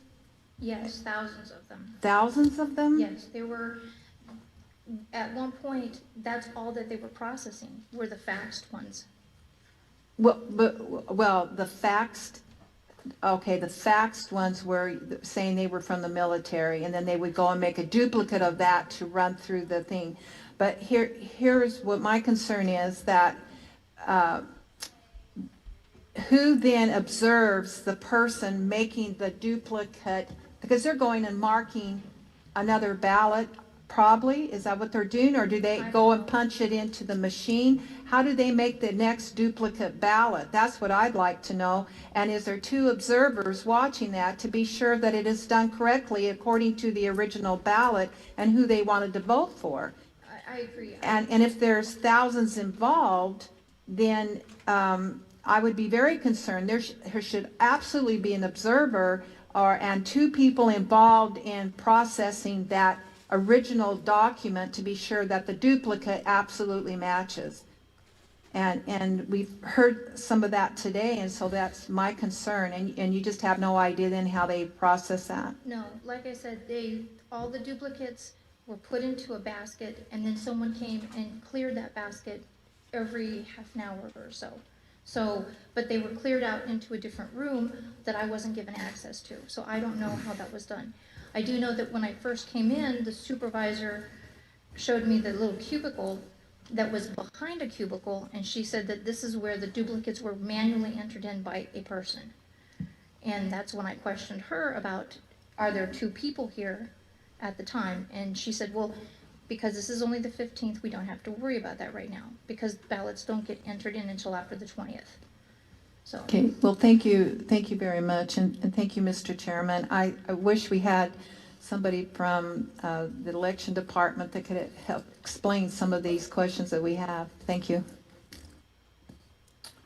Thank you very much, ma'am. We appreciate your time. I know that you have been here for a number of hours waiting patiently, but I hope it was worth it. Yes. Thank you. It was for us. All right.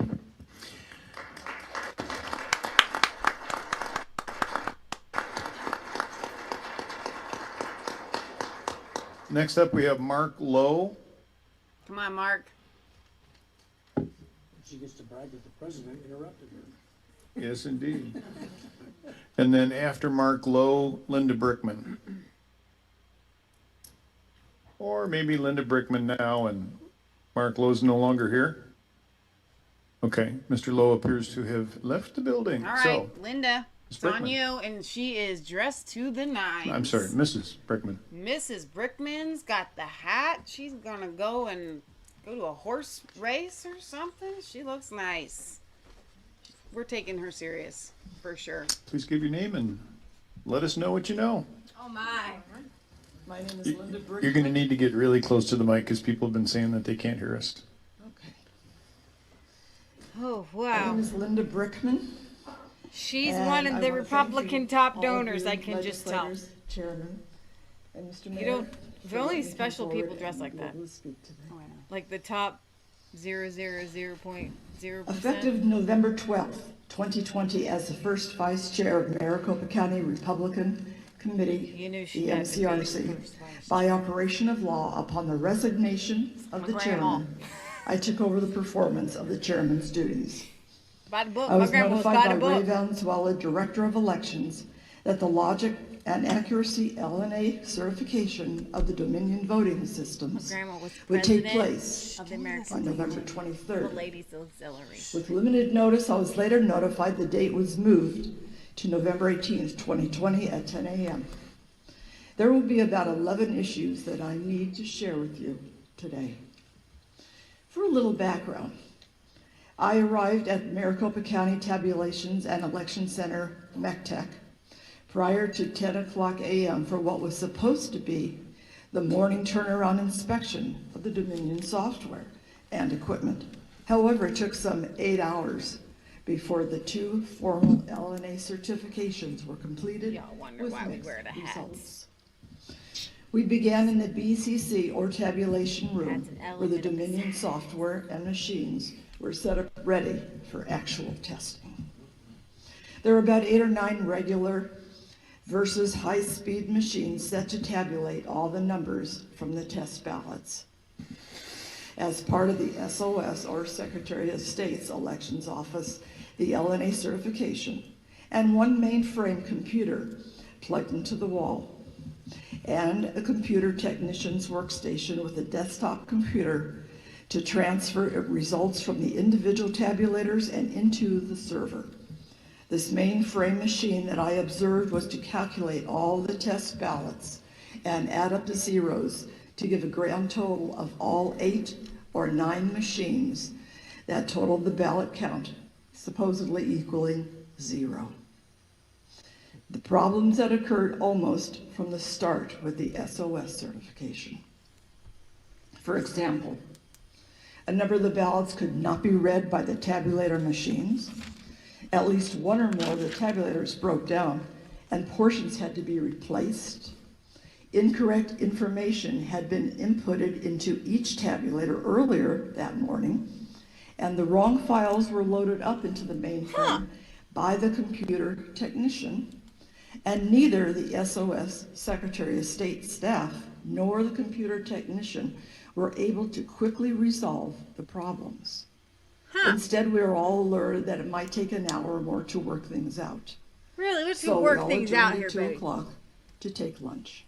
Yeah, At approximately 2 p.m., I asked if the problems were resolved and what had happened. Instead, I was informed that the machines were not calculating correctly, and all the machines had to be shut down during a break, during the lunch break, and reset, and they were going to start on a brand new test. What? About an hour plus later, the ballots were run into the tabulators, and printouts of the results in the form of a cashier's tape I'm going to tell you what this by means. me and others. Then the memory sticks from each tabulator were removed and handed to the computer technician for loading into the server, along with other relevant files, as we were told. Huh.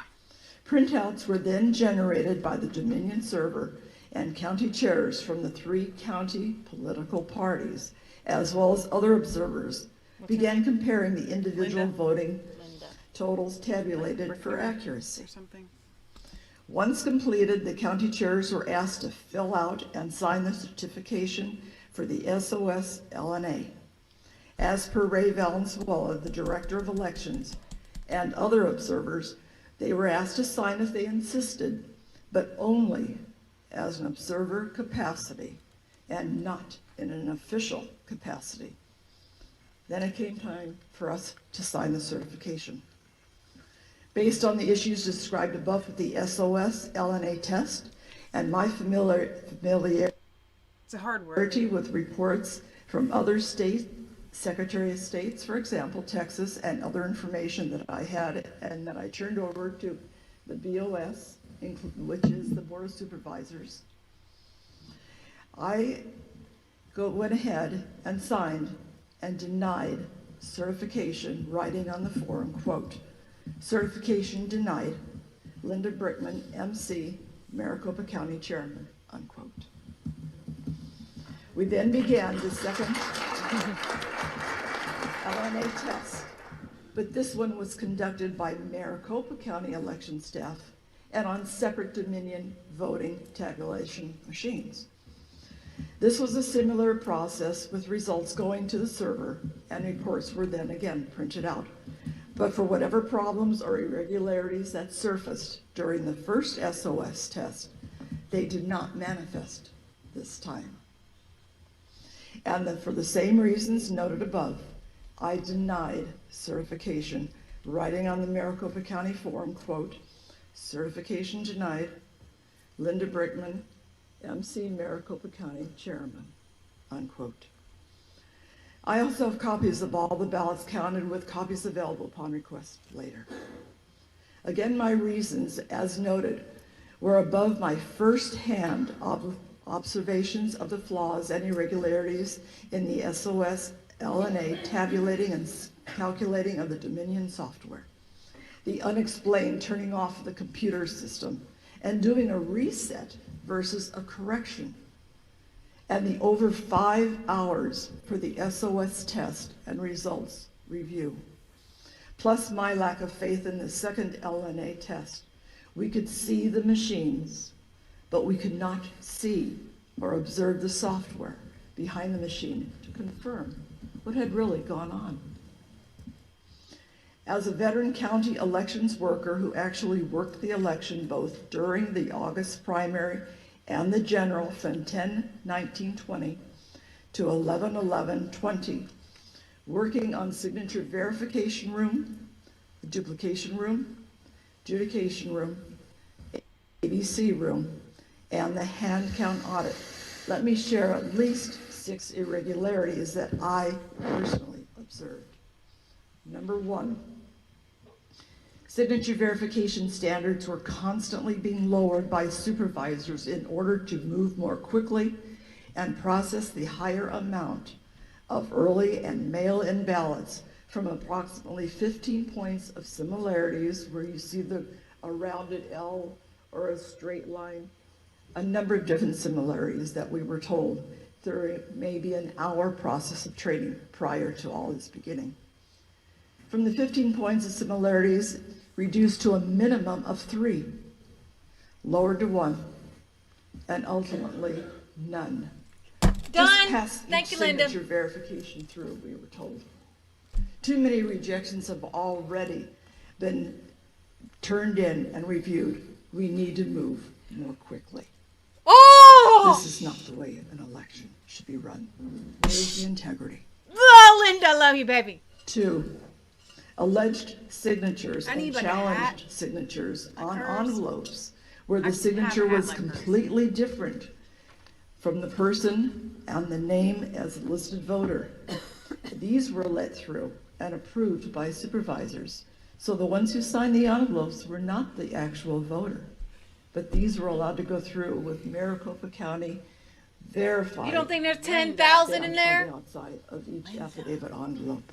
I want to know what these other witnesses that couldn't testify had to say. Challenged runs or batches of envelopes for signatures, verification observed by me to be the exact same handwriting on the affidavit envelopes.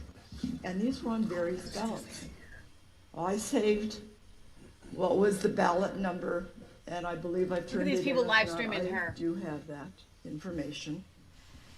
Where there were at least 30 ballots that I saw at one time that were all signed by the same handwriting, but on different voters' names. What? When I asked the county attorney if the county attorney would be alerted for possible fraud, I was told no, but supervisors would take care of it. No, they wouldn't. In the dupes room, number 4, and this is the Dupes. the duplication room. I observed with my Democratic partner the preparation of a new ballot since the original one was soiled or wouldn't go through the tabulators. I read her a Trump Republican ballot, and as soon as she entered it into the system, the ballot defaulted on the screen to a Biden Democratic. Come on! Look at this guy! We reported this to Wringing the his supervisors, hands! and others in the room commented that they had witnessed the same manipulation. In We were never Arizona! told what, if any, corrective action was taken. All I know is the next day I was called outside the room that I was working in signature verification by the supervisor saying, I understand you caused some problems this week, and saying that you thought our machines were not working correctly. They And weren't. I was being the one that was scolded. And I was told at that point in time, I could not discuss anything or talk about what was going on, as many people were threatened because they were told that their voices would be suppressed. They would be either have to Come leave after the Linda. room I will and not work there again. personally end you. I'm here because I think this is our duty to speak the truth and tell the truth. Linda! I bet you, see, you need to be on Twitter. Linda's got to be Election trending. office observers. When it became apparent that more and more early and mail-in ballots need to be processed, I mentioned that the current role of the number of observers per party was not adequate. 1 per party unless all parties agreed She's got them to earrings. more. And since the governor refused to call the legislature into session for whatever Redneck his says we win. reasons, Yes. and little exactly. incentive for the We win. Democrats to agree to a higher adequate number, there was no way that one observer per party who were forced to the back of the room or to have to watch behind a closed-in wall or a see-through wall would have legitimate opportunity to see what election workers were actually seeing in real time and doing, especially where up to 20 or more workers processing tests, sometimes in 10 seconds or less. And I personally observed most observers acting clueless and did not believe any of them even recognize the challenges that I was referencing above. Number 6, one of the most egregious. Here it comes. She saved the best for last. In both the duplication and adjudication rooms, which I worked, I observed the problem of Trump votes with voters, checking the bubble for a vote for Trump, but also writing in the name Donald Trump under the write-in candidate and checking the bubble next to his handwritten name again as a duplicated vote. And this would continue on as an overvote, which means no vote was counted at all despite the policy having been changed to allow these overvotes. Supervisors contradicted their own policies Equal protection. where the intent was clear. Ray Valenzuela, Director of Elections, told me openly the morning of the Dominion certification, November 18th, 2020, that this was incorrect. The supervisors were terribly mistaken, and as an adjudicator, I was instructed incorrectly that these many votes should have been counted and not turned away as an overvote. Chairman Fincham, legislators, Mayor, I am here today, again, not as an expert in the Dominion software, but I'm here as a voter in Maricopa County who wants to hear and speak the truth, even though myself and many others have been suppressed to speak before you now. There should be integrity in our voting and our voting electorate. Voting is not a right. Voting is not a privilege. Voting is not an option. Voting is an obligation for every legal American citizen. God bless America, and God bless Donald Trump. Thank you. Stuart the Brit says she is a very credible witness in any court of the law. Thank you, Ms. Brickman. Just one point of clarification. You mentioned Ray Valenzuela.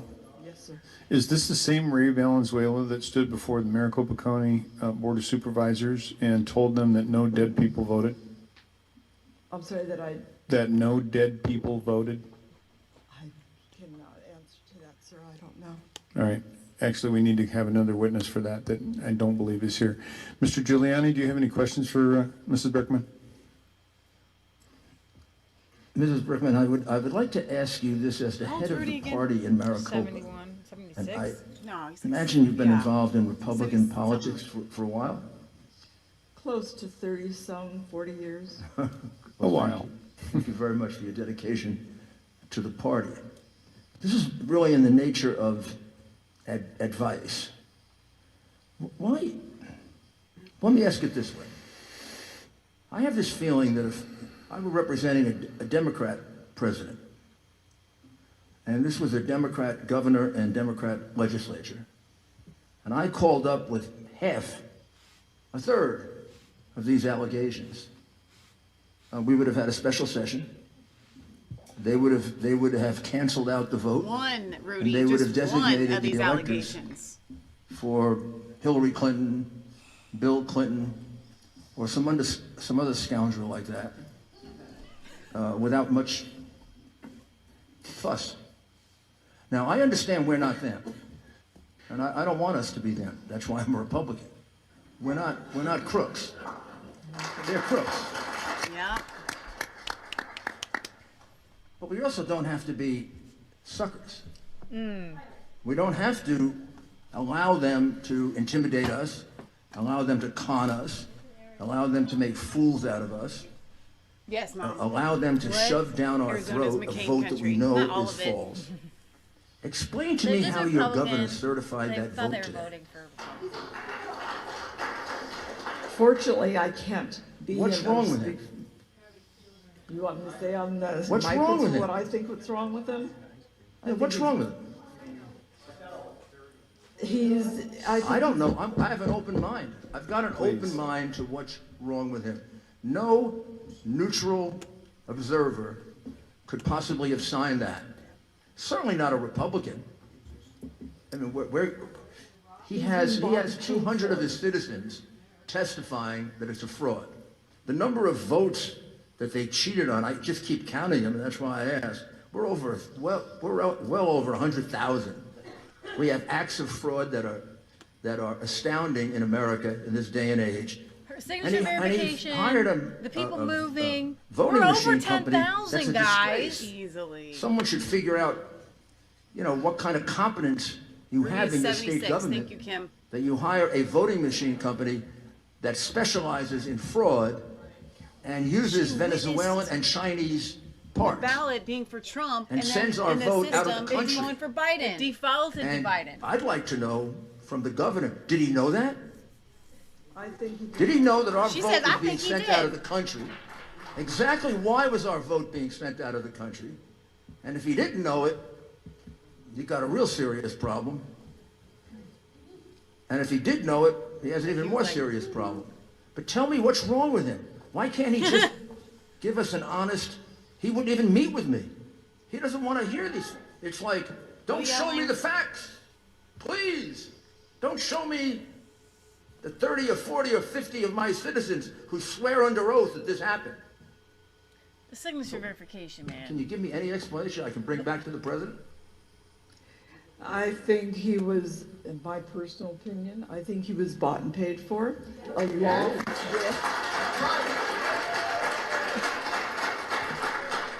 along with, I didn't expect that answer. I think that was a rhetorical question. I'll take it for not a that. rhetorical question. Representative Biasucci. You're entitled to your opinion, and I will take it into consideration. I did used to do that for a living. But I also believe that Steve, or excuse me, Mr. Dupree, thank you. He knew about all these problems with the Dominion system because He knew about the problems with Dominion and Smartmatic and... Oh, absolutely, because I personally sent him a lot of information before he decided to go. So I assumed, maybe wanted to give him the benefit of the doubt, that maybe they didn't do a good job of vetting the company, because I can't imagine a governor presented, first of all, presented with the notion that any foreign company is going to count our vote. Even an ally is abhorrent. We should count our own vote in the United States. Thank right? you very much. Mr. Chair, to that. Now you give me a company that's not just Canadian, but sends the ballots to Germany with a connection with a Venezuelan company.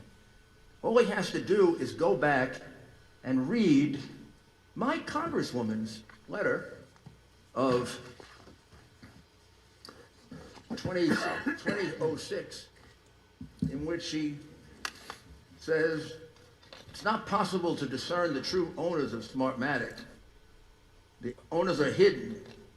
Smartmatic has been associated with the Venezuelan government led by Hugo Chavez, which is openly hostile to the United States. She concludes, Smartmatic and Bitzer provided the voting machines for Sidney 3 frauds. Powell is going to be Smartmatic bringing forth worked with a the company evidence called Sequoia. They for were thrown out of Dominion. Chicago. Once that gets locked guess who in, bought Sequoia? it can be now retrospectively applied to these hearings. All you have to as do, proof. you don't, Which you I know don't they're have not to- real you don't hearings, have but to they're get Morgan hearings. Stanley or Kroll to do this investigation. You just take out your iPad, put in Smartmatic and Dominion, and with a little reading, you get all this.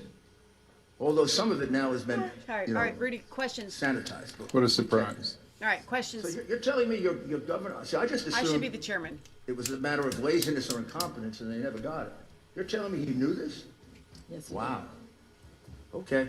Well, that was kind of important because she said she sent him information before he even Wow. signed on to this election. Please. Thank you. Mr. Biasucci. Thank you, Mr. Chairman. Linda, thank you for being here, and I appreciate all you've done, you know, for the party. And I just something you said that really bothered me to even hear this is even a possibility. But you mentioned that in the duplication room, you saw Trump ballots counting as Biden ballots, Biden votes, right? Trump votes were being counted as Biden votes. Now, I just want to be clear here. I mean, you gave an affidavit, right? This is under oath. This is the truth. You witnessed that happening. Yes, sir. In the room. Once. More than once. And the explanation from the supervisor was what? Right. I am not going to listen to this. If you have to be removed from the building, you will be. You're interrupting testimony and questioning. End it. End it. Mr. Biasucci. Thank you, Mr. Chairman. Ms. Bergman, if you could just repeat that for one more time, and what was the reaction from the supervisor when you asked him that question? Mr. Chairman, legislators, we reported this ballot default in the screen as a Biden Democratic ballot. We reported this to the supervisors and others in the room, commented that they had witnessed the same manipulation at other times. We were never told what, if any, corrective action was taken. Nothing that I know of had ever been corrected. And as I believe I mentioned right after that, I was yelled at, whatever, reprimanded the next day by my own supervisor for causing trouble and bringing up things that I shouldn't have been bringing up. As a Thank watcher, you. Thank you for clarifying. you're not allowed to see anything, and if you do bring up any questions, you're in trouble. I'm sorry, Senator Allen. Thank you, Mr. Chairman. Linda, it's so good to see you again, and thank you for hanging in there and doing the work that you're doing. I would like to bring up what the Maricopa County supervisor said in their letter when they certified the Maricopa County vote. They said the Dominion tabulation equipment was vetted by a bipartisan equipment advisory committee before the contract was finalized. The committee tested the functionality and accuracy of the tabulation equipment before it was used in any Arizona election. The Dominion tabulation equipment met mandatory requirements during the accuracy test before the presidential, primary, and general election, and after each of these 2020 elections, the hand count audit shows the machines generated an accurate count. And so it's interesting to hear as you talk about being there as they're showing, testing the machines and all the breakdowns and the problems that went on. Were the supervisors not made aware of the problems that came up when you were doing the audit? I find it difficult, Mr. Chairman, legislators, I find it difficult that they weren't aware of it, because I was aware of it. I am just a nobody, I'm another voter. And if I was aware of it and I could pass it on to the supervisors, as well as the governor's staff, as well as other people in power in Arizona Republican Party, I find it difficult that they did not know. Why is it, and let me ask a question if I may, how do we know that the same systems were being used and that the machine wasn't changed and that there weren't problems? We know during the election itself that many of the machines, I believe in almost all locations, were shut down at the exact same time, because while I was working at the elections department, the machines were shut down.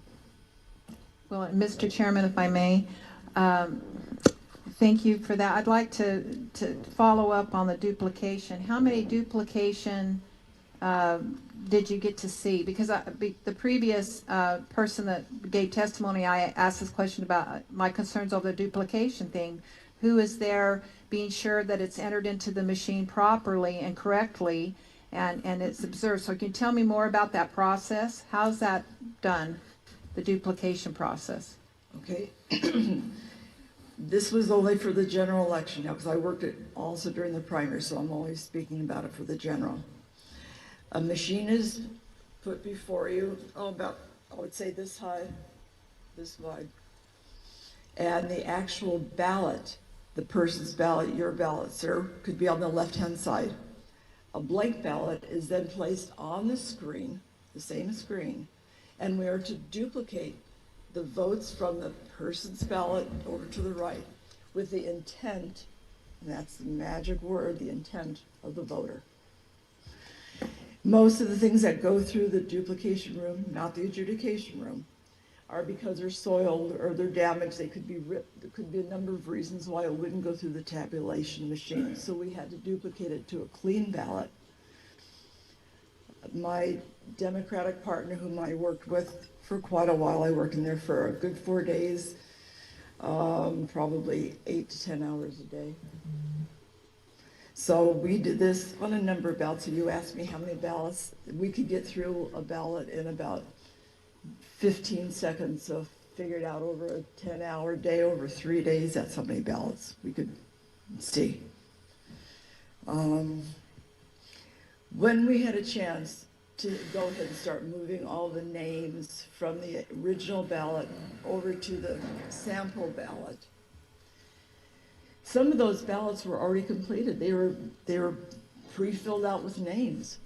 So we had to go ahead and erase all the names on the right-hand side. Could have been Democrat, could have been Republican, could have been independent. We didn't look, we just had to erase all those existing names that were already inputted on those ballots. So the default blank ballot We started wasn't moving blank. the names over, and we would check each other Right? as a Democrat and Republican to make sure that we were correcting each other. No supervisors, no observers were behind us at all times. The observers, which were very few and far between in that room, never came back to where we were. We were behind the adjudication room.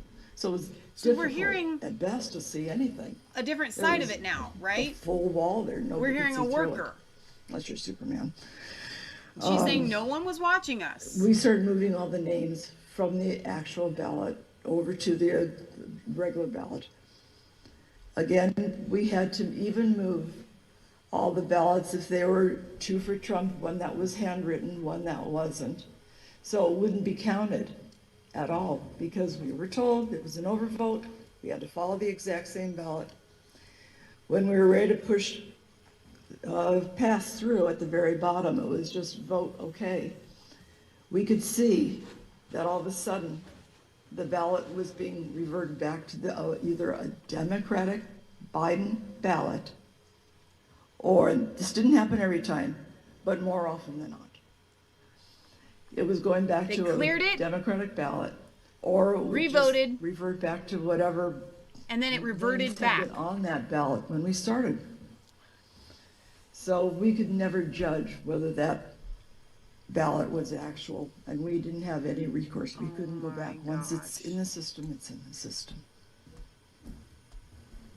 Once it's in the system, in other words, you couldn't correct it, because once you push the button, then it's in the system, and you can't go and say, wait, that's not what I entered.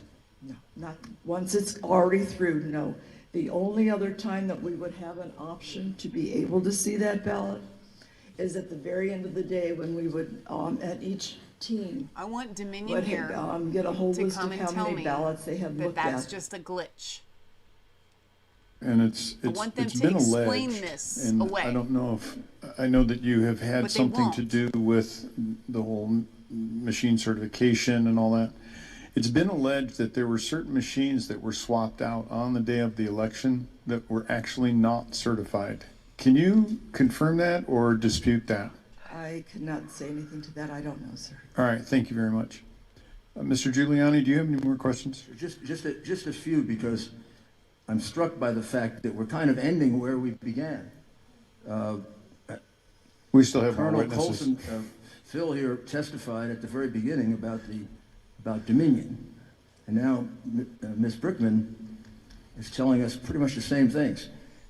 I didn't realize that you know quite a bit about Dominion. I'm learning very quickly. And is it correct that it has an association with Smartmatic? Yes. And Smartmatic is a Venezuelan Yes. company that was started by Chavez in 2003, 2004. You for the see, purpose of I know this fixing is elections. long, guys. Maybe you're not with And us then, all day. Smartmatic worked They're with a still company here. called Sequoia. We've got- I'm trying to simplify this. We have had a And solid, Sequoia did an election in almost Chicago 80 count view on that was, YouTube even the by whole Chicago time. Y'all ain't standards, going nowhere. so bad There's that three they fired components to this. Sequoia. Okay, and well, Smartmatic. Can you four. imagine how bad it was for Chicago to fire? But three And then there was a major congressional components. hearing that's in the record, in the congressional The record. green button. From which I read you Carolyn Maloney's letter. Sending All you have ballots to do is read her letter, to the and it tray that tells would you need to be duplicated that or the company has adjudicated. Venezuelan And origins. then it gets to Linda, And was and Linda invented for is the purpose of honest, fixing but the elections. system is not. And then, because you couldn't And use the before name that, Sequoia or there's the Smartmatic signature anymore, verification that went Dominion from acquired 15 points. Sequoia, You have a which had all the Smartmatic on your signature, so you have to software, match 1, 2, 3, 4, 5. and had all That's the how they match Smartmatic signatures. sneaky To 3 games and algorithms To in it. 1 to to 0. 9. Which also Just involved push it Chinese through. technology. Push them through. That's at least And they 10,000 right started there. using it under the name Right is Dominion. right on Periscope says but would Linda never is an disclose the history. incredible witness, no doubt, 100%. But you would think But hers that is any along with prudent Judith. governor Secretary of State or But Commissioner of Linda ties it Elections together. would do the was kind saying of there was just scribbles. the kind of They weren't matching research that signatures. you do when you give out a multi-million-dollar contract. I mean, I ran a city, and when I gave out multi-million-dollar contracts, the company was scrubbed very, very so carefully. long, but it's like the pieces. And if this had ever happened to me, everybody kept when I saying, was the mayor, "Stop with the everybody who Dominion did it would be conspiracy fired stuff." immediately But unless you and have the investigated. Dominion stuff, I wouldn't want the my other city stuff doesn't. having Right? its votes Like counted why? How? by a With Canadian the company, signature verification. much less a company and, involved with you know, Venezuela. yes, the ballot stuff, So but you are who corroborating is, the if you can facts go that our in expert as a witness Dominion software person and gave do at the very batches beginning of of the hearing, votes, and I really 1,000 appreciate very, of very these much adjudication your contribution. votes. And also because Dominion has created this Josh problem says all over our I'm country. still here. I don't know how Not just long you've here been in here on Arizona. Facebook. You shouldn't feel Curious Man alone. says Our I've country been here was all victimized day. Thank you for by your these people dedication. in a very, very horrid and I disgusting came down way. here into the studio Thank you. at quarter Representative after Thompson. 10. Thank you, Mr. Chair. It's And 8. thank you, Linda. I have a couple quick questions for you. First one is, do you think what we're doing here today is useful or a waste of time? Mr. Chairman, legislators, I think it's I love how very she says definitely that. something that we needed to be done. We need to go ahead and take this to you as the legislators, whether we have the governor behind us or not. He's never been behind us and never will be. This is something that you, in your right minds as American citizens, as voters in Arizona, need to do for us. And I Thank you. Thank you for saying that. And I believe that, yeah, go ahead. I believe that this Can we get a is view of the not in outside vain. crowd for Someone Linda? called it a dog and pony yeah, I show. I know. think that it's RSBN showing the actually has public a what we're feed from dealing with, and outside. I I don't hope it know. shows our leaders that we need to look probably into pull this up on your further. phone. Are you familiar with the DEF CON conferences that the Maricopa County Recorder has sent staff and himself to on taxpayer money? Are you aware of that? No, I'm not, I'm sorry. Well, let me read you the results of the 2 years ago. It says, this is the third year we've hosted the voting village, and this year we were able to give attendees access to over 100 machines, all of which are currently certified for use in at least one U.S. jurisdiction. The units tested included direct recording electronic voting machines, electronic poll books, ballot marking devices, optical scanners, and hybrid systems. The hackers at DEF CON once again compromised every single machine over the 2.5-day event, many of them with trivial attacks that require no sophistication or special knowledge on the part of the attacker. And I'm gonna go ahead further on in the comments. In too many cases, physical ports remain unprotected, passwords remain unset or left in default configurations, and security features of the underlying commercial hardware are left unused or disabled.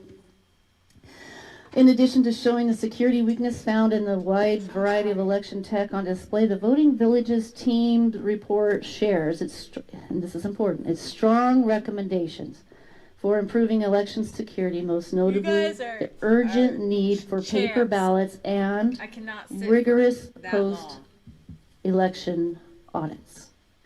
So what we've done here today, I think, is established that we need a rigorous post-election audit. They also go on to recommend that people get the attention of their elected representatives. That's what you guys have done here today. I appreciate that. And so thank you, Adrian Fontes, for bringing this to our attention, that we do need to have rigorous post-election audits and that these machines are not secure.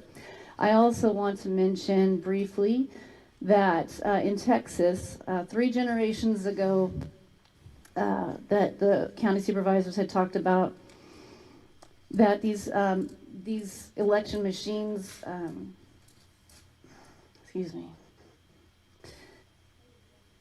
they rejected it. And we haven't done anything this time to make sure that that rejection was corrected. How do you feel about that?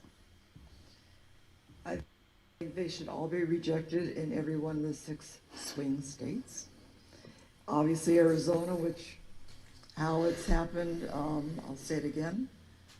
I think it was bought and paid for by a few people at the top, and that's why it was not taken care of, but this needs to be done in every single state, not just the 6 swing states. Thank you, Mr. Brickman. Mrs. Questions that are not very long at all. Okay, are these something that's already been covered, or? It's a clarification on the write-in ballots. And then I have a question for Mr. Mayor Giuliani that he made a comment during his statement. All right, please proceed. Thank you, Mr. Chairman. This guy's ready to I go think home. it has to be clear. I'm confused a little bit. You covered it, Mr. Chairman. So when these ballots were there, if there was a ballot, because here's the problem. Republicans won the state of Arizona except for the two big offices. All the supervisors were voted in. Fontes lost. I mean, Republicans, the legislature remained in control. So that all happened. But what you mentioned was that if a check mark was for President Trump and then a write-in candidate, even if it said Trump, that ballot wasn't counted? That's correct. Okay, that's what I think needs to be clear. Thank you very much. And Mr. Chairman, Mayor, did I hear you correctly that says, and you haven't said it at all today, did you ask to meet with our governor, Doug Ducey, and he declined to meet with you? Yes, sir. I texted him yesterday, the day before yesterday. I explained to him I was coming here. I explained why, and he never responded. He did not even respond, sir? I explained to him I'm the president's lawyer. Exactly. I'd like to have the courtesy of meeting with you. Like he needs to know. Mr. Chairman, Mayor, you were mayor of one of, if not the largest city on the East Coast as a Republican, and which has more people in that city than this state. And I think out of common courtesy and being on the same team, I apologize on behalf of whoever if they dropped the ball not responding to you. I mean, I've been doing this kind of investigation for 50 years, and when people don't want to meet with me to hear the facts, right, I can kind of figure out why they're doing it. Mr. Chairman, thank you for being here, sir. All right. We have our last witness, Mr. Mark Lowe. Are you in the building, or have you gone home?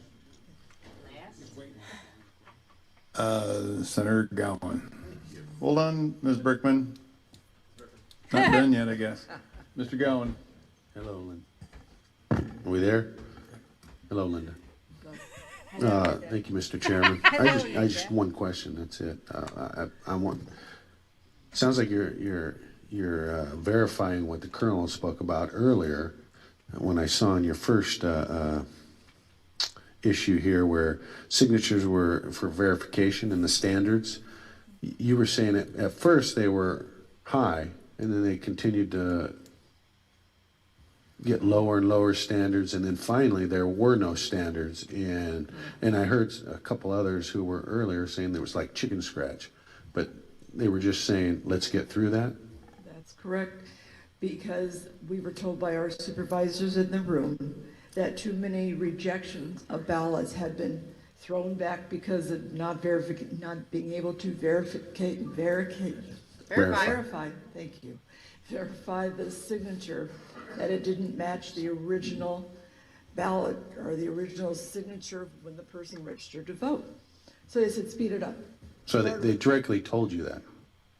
So there in your opinion, there are ballots out there that were counted as a vote that the signature was not verified on an early ballot. Or there was no signature at all on the outside of the ballot. It was just a scribble, or some people signed with a heart. It was not a valid signature. Thank you, ma'am. A heart. That's one of those millennials. Okay, we're done? All right. Thank you very much, Mrs. Brickman. Yay, Linda! Save the Republic! Linda! All right, we have American hero, one more Linda. witness, and that is Mark Lowe. All right, Mark. Bring it Once Mr. Lowe is complete, Mr. Giuliani, I'd like you to Sorry, bring it home. wrap Bring us it up home, with Mark. your closing comments, and then each member will have an opportunity to Cleanup hitter. Gosh, man, we got good I Americans. guess I'm You know that? overruled. I love There's my 4 more country. These people on the hearings list show that are me how still much here. I love my country. Oh, all right. We've I been called here names from and nobody stepped forward, so, okay. Hang on, wait. We don't have Mark cleanup hitter. We got 5 Mr. Lowe, witnesses left. Please give your name and what you We're do, here and for we're happy midnight. to take your testimony. We singing Christmas carols here. Legislators. Get My name closer. is Mark Lowe. I'm a There you are. Maricopa County resident for 30 years, a Southern California refugee. Southern California. I'm here in the capacity of steadfast, concerned citizen. I volunteered to do 3 days of observation, 2 at the Maricopa County Recorder's Tabulation Center, Sunday, October 25th, and Sunday, November 1. Sorry, I'm a little bit nervous. Been waiting all day to speak with you folks. On the 25th of October, I observed no ballot tabulation happening. There was simply adjudication.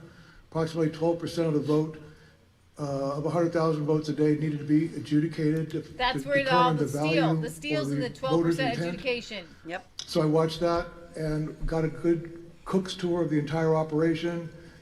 Everybody seemed to be cooperating with doing their job and being very open Linda and Brickman transparent. on Twitter. She has been very vocal When in I politics many approached the years. Better go gentleman who follow was her. running the Dominion Find her, Leah.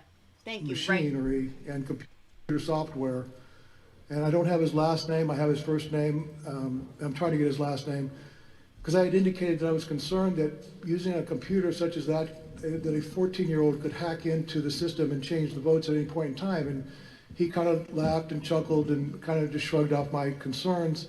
And I told him that I had just watched a month earlier a Tom Cruise Mission Impossible, where Tom Cruise crawled through the ventilation system and went into a room very much like what the equipment is in, and he was able to get in and get the information and get out. And at that point, he really laughed. He tried to point, he did point to all the wiring that was hanging from the ceiling in baskets, and so that there was nothing plugged to the internet or into walls. Everything was coming from the master sealed up room. And I said, well, in the end, a 14-year-old could get in and hack it. At least that's the world I live in, because I watched the 1969 original Mission Impossible, so a lot's happened since then. The following Sunday, I actually left about 2:30 in the afternoon. I was scheduled to work until 4:30, but I felt that I had better things to do given what I had seen. There was no tabulation going on. So I came back there bright and early for morning shift on 11/1, and I showed up, and the operators were there. Same gentleman that was running the operation. I'll leave him nameless. He's named in my affidavit. And I was able to say good morning to him and said, yeah, I said, I guess nothing's happening with the 14-year-old yet, and kind of made light of it. Sat down, and then a gentleman came to join me, because I was by myself as a Republican observer on the 25th, but on 11/1, Greg, who testified earlier before your panel, who's very, very knowledgeable about software and internet technology, he and I spoke for a few minutes before the process started, and I was able to explain to him how I engaged Bruce the week before, and felt really I just wasn't able to get the information from Bruce or acknowledge what was going on with the process of counting votes or collecting votes, because I didn't have the knowledge. Well, it turns out that Greg had more than enough knowledge 200 pounds.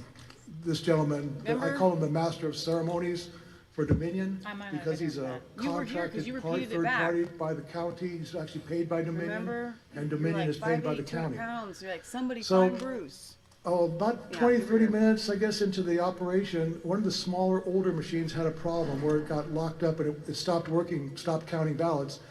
And this gentleman, Master of Ceremonies, came over with his laptop and plugged right into that machine, and he began to immediately do whatever he was doing with the files. And this is when Greg and I sprung to our feet, and Greg took the lead and went over his shoulder and looked exactly what he was doing and asking him questions all along. And he was able to actually get hard data of what was being done with regards to when a file gets too full, it stops, and then it has to make subsets and all of that. The questions that I had on Sunday previous is how does he back it up? But I could never get to that point on Sunday the 25th. But on Sunday the 1st, with Greg's expert questioning and knowledge and understanding of what was going on, he took him through the entire process to where how the votes were how the votes were handled, and how they were, when it got to be too big a file, they had to make subfolders. And then the question came up, my whole thing is, what happens if this building burns down? What happens to the information? So with that, along with that question hanging from the previous week, and Greg saying, yeah, he took him right to the point at what point do you make a copy, a data, and how do you make the copy? And from what I recall, and my understanding is that he makes a complete copy of the entire voter file.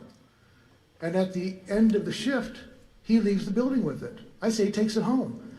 According to Greg, heard him say he takes it up upstairs. I talked to Greg one other time, not to compare our testimony, but to say what I remember. He took it out of the building and he took it home as far as I'm concerned. I did not hear him say that he gave it to somebody else or anything. It was all in this gentleman's possession the entire time. Because he brought it back with him the next morning. The hard drive came back and forth in and out of the building unsupervised with no oversight whatsoever. Okay. There are some other problems with adjudication, but I'll leave that for another time. I want to say that on my day of the 3rd, when I showed up to at 4701 South 7th Street, at 6:30 in the morning, I was greeted by the poll supervisor who immediately noticed I was a Republican observer and told me that there would be no bathroom facilities for me to use at this beautiful brand new multi-million-dollar high school that was built, academy, that there would be no bathroom facilities. And if I had to use the restroom, I'd have to go off-site. And to which I answered, that's fine, I have some containers here, I'll be able to, kiddingly, I'll be able to find a quiet corner and use them to relieve myself, whatever. So about 10 o'clock in the morning. That's funny guy. After a very slow trickle of people coming in, because I counted votes until I was ejected at 2 p.m., and I'll tell you the reason for that, but there was less than 200 people by 2 p.m. And so at noon, when I got up to use the restroom at 10, I came back and there were 2 voting machines there. And with a trickle of people, there must have, at that point, there was only at 10 o'clock, maybe 50 or 60 people that had voted. And I was curious as to why there were 2 of these machines and 2 ballot boxes. So I paused as I was returning to my seat because a woman was coming to put her vote in the machines, and I was going to determine which machine is she putting in. Is she being directed to put it in one machine or the other? And at that point, the poll supervisor told me to get back to my seat or I would be removed from the property because I'm not following orders and following her direction, specifically that I was to sit in my chair the entire time, which is far away from being able to see anything. So I went back and I sat compliantly and I was kibitzing with the Democratic observer, talking about life in general. And she kept coming over to me and says, if you speak any more, you're going to be ejected. So I literally, at 12 noon, before I zipped my mouth and didn't say another word, I asked her, so at 7 o'clock, what will happen when it's time to break down the machines and take the votes, seal the votes in a container and take them to the counting tabulation center? And she said, well, you'll have to leave the building. I said, but that doesn't feel right to me because I'm supposed to observe. That's an important part of the process that I should be allowed to observe. She says, you will be removed by my security out front. There will be nobody in this room except the poll workers themselves, period. So I said, well, that just doesn't sound right. So I just zipped it. I put on my bandana. For the next 2 hours, I sat there in complete silence, counted about another 50 people. So I was up to, at 2 o'clock, I was about 220 people. And at 2 o'clock, I'm sitting there and I'm realizing I'm not going to be able to be here at 7 o'clock, and there's really not much else I can see what's going on. So my time here, I could better serve someplace else. So I noticed that a woman came in with her sealed ballot, mail-in ballot, a Hispanic woman, could not speak a word of English. I speak Spanish, and I heard her say, I have this ballot, but I want a new ballot. I want to vote differently. So she immediately, this poll supervisor handled her kit gloves, right on it, concierge services, because she was the only person in the building at that time. They take her over, give her a new ballot, and they walk her around these 40 or so ballot stations, and they park themselves right to where I could see them intentionally. The the poll supervisor with her back to me, and the translator with a face shield, gesticulating for about 90 seconds. They kept talking to the lady, and the poll supervisor kept looking around the 3-sided partition, looking around, thinking, I know it's a crime if I take a picture. I know that. I know it's a misdemeanor. But no one will believe me if I don't capture what's actually going on. So I took my phone out surreptitiously, I put it up, and I took a snapshot, got one, put another one, took another snapshot instantly after because the guy kept pointing, gesticulating. I didn't take a movie, I just took 2 stills, and immediately the poll supervisor wheeled around on her heels and was in front of me in 5 seconds, says, please leave now. If you don't leave now, I'll have security drag you out. You're out, you're gone. And I believe that was her plan all along. She didn't want me there to be watching what was going on at 7 o'clock.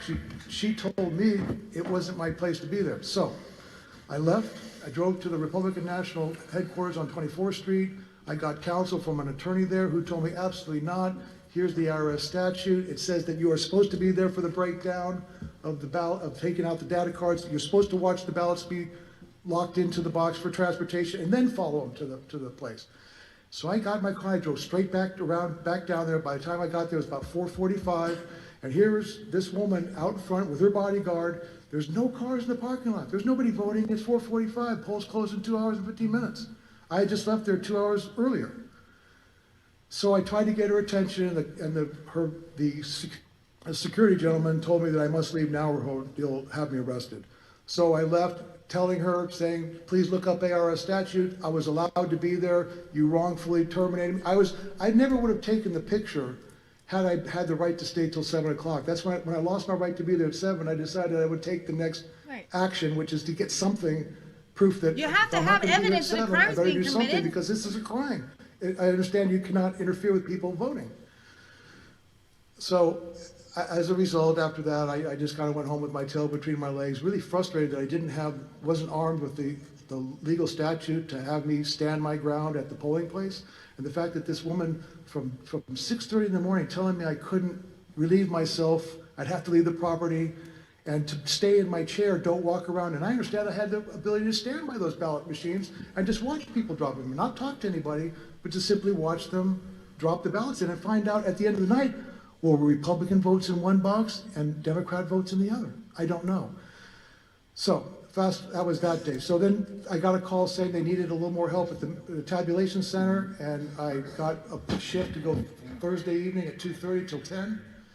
I only lasted about an hour because I asked questions about the process, and I was considered rude by the person who was running the situation for asking those questions. And here's my concern for that, is that there was no tabulation going on, no counting, but they were transferring overseas votes from printed PDFs onto digital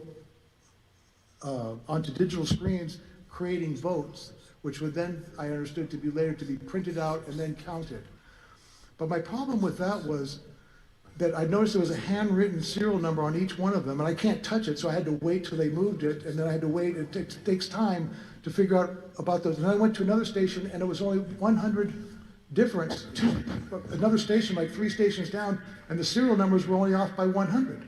I thought, well, that doesn't seem right, because if there's 180 stacks, that should be, the number should be at least 200 or 300 difference. So when I asked the woman, it was my final questions, I said,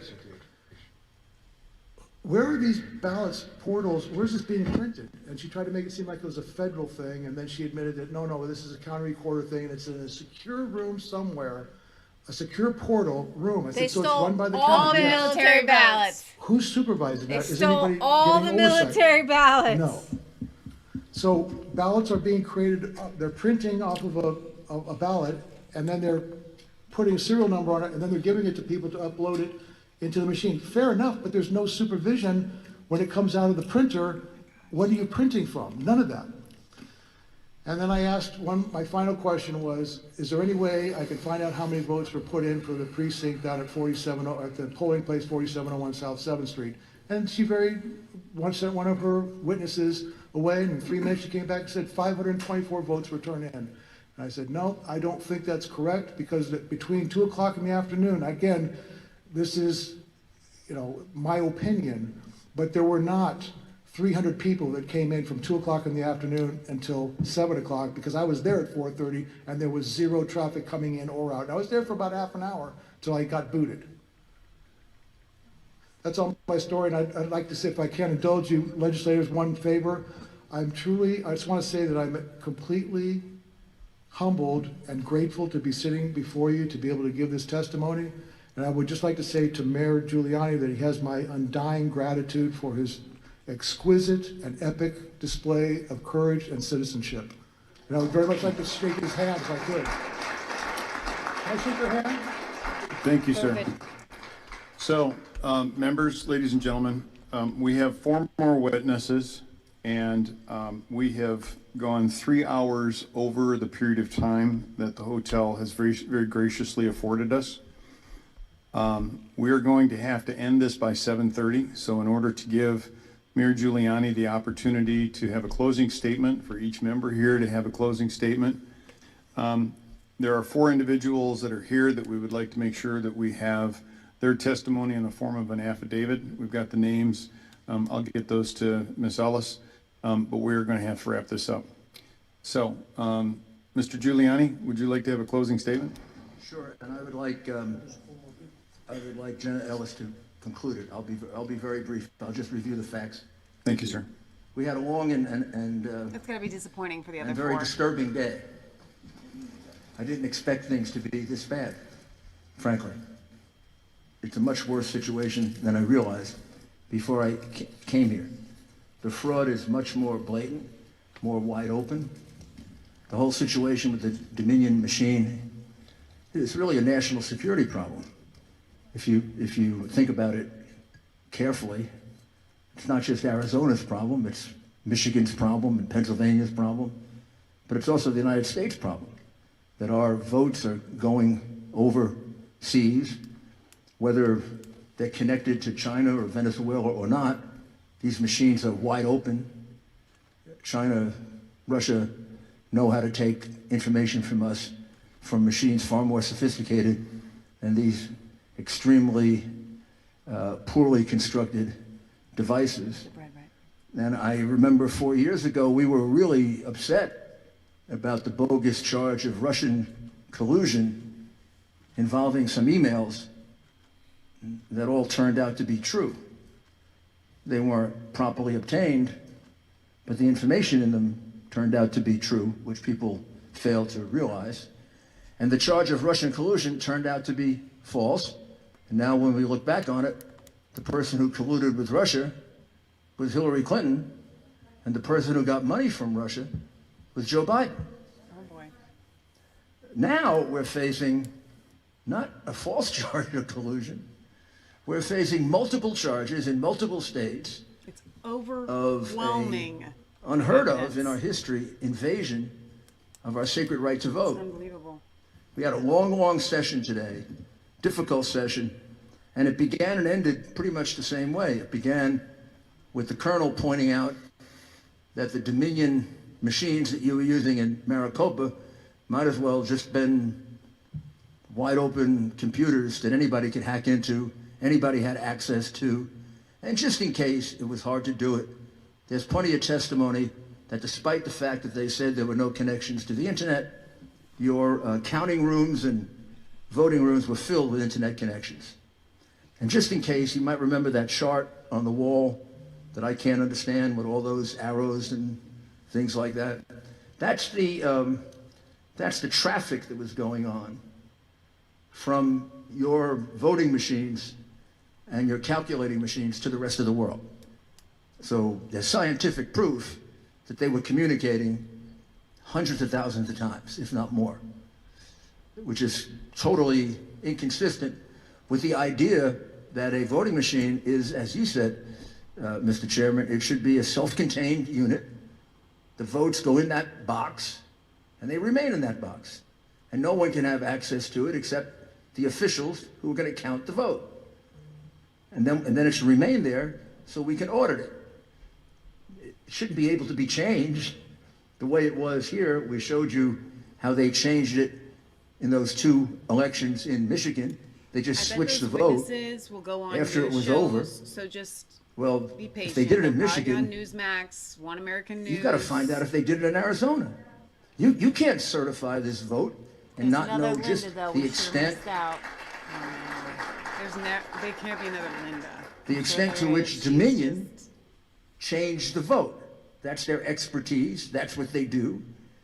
The reason we can't prove to you the full extent of it is because your state government will not make available the machines.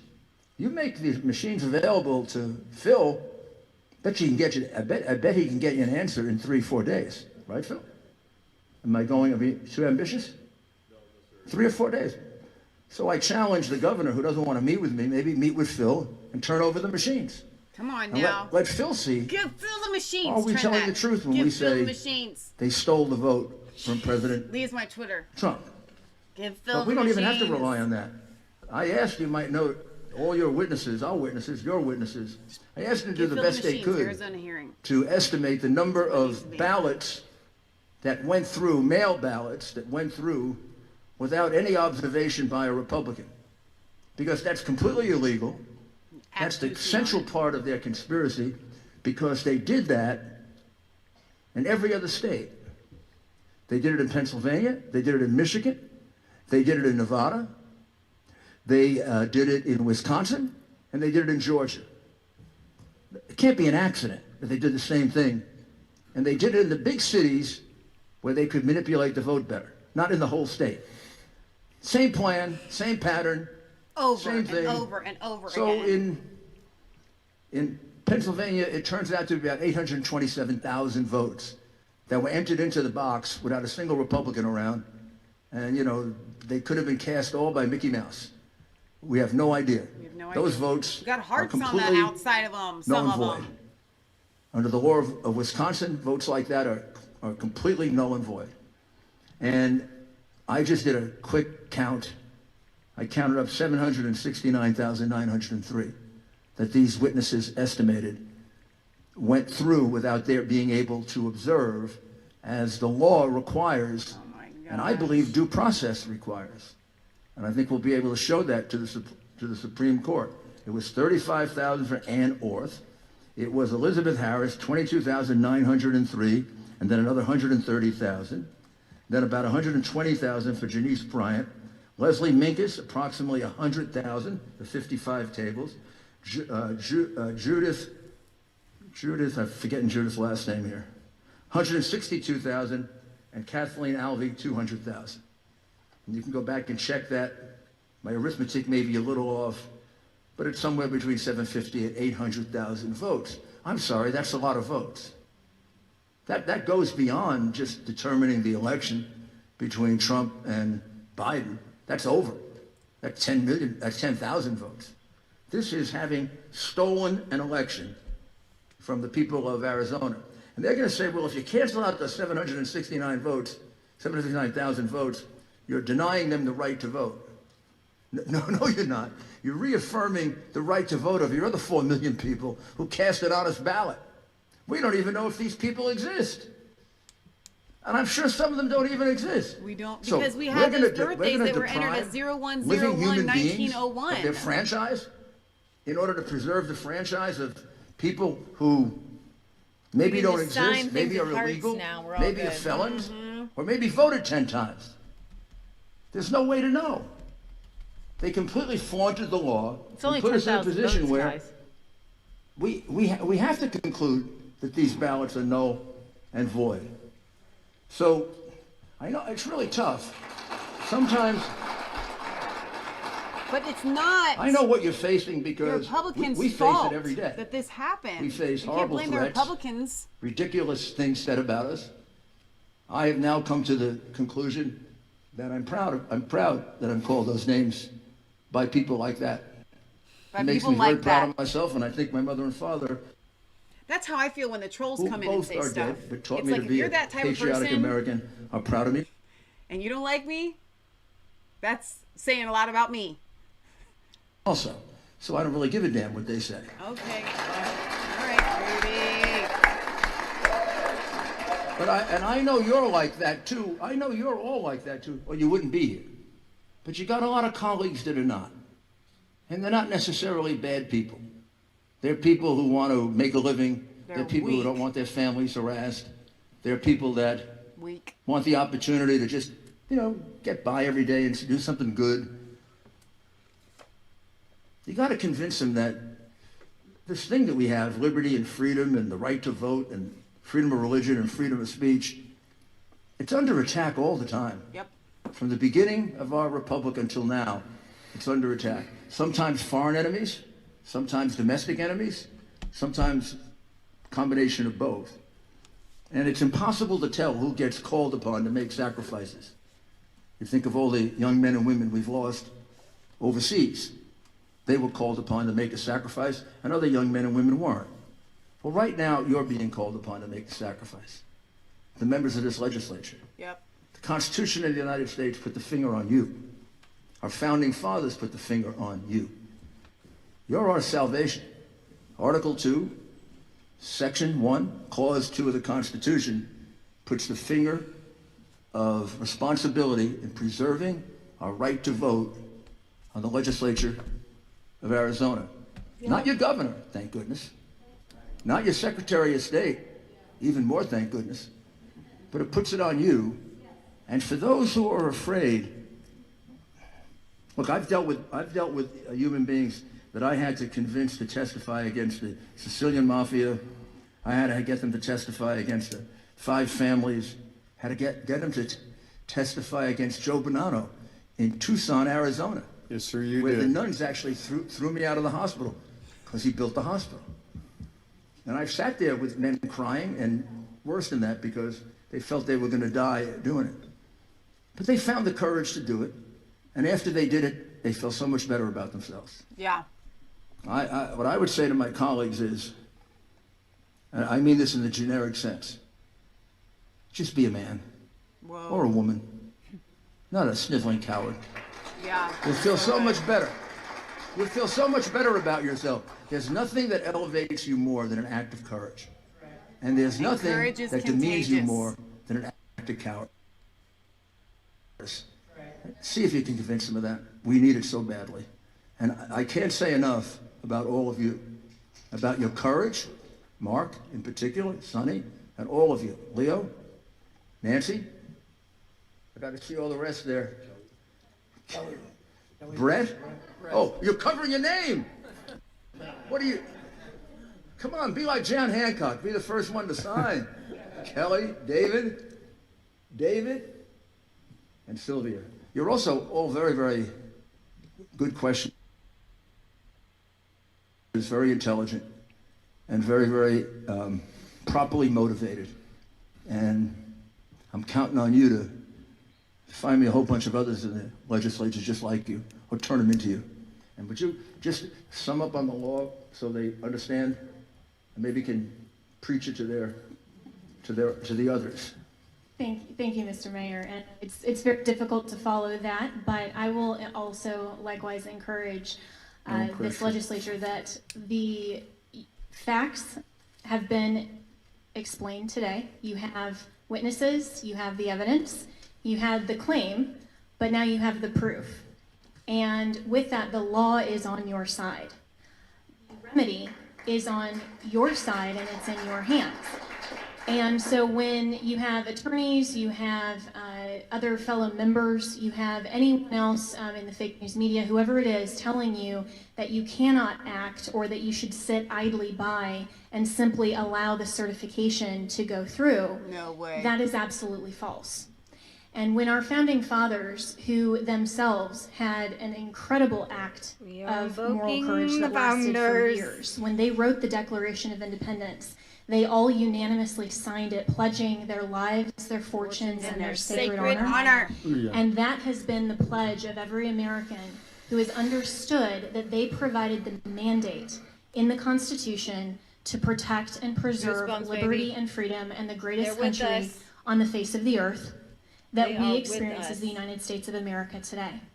And the reason that they provided the mechanism in Article 2, Section 1.2 is to give you, the state legislatures here in Arizona, and we would call on Pennsylvania, Wisconsin, Georgia, Michigan, and Nevada, and possibly others, to recognize that you are the sole guardian to combat a corrupted election. And there was a purpose and a design for that.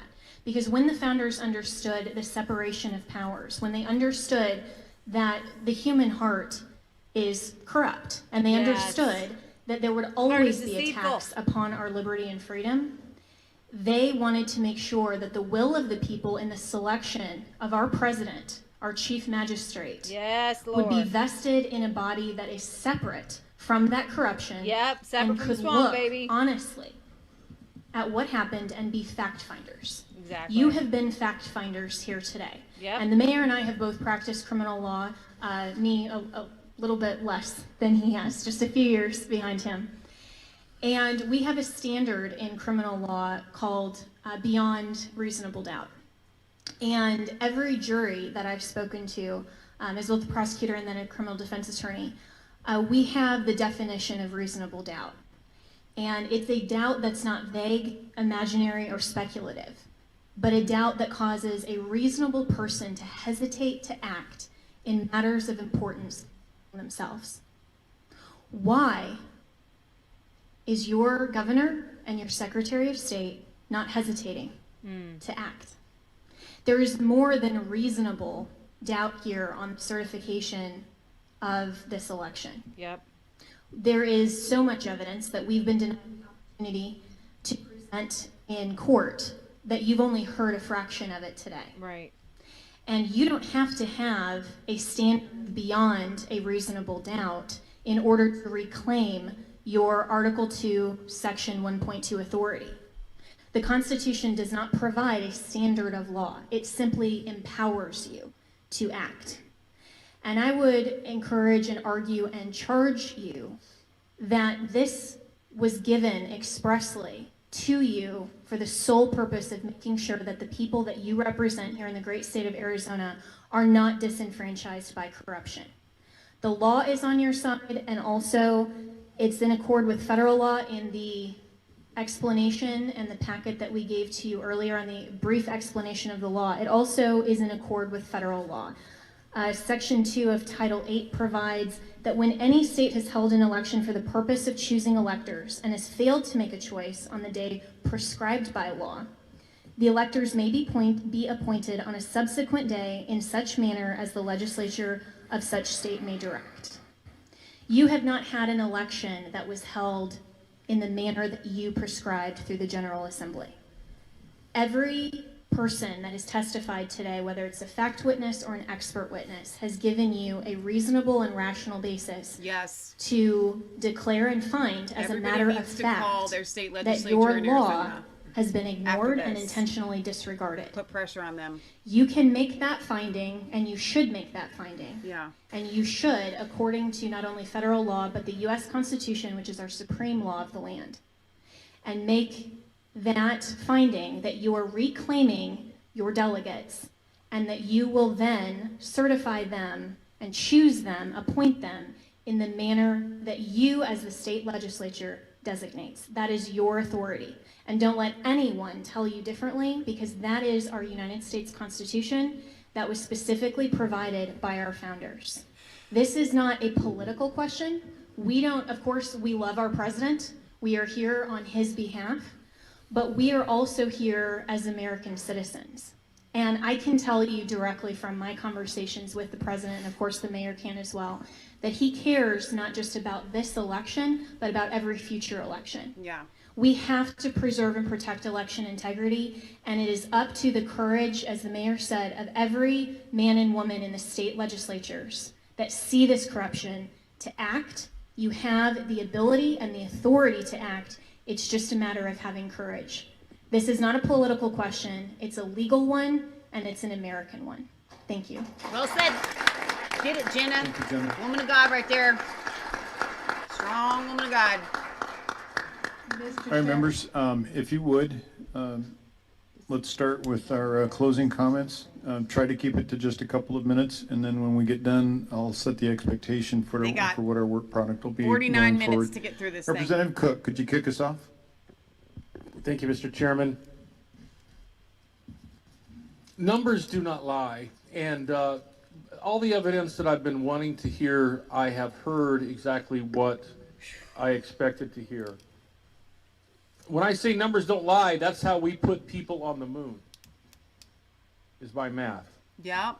Was that movie with everything those I've black read women about that this got election, the rocket not to the about moon? party, not about whatever, it's about We've watched what that has movie. been done, what are the vote totals, what does the math tell us has gone on here. Fraud. And that is what I have Treason. heard here today. Here where the anomalies are. This person would have to get 130% of the votes that are available, and this person would have to get minus 30% that was available That to was get from the Dr. same Shiva. intersection. You missed that. You got to find Once that clip again, and this watch is it. how we put people on the moon. This is how we shoot rockets and all that stuff into space, is by math. Numbers do not lie. And so I will wrap up by saying this. Numbers do not lie. Anyone outside this room today that says there is no evidence and that Mr. Giuliani is on some dog and pony show of no evidence going around the country, Liars. they are sadly mistaken, because I notice they're not in this room getting their facts straight like the members up at this table and getting questions to answers for the people of this state that are demanding it, while other people are hiding right down the road under their desk or wherever they're at and not answering their phones, right? I'm just appalled by some of the stuff that I've heard here today, and the inept action and the rudeness that some people have been elected to in the state as leaders of our own party and of the body. And I will leave it there before I say too much. Thank you very much. Good, that was short enough. Representative Townsend. Okay, come on, Thank you, Townsend. Mr. Chair. And I want to piggyback on Here. that regarding the leaders in this state that are blocking our efforts, that we've asked, Y'all getting and voted we've been out. told no. We've talked about how we could be doing an audit if we had subpoena power. We need to have a committee in order to enact the subpoena power, and in order to get the committee, we need permission from leadership to do that, and we have yet to receive it. So I take issue with us doing nothing. I take issue with us doing nothing. We have people in the room that are raising their voice saying, we're tired of talking. We want you to do something. And legally, we need action from our leaders.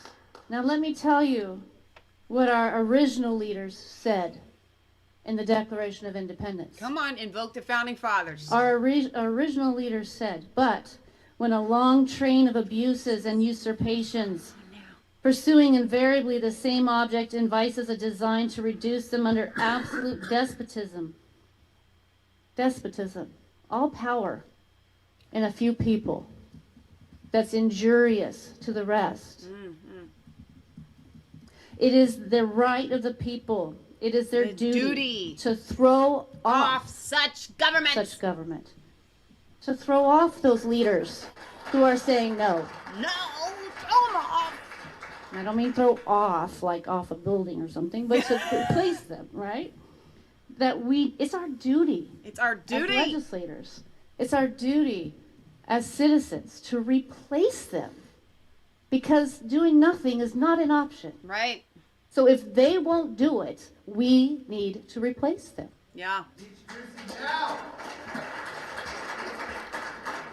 Now, we've heard a lot of things today. We just briefly skimmed over the fact that we have depositions of people saying that there's ballots flown into this state and others. We haven't talked a lot about that because it's still under investigation. But I want a federal investigation on that. I don't want that just shoved under the rug. Whether it's true or not true, we need to investigate it. Yeah. We've heard that there's information warfare. Does that mean we're at war? We've heard about weighted voting and chain of custody and servers in Germany. You know, They will we be are at a writing crossroads, about this Arizona. We're at a crossroads, for the ages. America. We have two choices. We've taken an oath. It's one thing to take an oath. Anyone can take an oath. It's another thing to honor it. That's good. Who in Arizona is honoring their oath? You have people here, legislators in the audience, prior, current, future. Will you raise your hands, please? Legislators in the audience, thank you for being here. There's many of us that stand together in this issue and will not tolerate nonfeasance. You either believe in national integrity or you're okay with anything goes if it's a means to an end. And I do want to remind those who fall into the second camp, they may have done that this time, but they created a system in Maricopa County, the fourth largest county in this country, who now has a Republican county recorder. Are they okay with this loose system being used in the next election? Or do they want it cleaned up for themselves the next time around? It goes both ways. It's not Republican, it's not a Democrat, It's integrity and confidence in the voting system, which we have none. It has completely collapsed. Except for it's the Democrats that funded it, but I'm And with you you. have a choice to either love power, your power, or to love people. Right And now, I she's choose speaking love to her the fellow people in this room, legislators, in this legislators. state, in this country, and around the world, frankly, who benefit from this country. And I'll close by saying, I had a buddy in the Navy years and years ago, I won't say what year, but I'll age myself, but his mother's had a stroke in the last few days, and she's in hospice expected to pass away. And here she is, if you can see her. I've never met her, but I remember her son, my buddy. Saw it on Facebook. She's a grandmother. How many of you have grandchildren here? Raise your hand. And grandparents, that word grand. This grand country and the people that are in it. The people I know close to me who are close to the end of their lives, knowing that they're leaving this earth in shambles. They're leaving this country in a wreck. We're cleaning it up. And the children that they're leaving it to have been abandoned.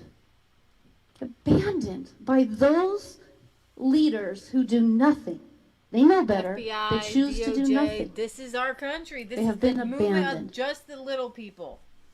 It's always, It's But there's time so many of us. but there's to more of put us. off This is the those lesson. leaders and Yeah. replace There are them more with of people us. who honor their oath. Thank you. There are more of us than there are of them. Tell yourself that every time you go to bed and every Mr. time Roberts? you wake up. Thank you, Mr. Chairman. It's been a pleasure being here Candy today. says, "I've been I here chose all to day, and I'm participate in disgusted today's between this hearing and because Pennsylvania I inquiry. care deeply about Totally the integrity of disgusted. Arizona's elections. Dude.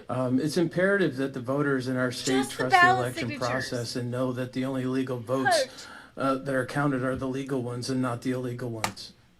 It's clear that a large number of voters in our state have legitimate concerns about the November 3rd election. Too many voters to count have reached out to me looking for answers, and I'm hopeful today's hearing has provided some of those answers. I also want to emphasize that looking into the election process is not a partisan issue. It's each and every elected official should want to know that our election system is sound. Right. And we should never be afraid to take a thorough look to make sure it is. We need to be willing to do everything possible to answer the questions and address the concerns being raised by voters. Casually dismissing them with just pat reassurances is, I believe, a We'll get him huge next mistake. time, champ. No. We owe the voters 'Cause we more than wouldn't. that. And I believe today's again. hearing has Next shown time, there's plenty champ. of reason to have We'll considerable do some doubt, investigating. reasonable doubt. The good news is, though, Frankly, they will I don't never win understand again. how anybody could certify this election. They will never be able to do this again. Ever. How many of you tired of investigations? I also find it No, ironic We're this just happens we're firing y'all. Boom. periodically. Fired. This is Trump's year to Venezuela's been brought up He, many times in today's practiced it on The conversation. Apprentice. I've been with a Only one gets Venezolana to for stay. 13 years, my wife. Everybody else is fired. Is he And, getting teared up, or is he nervous? Her mother now lives here. I attended my wife's citizenship ceremony.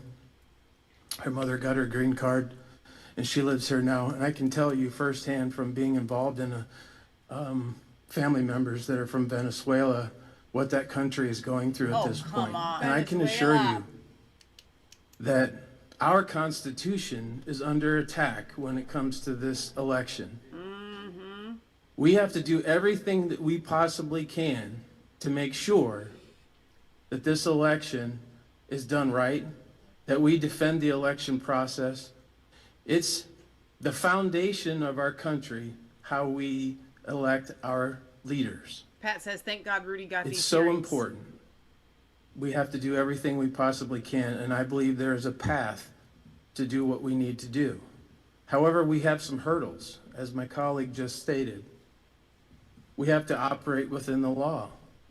And in order for us to get the session that we need, for the very same reason that we're sitting in this room today, we have to get past those hurdles. We have to get those individuals that slow walked, right? that ignored the request to have this at the Capitol, to have this in a fashion that we would have subpoena power. We have to get past those hurdles. Get a little backbone. That's where we're going to need each and every person's help out there to make sure they understand that we have to be on the right side of this issue. And that's another major reason why I'm here today. I refuse to end up being on the wrong side of this issue. Thank you very much. Thank you, sir. Representative Bartow. Thank you, Mr. Chairman. Thank you for arranging for the hearing. I really appreciate you doing that. And I really want to express my gratitude for Mayor Giuliani. Your passion for our president is an example to us all for freedom. Thank you for heading up the fight. I want to also thank so many of the citizens of this state that knew that all of this was going on and have been so actively encouraging us to get to the bottom of the truth, to hear the evidence. And we've been hearing about it for ever since the election, that these things were happening. And this hearing exceeded expectations in laying it all out by witnesses, firsthand testimony, experts in their fields. Thank you, Colonel, and others who so wonderfully expressed what you've been experiencing and the trouble you've gone to, the hours and hours of expertise you put into analyzing data so that we can, with our layman experience, understand what's been going on.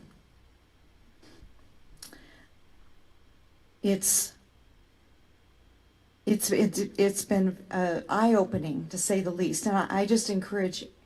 I'm grateful that we did this in a forum where it's on the record and people will have an opportunity to see this, because it's no longer just anecdotal.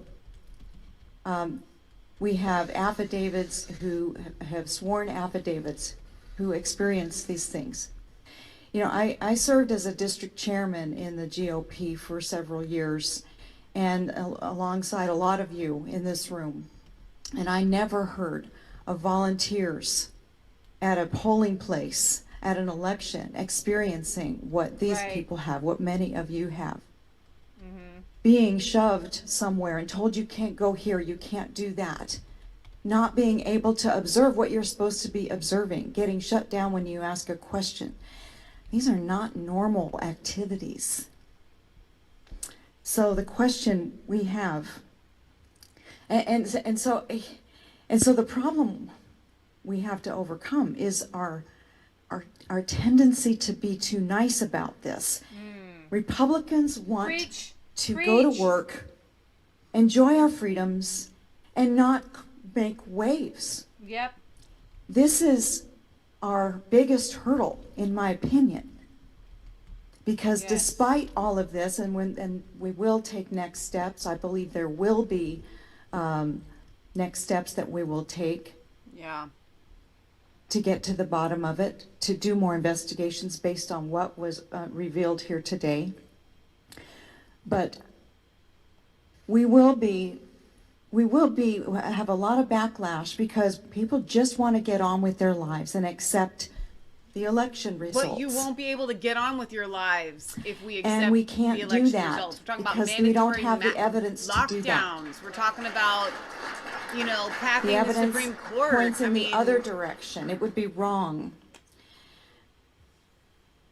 So, and fraudulent elections I just forever. want to.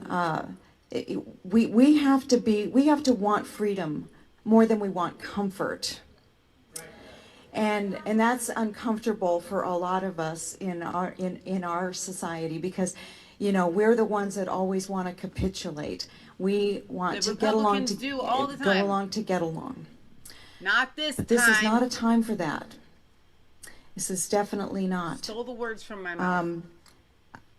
I don't want to ramble like I have been already, but I just thank you again for the opportunity to serve at this point in history, and plead with everyone that takes the time to watch this testimony and watch it all if you have a chance. We watched it all. To get involved, stay involved, and help us to keep our republic free by making sure we have voter integrity going forward. We have to address these things now. Thank you.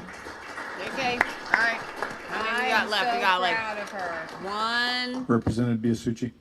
2, 3, Thank you, Mr. 4, Chairman. I first want to just 5. ask everybody to give a round of applause People to left. everybody who spoke and testified All today. right, we got it. In front of everybody. They did good. They did great. They're heroes. All American heroes, all of them. You know, it takes a lot of courage, a lot of guts to come Yes, and it do does. something like that. They may have their houses burned down. Pray You're against that. patriots. And I think we're all Serious. grateful for what you guys did here They're today. gonna So come thank after you Linda. from the bottom of my heart. She's And I probably know packing. that Why do you think she wore the the hat? panel appreciates it as well. Also, a Hat big and round of face. applause She's probably for packing, Mayor too. Giuliani She and, looks like the type. Leah In her and purse Jenna. that matches her outfit. You know, I can't imagine what you guys go through, what you've been going through. But when you're fighting for freedom, none of that matters. Yes. So I appreciate it. I know everybody else here does too.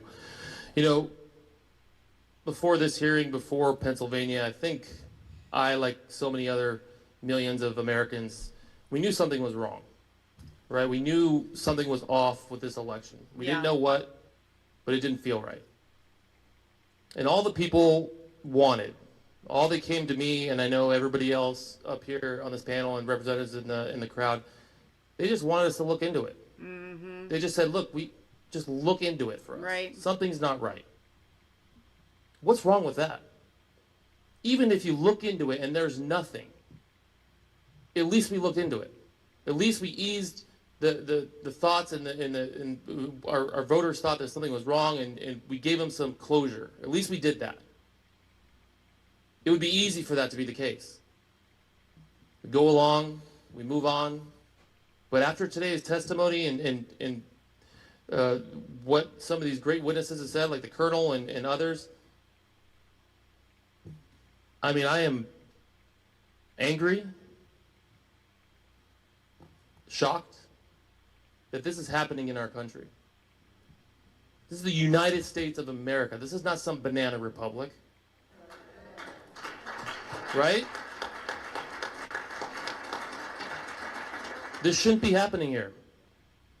And what happens if we do nothing about it? What happens if we just turn a blind eye and say, it's not worth fighting for?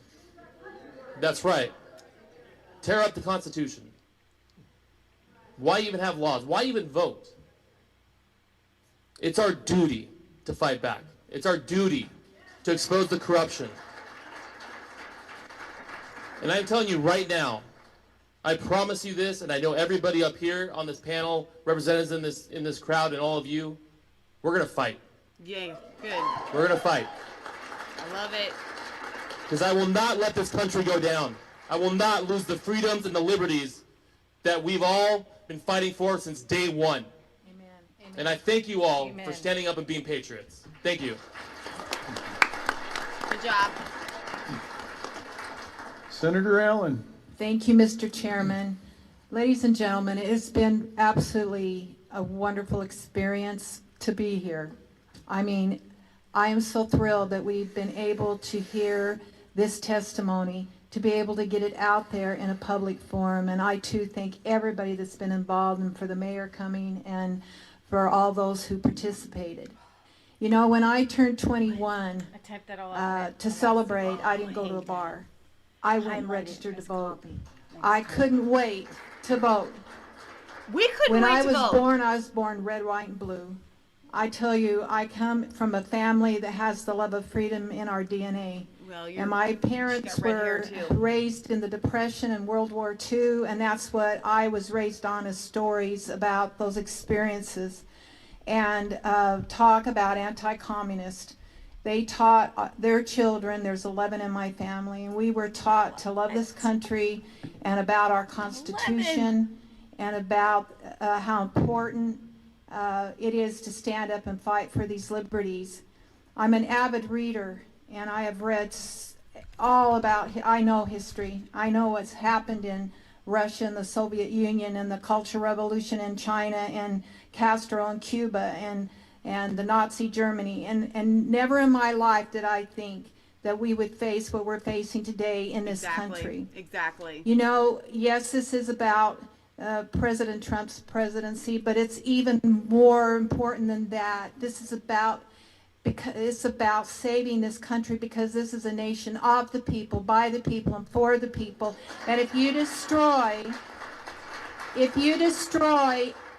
the electoral system to where our votes now mean nothing because we've got thugs in charge and thinking they can rip the vote away from us, we have destroyed this republic. We are no longer a republic.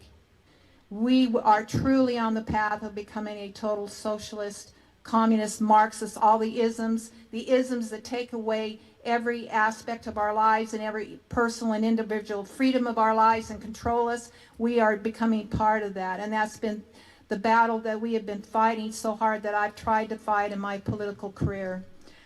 And so it is so important that we continue down, not stopping until we expose the corruption that's out there. You know, all through this election, I was involved in so many prayer circles and so many people that were praying. I believe so strongly that this country is for moral and virtuous people, and that's the only way we'll save it. Girl. That's the only way we can save it. Quoting John And it Adams. is not moral and it's not virtuous to lie and to steal and to take away our precious freedom of voting and being able to have our vote really count. Right. You know, the weekend of President Trump's inauguration in 2017, David Brock, head of Media Matters, put together a conference with over 100 liberal donors to map out how Democrats would kick Donald Trump. Media Matters, along with Crew, Citizens for Responsibility and Ethics in Washington, produced a big playbook of how they were going to get President Trump, and that impeachment was all the impeachment stuff and all the things he's been through for 4 years was part of that. In their playbook, they say Trump will be defeated either through impeachment or at the ballot box in 2020. Do you doubt them? Did you doubt that they were not going to keep on their path? They told us. It's out there in plain sight that we're under a coup. Wow. We are in a revolution. Aren't you so glad that Arizona has And representatives like we this have got to woman? decide which side we're on. Now, I'm ready to go and appoint the electors, but it's not that easy, ladies and gentlemen. You're gonna tell But these it's people to not call going people. to be that easy.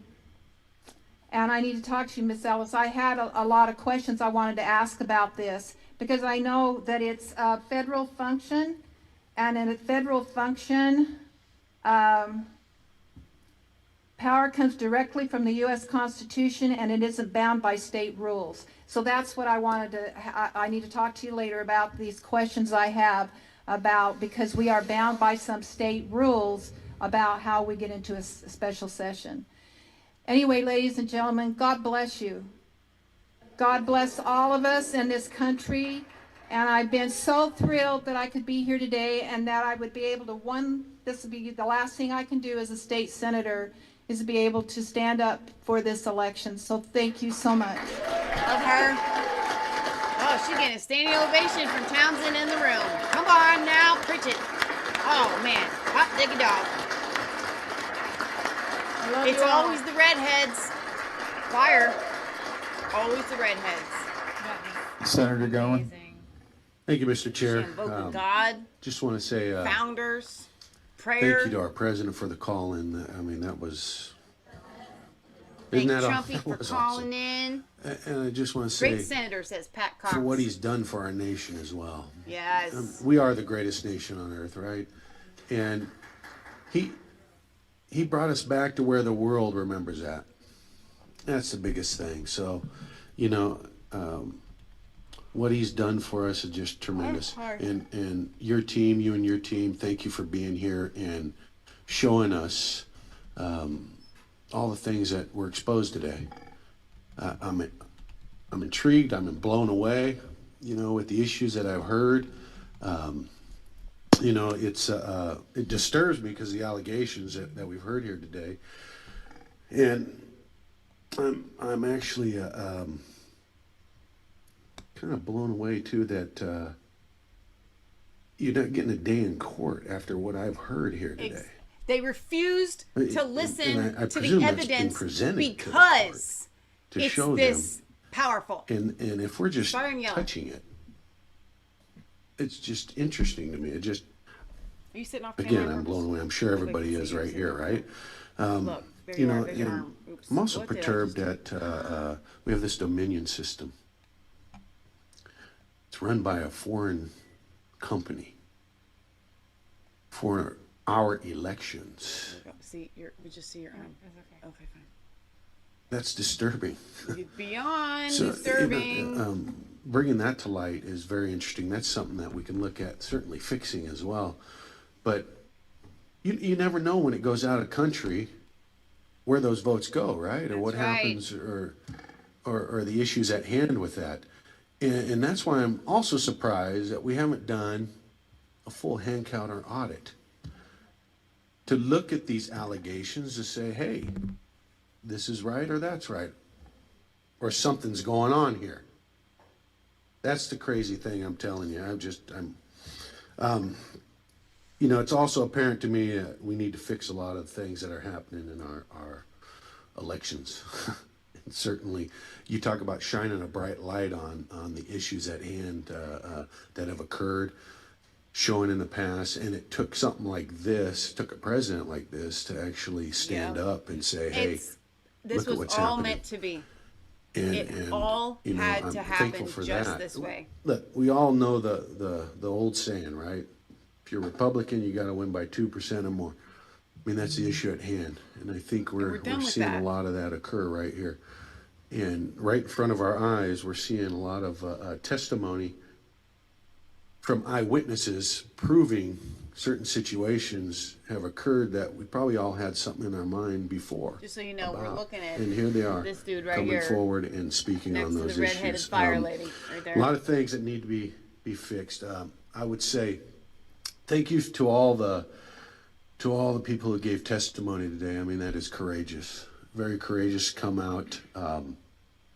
You know, I'm just one of those dumb guys that gives my burden to God, right? So I just come and do what I'm what did I supposed tell to you? do. That's why I'm sitting What here. did I So tell I know you others. at home? It's frightening to get up here and do that. And God bless you. Representatives. And thank you for being a patriot, as It's one only of my I colleagues told has you said down Christians there. are going to save this republic. I just want to let you guys Every single know, one of them are Christians, I bet. you know, Strong it's going to be ones. my pleasure to continue to fight for Feel you it deep and inside fight their for this soul. great state and our nation. So we're going to continue forward. They're the and ones that have fight. the strength to come and do this. What I Look at want the to people say outside. to you Look, look, look. guys is God bless you Listen. and thank you That for might be serving the and Georgia coming rally. and Where's- serving your nation. there's a and big listening airplane to back that you're there. doing as well. And for Is those Trump getting ready to online and speak watching somewhere? on TV, you're Where watching is that? because That you says believe in United this great States. We need to nation. find out where that's And at. we believe in you. What's So happening there? we're going to continue to fight, like I said. So God Maybe bless those you. are pictures of what, you know. Yeah, it might be old rallies or Yeah. something. Somebody needs to find out what that is. Senator Tell me. Borelli? Yes, All right, Borelli. thank you, Mr. Chair. You know, I grew up in a tough neighborhood. You know, when I was growing up, we always thought that FBI stood Playing for Forever commercials. Bothering Italians. Let them play their commercials. Donate to And RSBN. what I learned in school was, you know, what comes after a sentence is an appeal. But I think FBI should actually change the name to Force a Biden Investigation. Yes! But Mayor, it's really a pleasure and honor to Rudy be earned with you himself a today, and steak it's a today, good I thing gotta you're not tell you. prosecuting me, so I'm happy for that. You know, I'm going to quote something that This was is the guy we're looking at right going here. back a little bit of history, dated on 5/16/17. Our election was hijacked. There is no question Congress has a duty to hashtag protect our democracy and hashtag follow the facts, Nancy Pelosi. And now we're all called a bunch of conspiracy theorists, which is kind of amazing. And listening to the testimony today, I find it ironic that a company in Canada, Canadian company, is not even being used in Canada, who uses nothing more than paper ballots, hand count. I find it ironic and appalling that our folks got lazy, looking for an easy way of doing things, a more efficient way of doing things, but you know what? Like Linda said, they were corrupted, bought and paid maybe we need to go for. back to that and learn something from Canada, our neighbors to the north. And, you know, by hearing all the ballots, okay, we might get rid of this one, disqualify that one. I think it would be poetic justice if President Trump won by 2020 votes. He's funny. I took an oath 43 years ago when I joined the Marines. Oh, he's a Marine. I've been through all kinds of places throughout this world when I was in service, and I've been to some countries that were not so garden spots. And I remember being in Thailand in 1981 when they just got done with a coup, and the European visitors and everybody that was there, they were happy to see that red, white, and blue out in the harbor with us Marines and sailors that we could possibly come to the rescue. Of course, we thought we were just going down on a normal operation in Liberty. Thank God it was just, we went on Operation in Liberty, we didn't have to get involved. But when we left Thailand,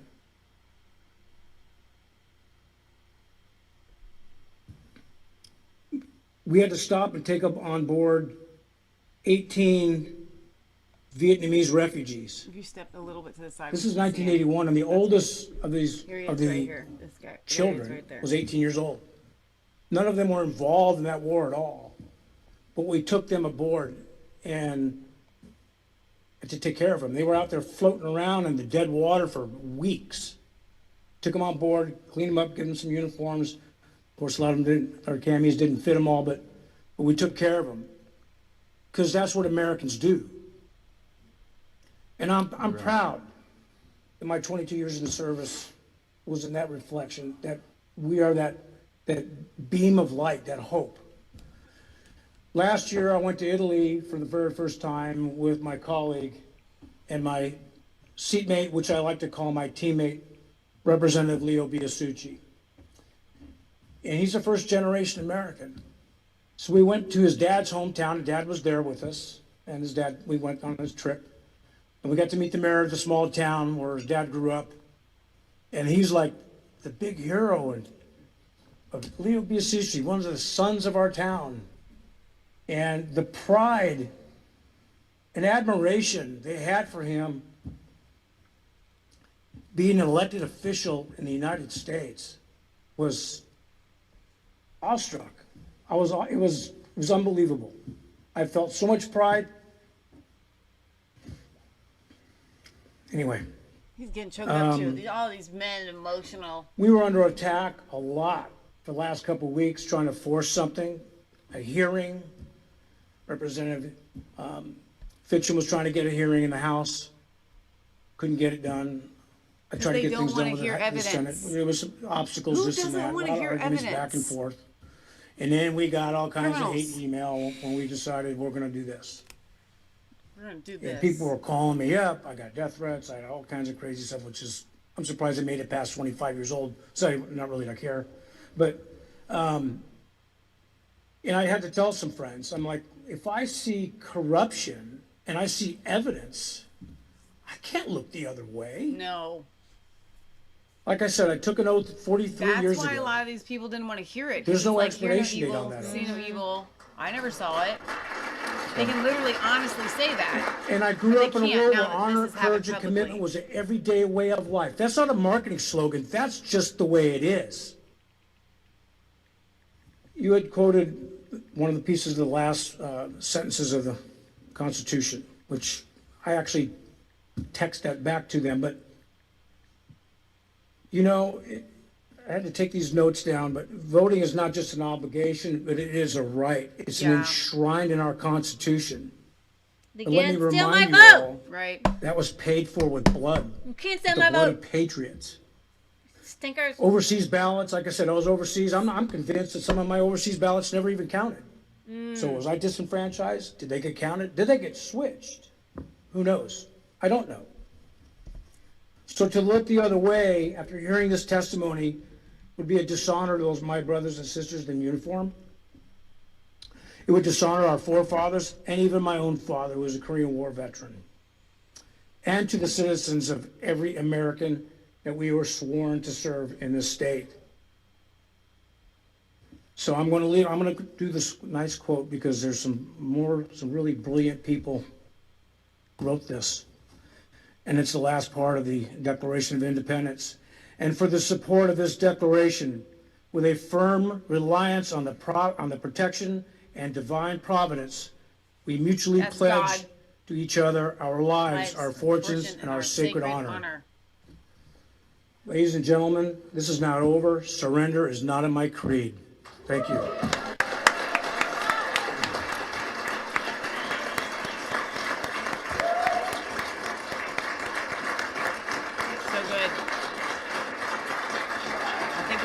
Chairman now.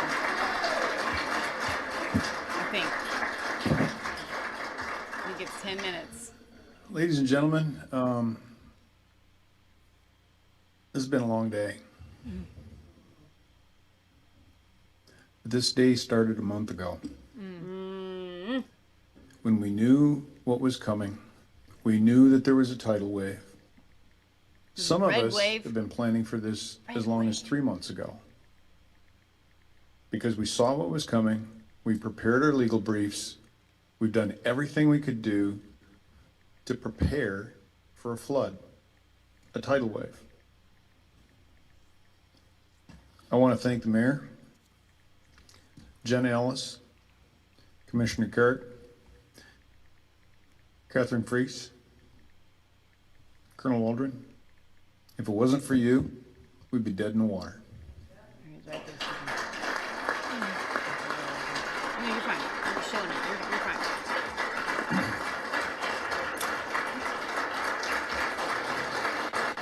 We're going to talk very briefly at the end.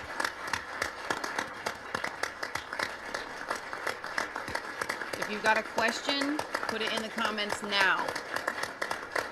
Right now. It's exceedingly hard for me to place a label on what we've heard. Treason. Other than racketeering. I gotcha. Good old-fashioned mobster racketeering. But on a grand scale, I know that President Trump, once he arrived at the swamp, said, okay, how am I going to clear this thing? I don't know that he realized that the plug is so deep there's not enough chain.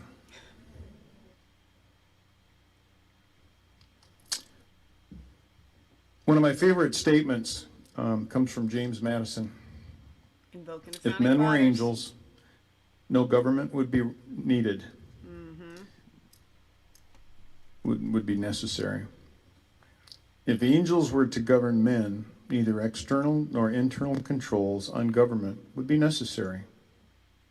In framing a government which is to be administered by men, over men, the great difficulty lies in this. You must first enable the government to control the governed, and the next place, oblige it to control itself.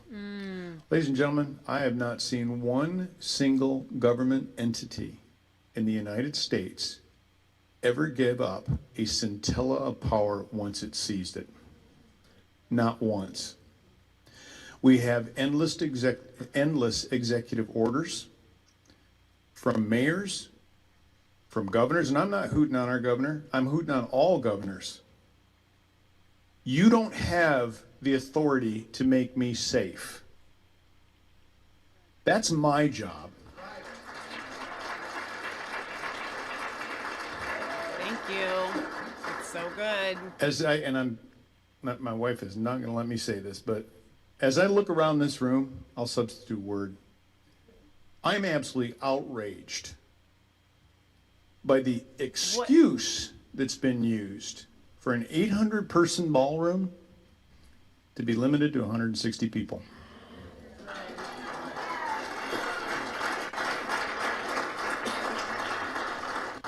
Now let me turn to the vote that, or the election that we've been talking about. It's interesting to me, I'm going to repeat this, why so many people call for civil rights to be fortified, to be enforced, to be protected, but there's virtually no call for the most supreme civil right, and that is for our franchise to give the consent to be governed. Wow. That's what Mr. Madison was talking about. That's what our entire government, 5,000-year leap, if this goes away, Leah's read that one. God help us, because it will be gone. Because you will have to have at least a few men to stand on a green and fire their rifles at the best military machine ever conceived in the 1700s. Think about that for a moment. They knew if there was going to be a war, let it start here. That was a conscious decision. Why? Because they were sick and tired of tyranny. So good. I have goosebumps. What we're experiencing right now is a form of tyranny that is insidious. This is our nation. This nation doesn't belong to Belgium, doesn't belong to George Soros. Yeah, that's right, I said the Soros word. Okay? I said the Soros word. I have the question, I guess, in my mind, will history judge us as acting objectively today? I love the fact that this panel has been so objective that they have, I mean, we're at 7:24. I told them we would be done no later than 7:30, so I guess I better wrap this up. But think about all of the thoughtful, deliberative questions that have been asked by these people. That's strength. That's courage. Yeah, it is. I hope that out of this, besides calling for a special session, which I am doing right now, I hope even more than a special session. This guy right here. This guy. The whole day. The whole day we're watching this dude. I hope even more than a special session, we see a series of grand juries convened. Come on. There is so much criminal behavior that has gone on in this state and states around the country. I believe that it's time for our Attorney General and the U.S. Attorney to start perp walking some people. We're not Catholic. Leah just does that a lot when it's important. Not that there's any I am glad that you are fired up. But ladies and gentlemen, this is a skirmish. You ain't seen nothing yet. Wow. Because when Satan wants to extinguish a light, he will stop at nothing. Wow. So be on your guard. We cannot lose. Put on the full armor of God. Put on and be prepared to fight. Put on the full armor of God. Oh my God. I knew it. Thank you. The devil doesn't stand a chance. Mark my words, Arizona. I am asking my right colleagues to please consolidate your notes over the next 24 hours. And I'm hopeful that we will have a work product that we can at least vet with our leadership in both the House and the Senate. With the wrong country. This is what we have heard. This is the resolution that we would like to have heard. It's going to take some work. I mean, we're talking about a pretty fast cycle time. But I think that we've got the talent here, certainly. Yep. And I think that we can do that. So with that, ladies and gentlemen, thank you for your time. Oh my goodness. Senator Borelli. Yes, thank you, Mr. Chairman. I don't know about you folks, but I think that he would be a great Secretary of State. Let's give it up for Mark Fitchell. Mark, Secretary of State. Hoorah. Come on. I think I'll have to have a conversation with somebody at home before that happens. No, the Thank wife you, will say ladies and yes. gentlemen. All of America's We asking do need for to clear you. out of here because we are over time. All right. Thank you. Okay, shut it down now, guys. All right, I want to get to. I know Leah's got a lot to say, but the chat goes so fast, and I had told them to list their questions, so we're gonna go over them here. All right. Does Rudy have an event like today planned for Wisconsin? No, Wisconsin. but they were trying, and I think they are still trying. Okay, I know the next one is Michigan. This could put Wisconsin over, but I don't think they're going to do one in Wisconsin until they get the ballot stuff figured out. So supposedly the governors certified the election results in Wisconsin, but then a couple patriots in the election board say that you can't do that yet. They've got like 5 days to give a chance for Trump's team to appeal it. And they will. Because of the recount statutes. So those have to be challenged in court, those 150,000. This is a race against the clock, And it's going to happen. All right, so, all right, that was from Bray of Minneapolis. Pat Cox, I think you're in the UK. Correct me if I'm wrong here. Ladies, exactly who is on the legislature and what do they need to qualify to be on the legislature? So the legislature isn't exactly as decisive as you think it is. It's not like it is a noun, but it isn't a noun. It's just a body of the politicians. We have the House. So if you understand how the United States works, we have our House of Representatives and then we have our senators. Okay. Every state has the exact same thing. State House and state senators. The legislature is made up of legislators, and they are the legislators. And you get voted on, all right? The same way you get voted on for that. Congress. Do you have anything else to add? No. Darn Lie Busters wants to know, question, who said, vengeance is mine? I think that's rhetorical, but Leah will answer your question. God. Thus says the Lord. Okay. Danny wants to know, who's your favorite founding father? John Quincy Adams. I think we're all going with that one, hands down. Let's see. His dad would be my second choice. Everybody, tying agreement says Andrew Jackson. Danny says Benjamin Franklin. Red says Thomas Jefferson. Okay. I'm trying to see if there's any more questions. Mom says Patrick Henry all the way, but I submit to George Washington as president, commander in chief. His words and works are the power and authority of God. That's good, Mom. President. Oh wait, hang on. Your chat. The President Washington's body died by, but he is alive in heaven. God gave him power and authority, and God hasn't removed the power and authority, or his words, nor Thomas Jefferson's words. The Declaration of Independence comes from God. Right. Adeline wants to know if we're going to bless you with a song. I don't know. We'll get to that. We're still on a high from this whole thing that was just so. Eric says, he went full I'm armor. not special. You ladies make me proud. Here we go. He went full armor. He went full armor. Is that what someone said? Yeah, he went full armor. Okay. Pat Cox says, wonderful that both hearings have senators speaking about God. Exactly. I had no idea it was going to be this long. Do you know anything about Dominion servers stolen from Georgia before Sydney could get to it? Okay, so those haven't. Something has been going out of the back door of the buildings. People think they're ballots. I don't know. There was a stay on the election machines, and I believe the servers in Georgia. Then it was released. Then it was stayed again last night. So there's a huge battle going on in Georgia. I don't see how all these things resolve all at once overnight, except by a miracle. And we're in miracle territory. We are in miracle territory, guys. You have,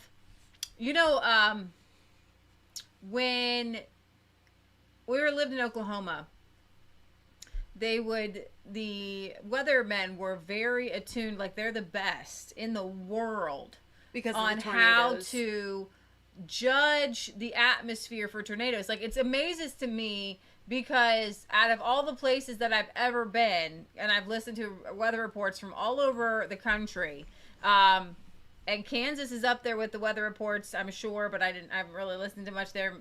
This was 17 years ago. But when I was in Oklahoma, they could predict more than anybody else where, and I'm sure the technology has evolved and now you kind of have the technology, right? But these were weathermen in Oklahoma who could predict down to the T where down to the street a tornado would probably be forming, and they could tell you to the nth degree where that tornado was. If a tornado would pop up, they wouldn't scaremonger you. If they said it's a tornado, it's a tornado. So we have a lot of storm warnings around here. They come and go, come and go. They had to be precise, and they couldn't lull people into scaring people by crying wolf. So my point is, these weathermen are able to predict precisely when a tornado is going to come down. Now, but the weatherman can't make a tornado come down, and a weatherman can't make a tornado go away. Yeah. We are in a moment where there are Christians who are attuned. Ooh, that's good. And there are weathermen. We're going with that. They are weathermen. And they can see that the conditions are ripe for a tornado, and the tornado is a move of God. But you can't make a move of God come down. And you can't make a move of God go away. But what you can do is recognize when the atmosphere is right. But in the spirit realm, we can move the atmosphere. That's good. So what we can do is we can't make our God do anything. But we can know his will and pray it into and reality. What we can do is we can get those atmospheric conditions conducive to a Holy Spirit tornado, which is precise. And some of these tornadoes, you guys know, they jump from this house to this house to this house to this house. And that's where the Word of God says, I'm going to bring down my fire and my fury, and I'll hit this guy and this guy and this guy, but the plague won't come to you. Yep. How does that happen? How do it know? You've seen the movie Twister. You've never seen it miss this house and miss that house and this your house and hit your house. But switch that around. Okay? What these men of God and women of God did in the State House in Arizona, and what Rudy Giuliani's team did, and what those witnesses did, I guarantee you, the people that are at the forefront of this, I guarantee you, 99% of them are Christians. I'm talking about the 3%. The 3%, as they call them, the 3% that fought in the Revolutionary War. I'm talking, these are the people who go, like that woman said, I've been in a prayer group. We've been praying these things. I had a friend of mine start a prayer group. I've been in a prayer group with her with some people I don't even know who they are, and her mom, and then her aunt, and all these people. And we've been praying for this stuff. Last night, guys, I want you to go on my Facebook. Gosh, I don't know if I put it on Resistance Chicks. Make sure I did. There was a prayer vigil last night. I put it on my Twitter. There was a prayer vigil last night with Eric Matakis, and I forget the other guy's name, but I'm sure Eric Matakis put it up. It's Metaxas, I think. Metaxas. I just want you to be able to find it. I don't know if you can find that, put it in the chat. But it was so powerful. I put it on my Facebook. If you can find it, put it in the chat. The Facebook prayer thing? Yeah. They're going to do it again on Wednesday night at 8 o'clock. It was so powerful. And like the men and women in the group had said last night, y'all are special Christians if you're with this. Okay? Because these are tried, battle hard, true patriots. And, you know, maybe you're not a battle-hard, true patriot Christian, but there's something in you that wants to be, okay? There's something in you. You're getting a battlefield commission right now, if you're watching me. God has given you a battlefield commission. So what I want you to do is I want you to get in your prayer closet, wherever that may be, whether it's your car. I take prayer walks and runs. Listen, I'm waking up in prayer. I'm going to sleep in prayer. I'm eating in prayer. I'm sleeping in prayer. I'm doing everything I can in prayer right now. And I'm asking God to show me what I'm supposed to pray for. There's a lot of stuff going on right now. And the battle isn't about these states, although it's happening in the states. Right. There is a satanic cancer in our country, and it has revealed itself to us. So true. Okay? We saw the symptoms. We got tested. Our T cells were up with impeachment and the coup. Right. But we have, with this election, we have been opened up, and you can see the cancer. It's there. Now, the cancer is not the Democrats, right? The cancer is at the very end here. You saw both the colonel and this guy showing you what the cancer was. It was this is a satanic attack. Now, this is where Christians are meeting. So a cold front meets a warm front, and that is when you have the tornado, right? So you have Christianity, okay, this warm front, meeting the physical realm. And it will always spring up a storm. And if the conditions are just right, it'll spring up a tornado. That's good. And the tornado is the miracle, okay? What the devil has tried to do for the past 100 years is get Christians to just operate in the warm front. Just reign. Just reign and do your thing, right? And not operate and not take what they're doing and make it happen. These legislators are ordained by God, and many of us have pulled out of politics because we feel like it's not fair. We feel like it's not right. We feel like they have too much power, okay? But the legislator and the Constitution is basically how do we set up our laws in America. It's a very simple document, okay? It's just supposed to be so we have a balance of power. But our balance of power is way out. And the only reason, I'm going to tell you something, and I want you to take this home with you, because then even if you're at home, the only reason our balance of power is off is because the hot front didn't meet the cold front. Where are our storms? We should be having storms. We wrestle not with flesh and blood, but rulers and principalities. It is a Christian's MO to be, if you're not fighting some sort of spiritual thing, you're not really activated in the Christian and as a Christian, because we are wrestling. It's a wrestling until we die and go to heaven. But the great thing about it is that if you are in Christ, you will always win. Jesus just said, here's the thing. I'm not pulling you out of this world. He says, in this world, you're going to have tribulation. You're going to have trials. You're going to have battles. But be of good cheer, for I've overcome this world. And then he gave us a bunch of tools, and he gave the apostles a bunch of teachings, and we're supposed to take those teachings, and we're supposed to go to the front lines and hit these natural things head on. Okay? Go ahead. You look like you're. I'm tired. That's not a stink face. I've been going at it for 11 hours straight. Yeah. Hard. I'm hungry and I'm tired, but I'm with you 100%. We're in a battle. You're with you hungry. 100%. You're tired. Okay. I wasn't gonna go anywhere. I will sit here all night long. You're hungry. You're tired. Get in your prayer closet, and ask God to show you what to pray for. Ask Him what for you. Maybe you're in Arizona. Maybe you're in Georgia. Maybe you're in one of these contested states. You've never called a state senator a day in your life. You don't even know who your House representative is. Call and call and call and call and call and call, because I'm not in one of these contested states, okay? Yeah. Or I'd be calling, okay? Right. You need to call if you're in one of these contested states. Do not threaten. I know our side doesn't. I just want to put that out there. Call them and tell them this is not a fair election. You can threaten not to vote for them again. I want a special session. I want the vote to be audited, and I don't want you to send the electors for Biden because it's not right. This has been stolen. We're talking about 10,000 votes in Maricopa County. Or 10,000 votes that they came from Maricopa County. 10,000 votes in Arizona that are separating Joe Biden, and they did it because they just got over that finish line, and they're like, because it was hard work. They had all kinds of people. Now you wonder, well, there's got to be somebody who's going to come up and say something. The people who say something are the people who watched it, like Linda and Judith, who are like, Linda was a part of it, dude. You guys.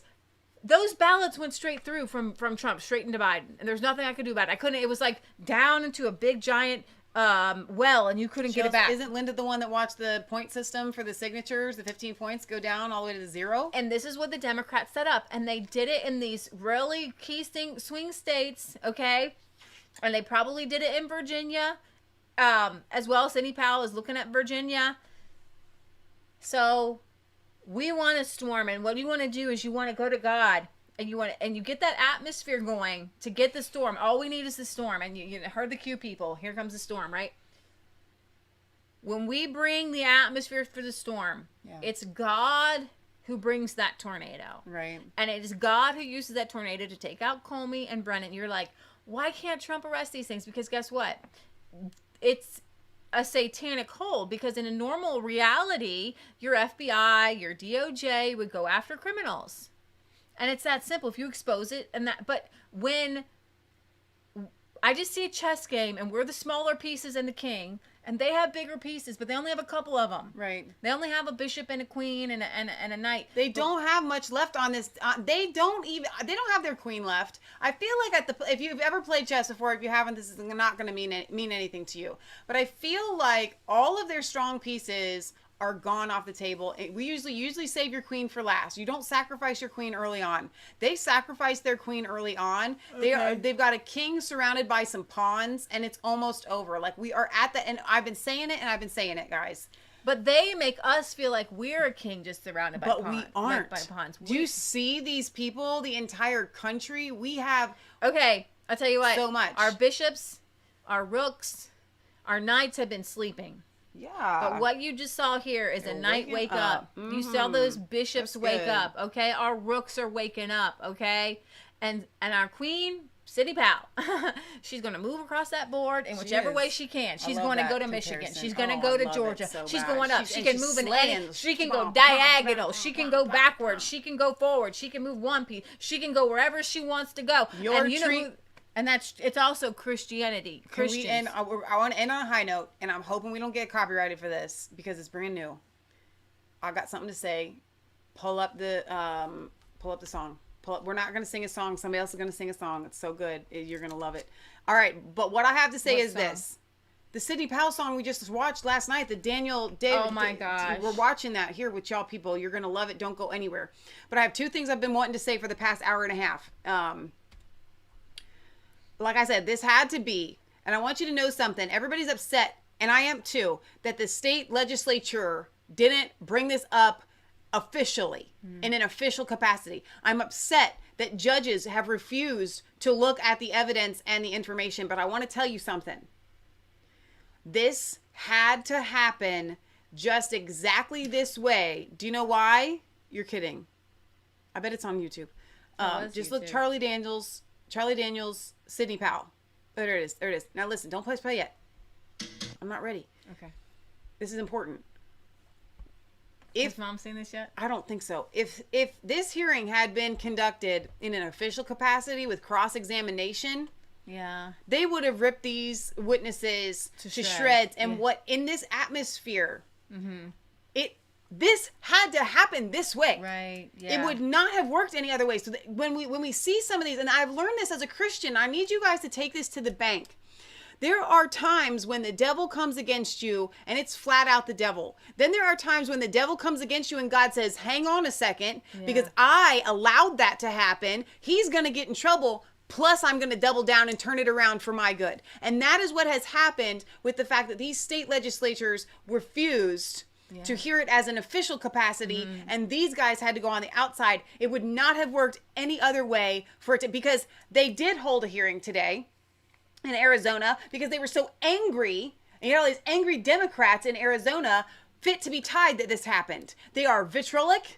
They are full of Satan, and you don't want to be before these people. These witnesses needed to be heard in an atmosphere that was going to encourage them to tell the truth and to give the actual details without confusion. Right. All right. So this had to happen. The next thing is, we came into this ever since we heard they were going to go to Arizona. Not really trepidatious, but just curious. Like, what are they going to bring out of Arizona? I'm not hearing a whole lot out of Arizona. Arizona, with these 9 hours of testimonies, They showed everything. showed we needed. far more than Pennsylvania. Yeah. And Pennsylvania had far more to give. Imagine what it's, and then the next one is Michigan. So if you thought, I've always known this, okay? So Michigan is going to explode like the 4th of July. That's good. It is going to be off the charts. You won't want to miss it. When are they doing it? I thought it was tomorrow, but they didn't say anything about tomorrow. But so I'm not sure. If it's tomorrow, I gotta go to bed now. Heads are gonna roll, okay, in Michigan, like you have never seen, because those Michigan witnesses are fit to be tied. And I hope they actually start with the Michigan witnesses. And honestly, I'm just like, forget your expert witnesses. Just get to the witnesses, because you have to do that. All right, we got to get going. This was a great parody about Sidney Powell that somebody put together. So, can I see the words? Yeah. Okay. Yeah, I'm reading that a little bit. I'm trying, Rouse.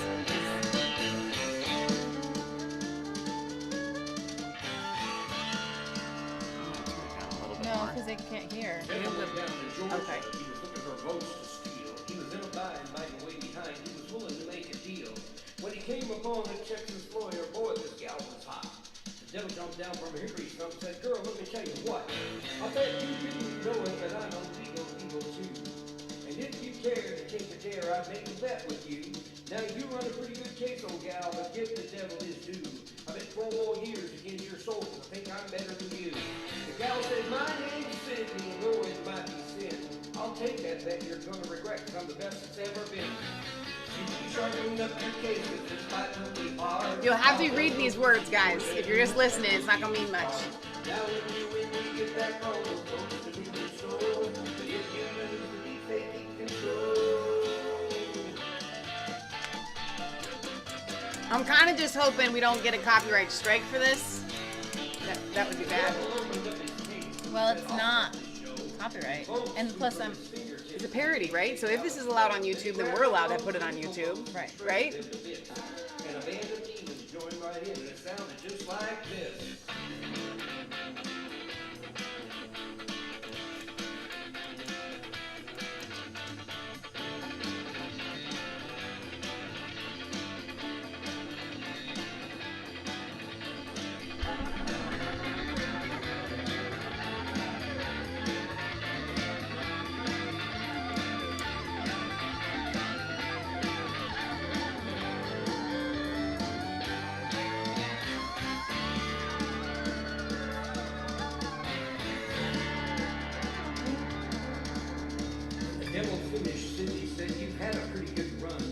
Shut your mouth and sit down while I show you how it's done. Stop on the mountain, run, Look at it! run. I love that picture! Down to the house when the counting's done. I'm printing that off and putting it in my room. Back room, kick it up, oh. Not allowing drunk folks, no child, no.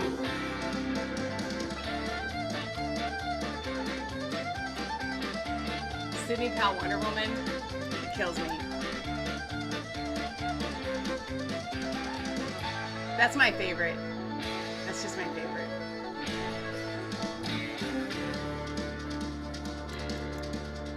The devil bowed his head because he knew that he'd been beat. He just tucked his tail and ran away, ashamed and in defeat. Sidney said, now don't come back if you know what's good for you. Because if you do, I'll have to turn my Kraken loose on you. Fire on the mountain, run, boys, run. Devil skipped out where the counting's done. So good. Auditors back now, check those folks. Don't count victims, no child, no. Jennifer on Facebook says, I love this song. I wish Charlie was still alive. He would love this. He would. He would love this.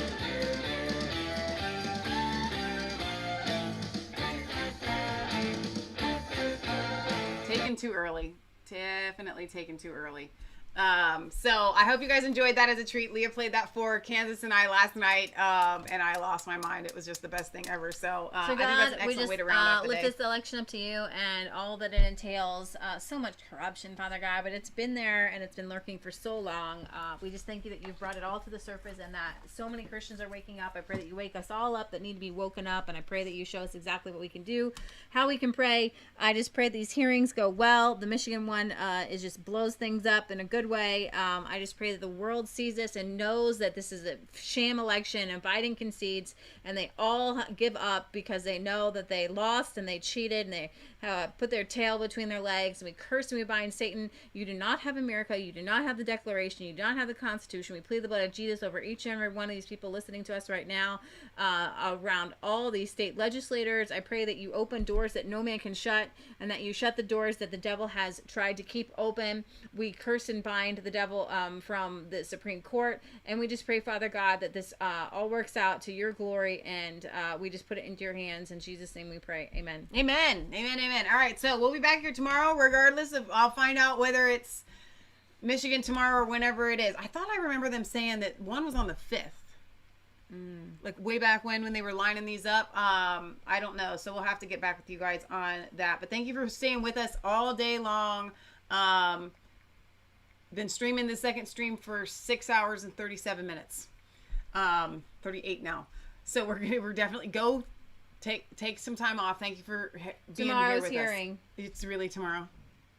Yeah. What time? Beginning at 10:15 Eastern time. Oh gosh. RSBN says currently en route to Michigan for tomorrow's hearing. How is Rudy gonna get any sleep? Featuring testimony. Michigan and Arizona aren't close. Regarding absentee ballot counting in Detroit. Oh my gosh. Maybe that airplane was there, and maybe that airplane had brought Rudy and stuff. Probably not. Oh, so wait, this is a different kind of hearing. The GOP chairman of Michigan Oversight Committee will not allow President Trump's attorney, Rudy Giuliani, to testify at the hearing. He is not allowed to testify at the Michigan hearing. It's just... Just what? The witnesses. Well, okay. So tomorrow's going to be probably a little bit different kind of atmosphere. If that's the case, if it's not the same kind of... So this is more of an official capacity? I wonder why. So, but what about like Jenna Ellis? Like Trump's team can't be there at all? I don't know. Then where are the witnesses coming from? I thought that the whole point of these hearings was for Trump's team to be able to present the overwhelming evidence that they have. In each one of these states and stuff. So that's really interesting. All right, well, we'll see. We'll bring it to you, whatever it is. We love you guys. God loves you. God bless. Remember, it's not just a conspiracy theory. If it's the truth, like this video, comment on this video, share it everywhere. A lot of people need this information. I know it was long. You can just tell people that. I know this is long. Play it anyway on maybe like 1.25 time. Cut it down a little bit. Okay, God bless. Be excited. I think we took huge ground today. Humongous ground today. And we'll continue to bring you the latest right here from Resistance Chicks. Good night, guys. Yeah. God bless.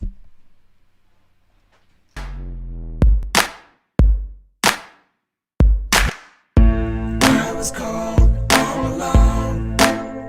No place for